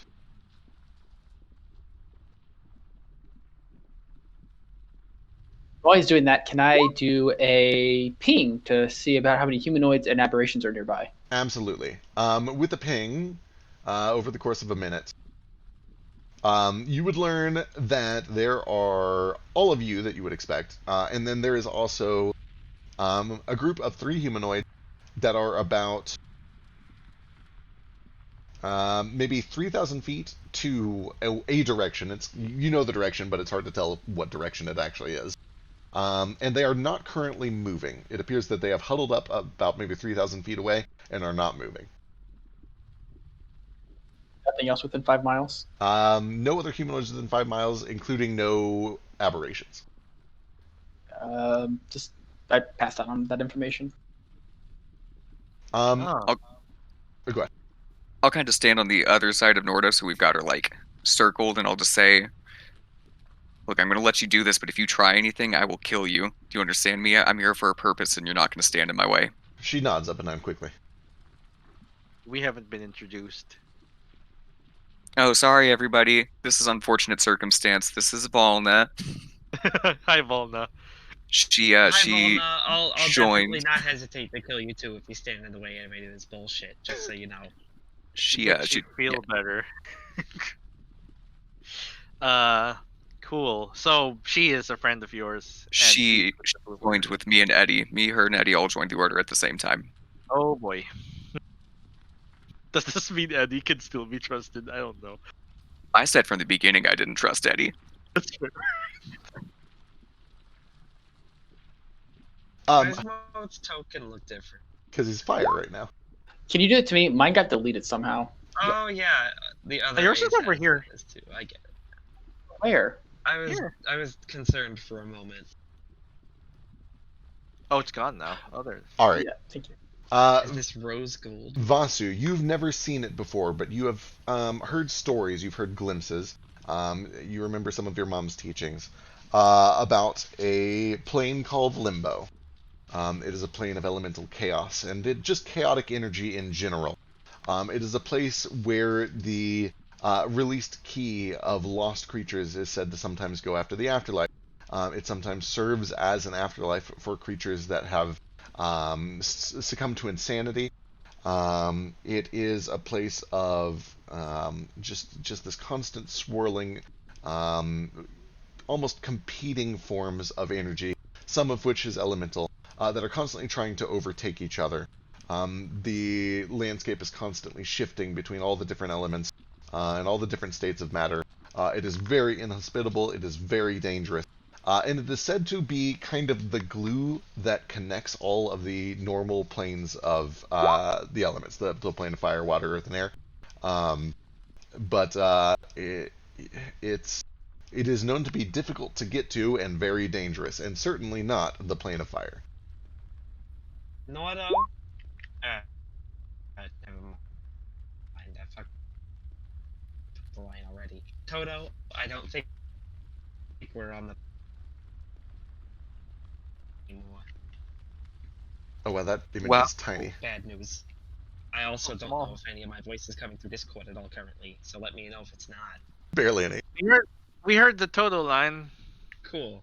Great. broke up, but we got the gist. So good Yeah. job. We got the joke. I like the joke. It's a good joke. That's a little better. Oh, that looks better. Yeah. There's a crow. It is just part of that image. It's part of the, I think it was a YouTube screenshot. Yeah. I linked the video Oh, above. hell yeah. Oh, nice, perfect. While she's doing whatever her weird divination stuff is, I'm gonna pull out the torch and just sweep the immediate area, see if I can learn anything. All Probably right. not, but As you pull out the torch and ignite it, you do actually see that some things begin to give off a little bit of a ghostly light around their edges. And you realize at first they just look like stones or pebbles, but they start to piece together into larger shapes, and you realize that it is cobblestone, like a pavement or a walkway. And you begin to kind of follow it with your eyes until it leads off in a direction that wraps around, basically around to the underside of the asteroid that you're currently on. And as you crest over a little bit of a ridge and look down at this steep, sharp angle, you can see that this cobblestone eventually leads to a structure. There's a large bridge that has been broken. Its shattered pieces just kind of frozen in place in this gravityless environment. And this bridge seems to kind of lead over to the ruins of what looks like it was once a castle or a palace of some sort. And you can see that in the archway of this large building, there is the stone sculpture of a firebird with its wings outspread, one of which has been shattered into hundreds of pieces, all of which float in place where they once rested on the wing. Is she finished divining? Um, Divining. she takes a moment and she begins to kind of focus on this marble, and eventually she learns. Oh, what exactly would she even ask here? Um, what the fuck? Does she phrase it just like that? this is not where we intended to go, where any of us intended to go. They must be as confused as we are. Um, this isn't right, and it seems that this place will be dangerous for all of us. Hey, we had the same idea. Are you a monk? No, I'm kind of a druid, I guess, a natural magician.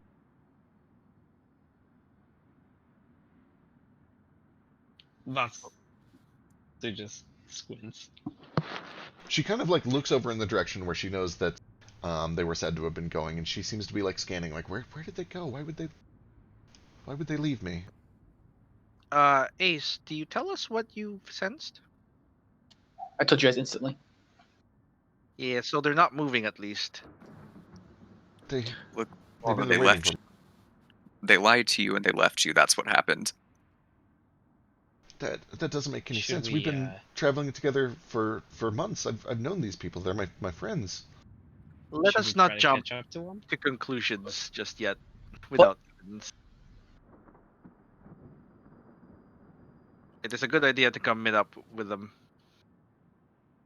What were you guys? Do you guys have any dealing with the dragons that were on that island, Little Hell? We have not directly interacted with any dragons, but I personally, the stars have told me that we should be cautious. That the dragons are potentially our enemies. We believe actually that by the weakening of the phoenix a few decades ago, we may have put a serious injury on them, hampered their ability to breathe potentially. We think that if we continue to snuff out the strength of fire here, that we can put an end to their evil. Hold on. I pull out the still stone that had its energy sapped by Akuta. What are you guys doing with these? I think Varder was using those to destroy this place. I don't know a lot about them, but I know that they can destroy magic and even entire swaths of land being held up by it. The reason the dragons on the island could not breathe was because they were consuming creatures of anti-magic, not because you weakened the phoenix. How do you know that? Who are you? Okay, I apologize if my voice isn't coming through at this point. You fine, thankfully.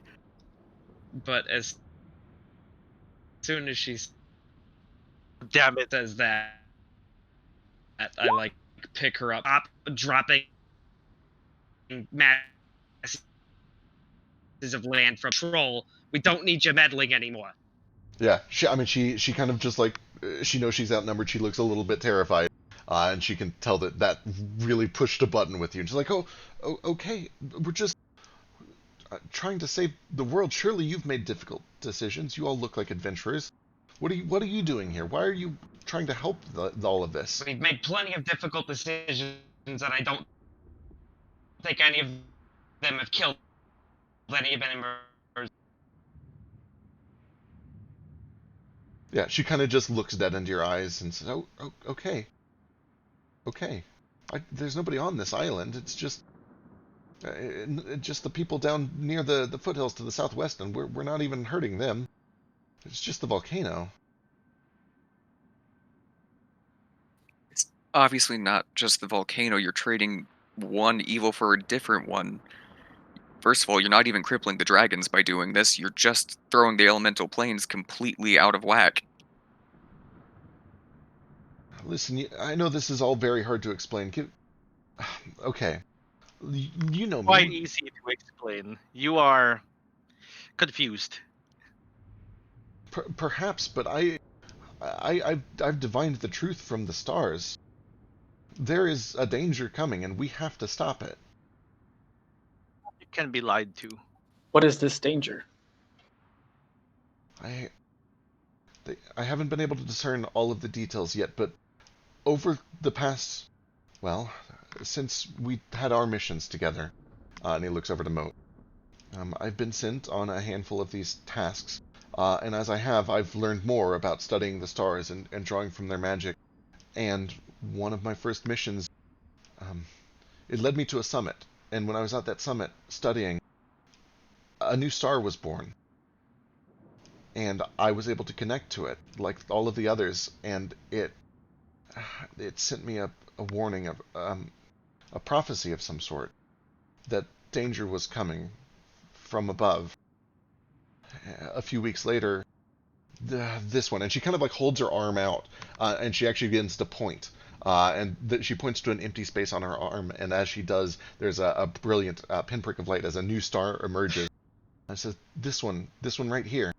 This one just showed up a month ago, and it came with another warning, foreboding. There's something coming, some danger that we need to stop, and it seeks all of the things that fire represents. It seeks our humanity. It seeks our invention, our technology.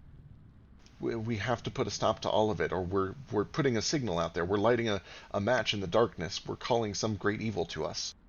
I don't know what it all means yet, but the stars have spoken to me, and I know that something is happening. Life, innovation, invention. These are things my people enjoy. And we all do. To plunder, mind you. I don't think that. The stars are being revealed because the ships are moving out of the way. I think that's what's happening. So you don't think the stars are lying to you to try and cripple us for when they do come? I don't think the stars are our enemies. I know that the star magic is a little different from what you do and what many of the other people at the Order do. It's like the weave has some intelligence to it, but it is not a creature. It doesn't seek to feed. It wouldn't destroy our. I'm just reading the truths that they emit. I have something that might help us put this at ease. See this? And he points at his monocle. If anything dictated, written, or otherwise, this can discern the truth in it.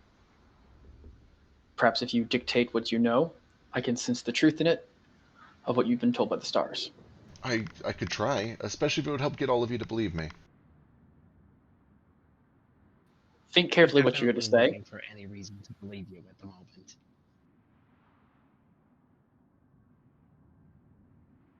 And so what do? I tell my story? Think carefully what you're going to say. Say nothing extra. Anything extra you might say will askew the results.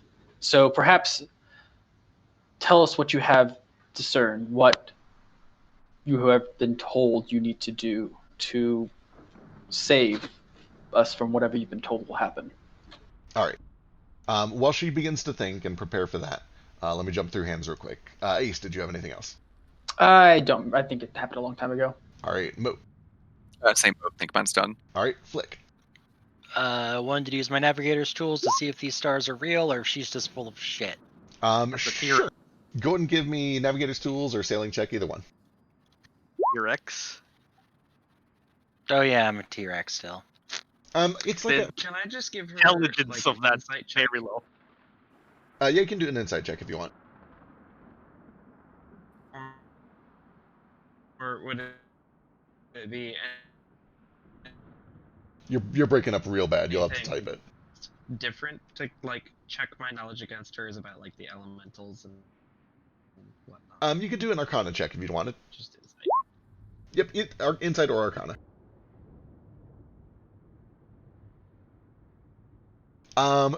Flick. Let's see. 19. Is that modified by being a T-Rex temporarily? Oh, that would be 1 second. I forget how much it'll be. My whiz is usually only a 10, so.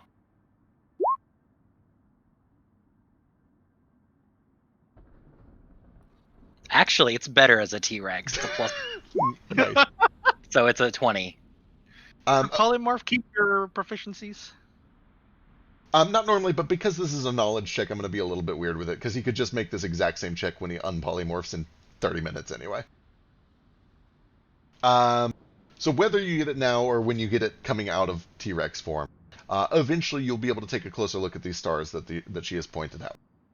And looking them over, they're both very minor. Neither of them are prominent, neither of them are used for navigation. But all the same, you feel like you would have at least been vaguely aware of their location. One of them is kind of near a prominent navigation star. And you don't really recognize either one of them from your studies. You don't know either one of them by name. And you can't currently see the night sky, so it's a little bit hard for you to compare and see if it's really there. But what would you get on the 19? If those stars really exist, it does feel to you like they are new. You're not familiar with those stars. Okay. I'll make a note to actually check the real sky later. Okay, cool. Nomad. So, what do I know about stars? They don't just appear, of course. They aren't just made and then the light from billions of light years away hits us suddenly. Oh, almost certainly not. Yeah, you could give me. God, I wish there was a science check, but I feel like that is most. I feel like it's history mostly, right? I feel like it's nature most of the time. You could give me a history check to know what like society knows or has studied about stars. Nature would be knowing more about how they actually work on your own. Either one's appropriate. Give me a roll and we'll go from it. Sure. I can fucking star. Why does it's always fucking Nomad with like the story relevant 20s? But Yeah, no, you've been doing a lot of research ever since, doing your studies and revealing the things that you've learned over the past couple of months traveling with the party. the Deep Mother specifically said we came from the fucking sky, so Right. I've been thinking a lot. Yeah, presumably there's been a lot of thought and a lot of study and a lot of research, not only at like libraries and stuff like that, but within your own memories, trying to fish through some of these strange visions that you've had. And you are very confident that stars don't just appear from nowhere. That's crazy. They sometimes erupt, they sometimes supernova, they sometimes burn out. But there's no known record of a new star appearing in written history or recorded history, except for what you found in the Second Observatory of Isomelia.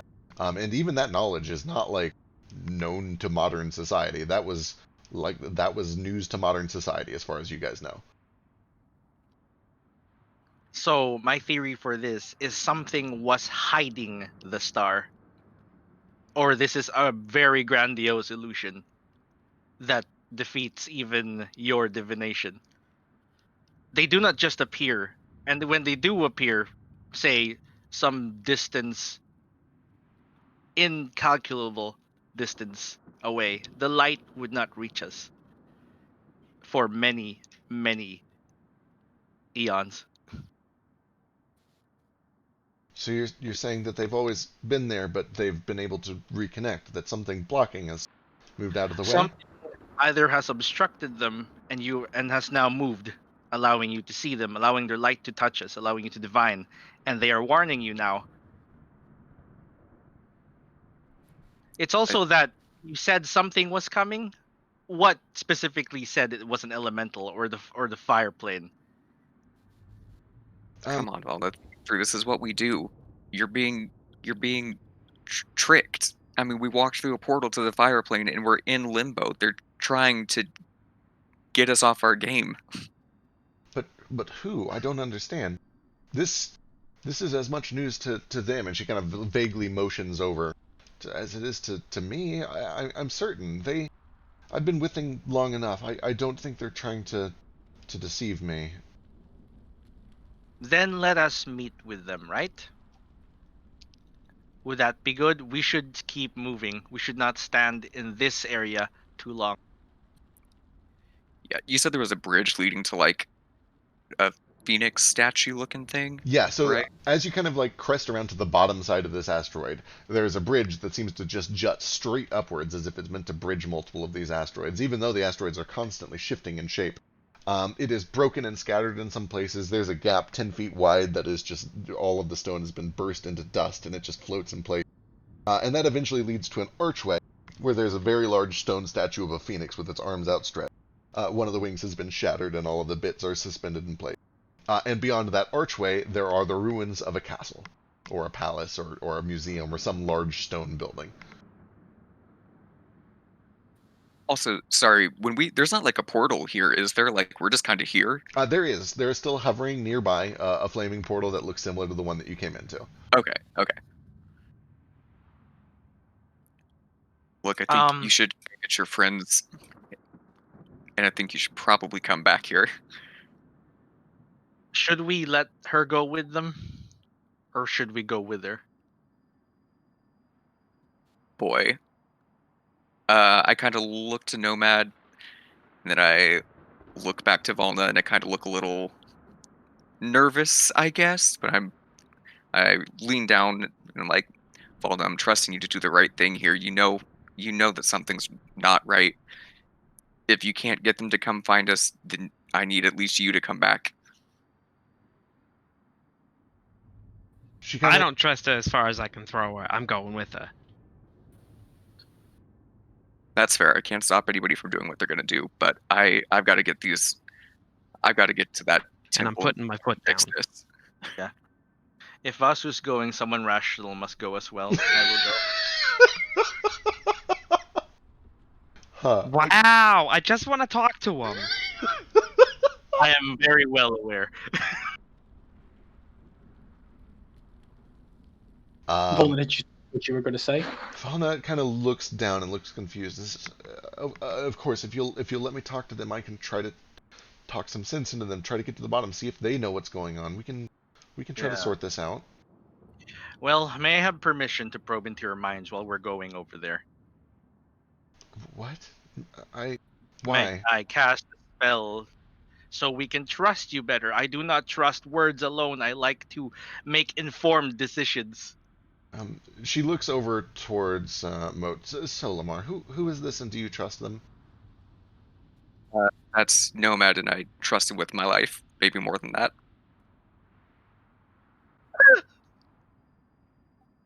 What was that sound? Was there a sound? Sound like someone hiccuped. Kind of did. Oh, that was my heart. Oh, okay.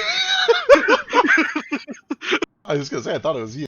All right, yeah, she will reluctantly and with a little bit of an eye roll, says, "Don't poke around too much, okay?" I will poke around as required. Detect thoughts. And I'm just confirming everything she says, basically. You do find that at first she kind of like like when somebody who's much better at arm wrestling than you, kind of like eases up at first and lets you get the first few inches, and then all of a sudden they put the gas on. She does, after a second or two, kind of like just haphazardly resist. Let's see how this goes. Let's see if the dice tell a cool story. Every time she does, Fuck. he's like, "Do not resist." God damn it. 18. DC's 18. Yeah, she tries real hard to look like a badass and kind of like make it look like she could fight you off real easy, but actually, no, wait, hang on, she can do this. Yeah, there we go. That's She throws a 23 out there, and she gives you just like this unamused, half-lidded glare, like "Don't fuck around, or I'll get you out." But then she does ease off, and she lets you back in. I think the spell just ends if she succeeds, though. She's not gonna end the spell. She just does it for show. Oh, okay. So I'm like, if you're resisting, know that our trust goes this low. I'm using visuals because I think she's really I put Alright. my hand down very low to the ground, down to my knee. It'll go from up here, from my belly, down to my knee. When you connect, Also, I will just point out, I know this isn't exactly my conversation, but if you ignore the gentle mental persuasions of our friend Nomad here, I'm more than willing to just stun you and throw you into some lava again. He'll she make some Think if about there's that. none nearby. she waves her hand a little bit. And Oh, she we'll gets the find picture. some. All right. Insight into its reasoning, if any, its emotional state, something that looms large in its mind. All right. Let's see here. I do use words to like draw out things. One of the most prominent things that you get as soon as you begin to dive in is she is worried for her friends. You get the sense that she treats these people that she's been traveling with as well and as closely as Moat treats all of you. They are effectively her adventuring party, and she is concerned for their safety. She's concerned that she got separated. She wants to make sure that they're okay, and she seems to genuinely believe that like this is probably a surprise to them as well as it is to you. She is distrustful and fearful of all of you. She views all of you as the bad guys. She has been working against all of you this whole time. What is your mission here? I brush aside all the friendships. I don't care about your friends.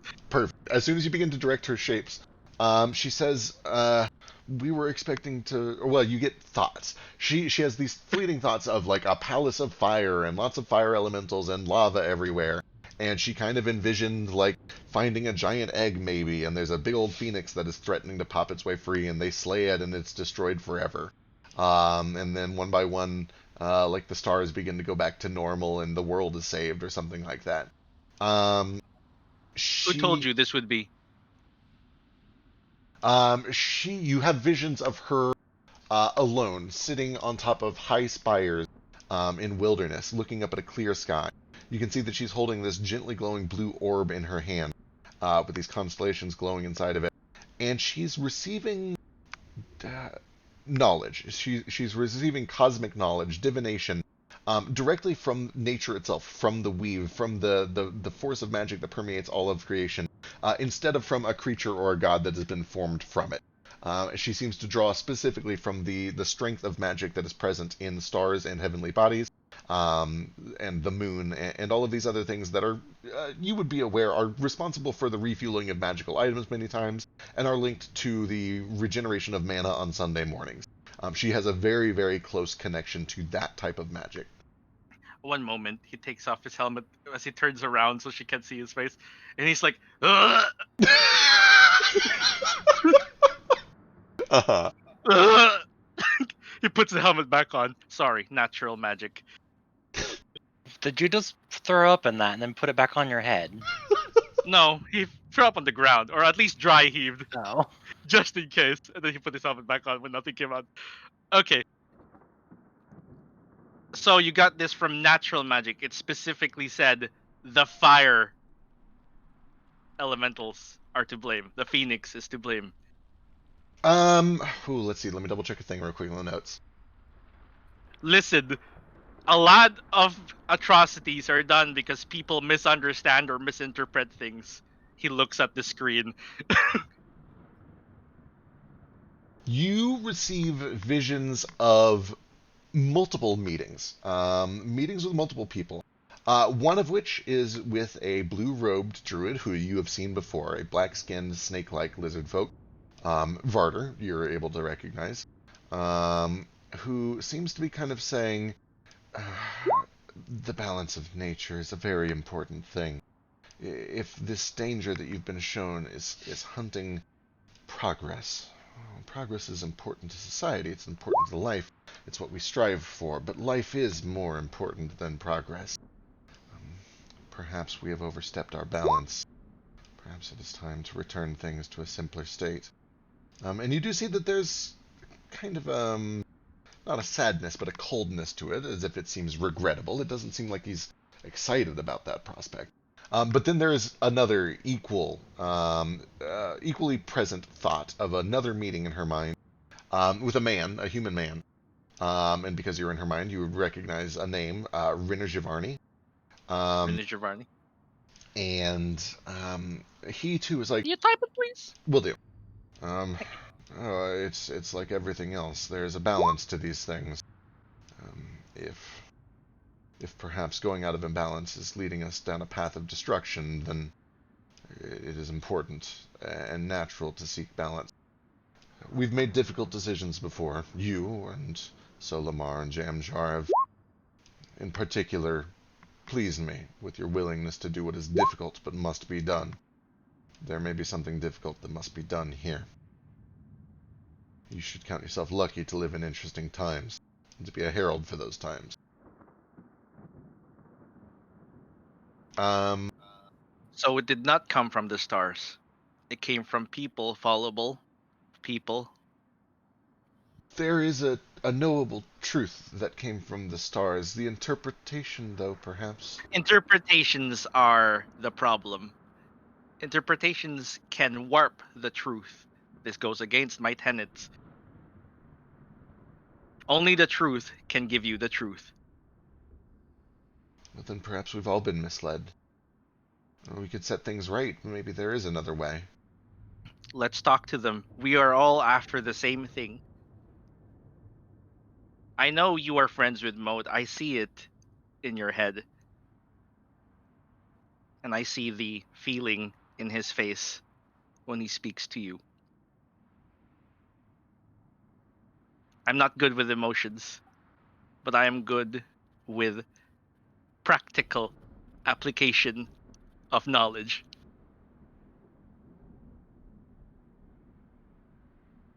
Shall we? With that, the spell does kind of end, and she looks around all of you to see what everyone else's thoughts are.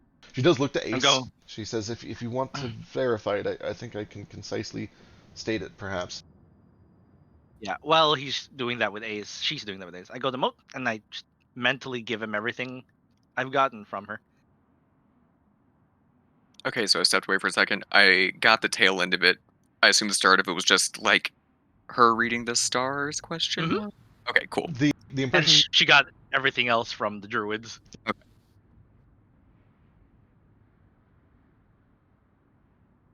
I just I don't know what to make of this. We were supposed to help people. She still believes she is helping people. That's the thing. We have the same goal. We just need to realign. You're right. We can figure this out. It's not too late. I hand her a pamphlet. She'll take it and hold on to it for a second. All right. Don't need to read it now. Just, they're just guidelines.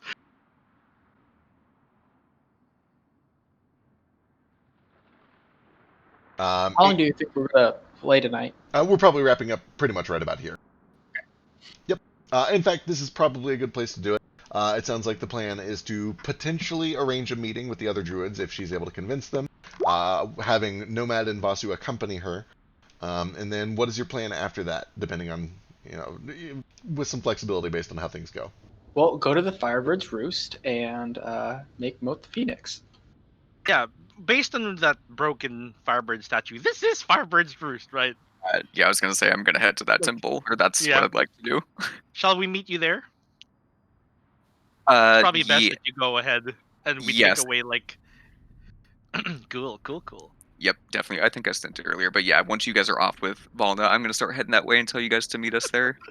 We're your distraction. Quick question, Feck. Am I giving off light? A little bit, yeah. You kind of So give like just I can't just like become one with shadows. Oh because yeah, no, you have a fiery surface. You're definitely like lit up in the dark. Shit. No, you can never be invisible again, Ace. For a whole year. Worst day of my life.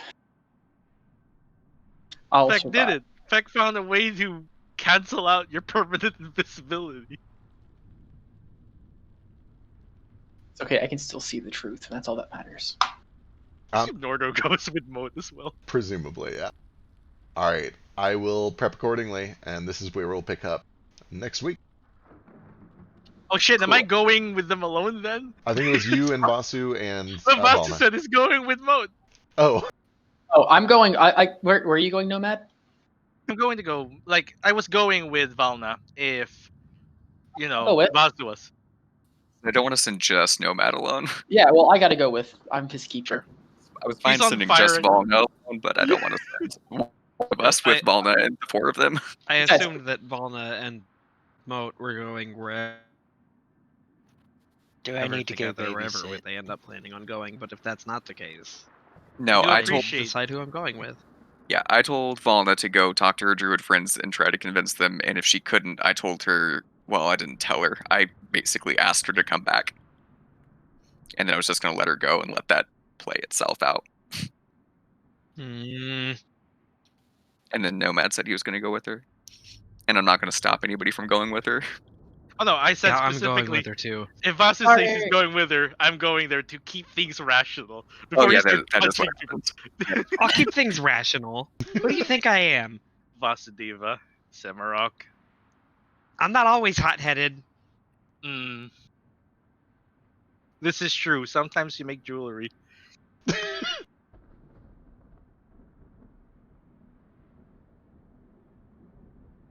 All right. With that, guys, I'm gonna head out.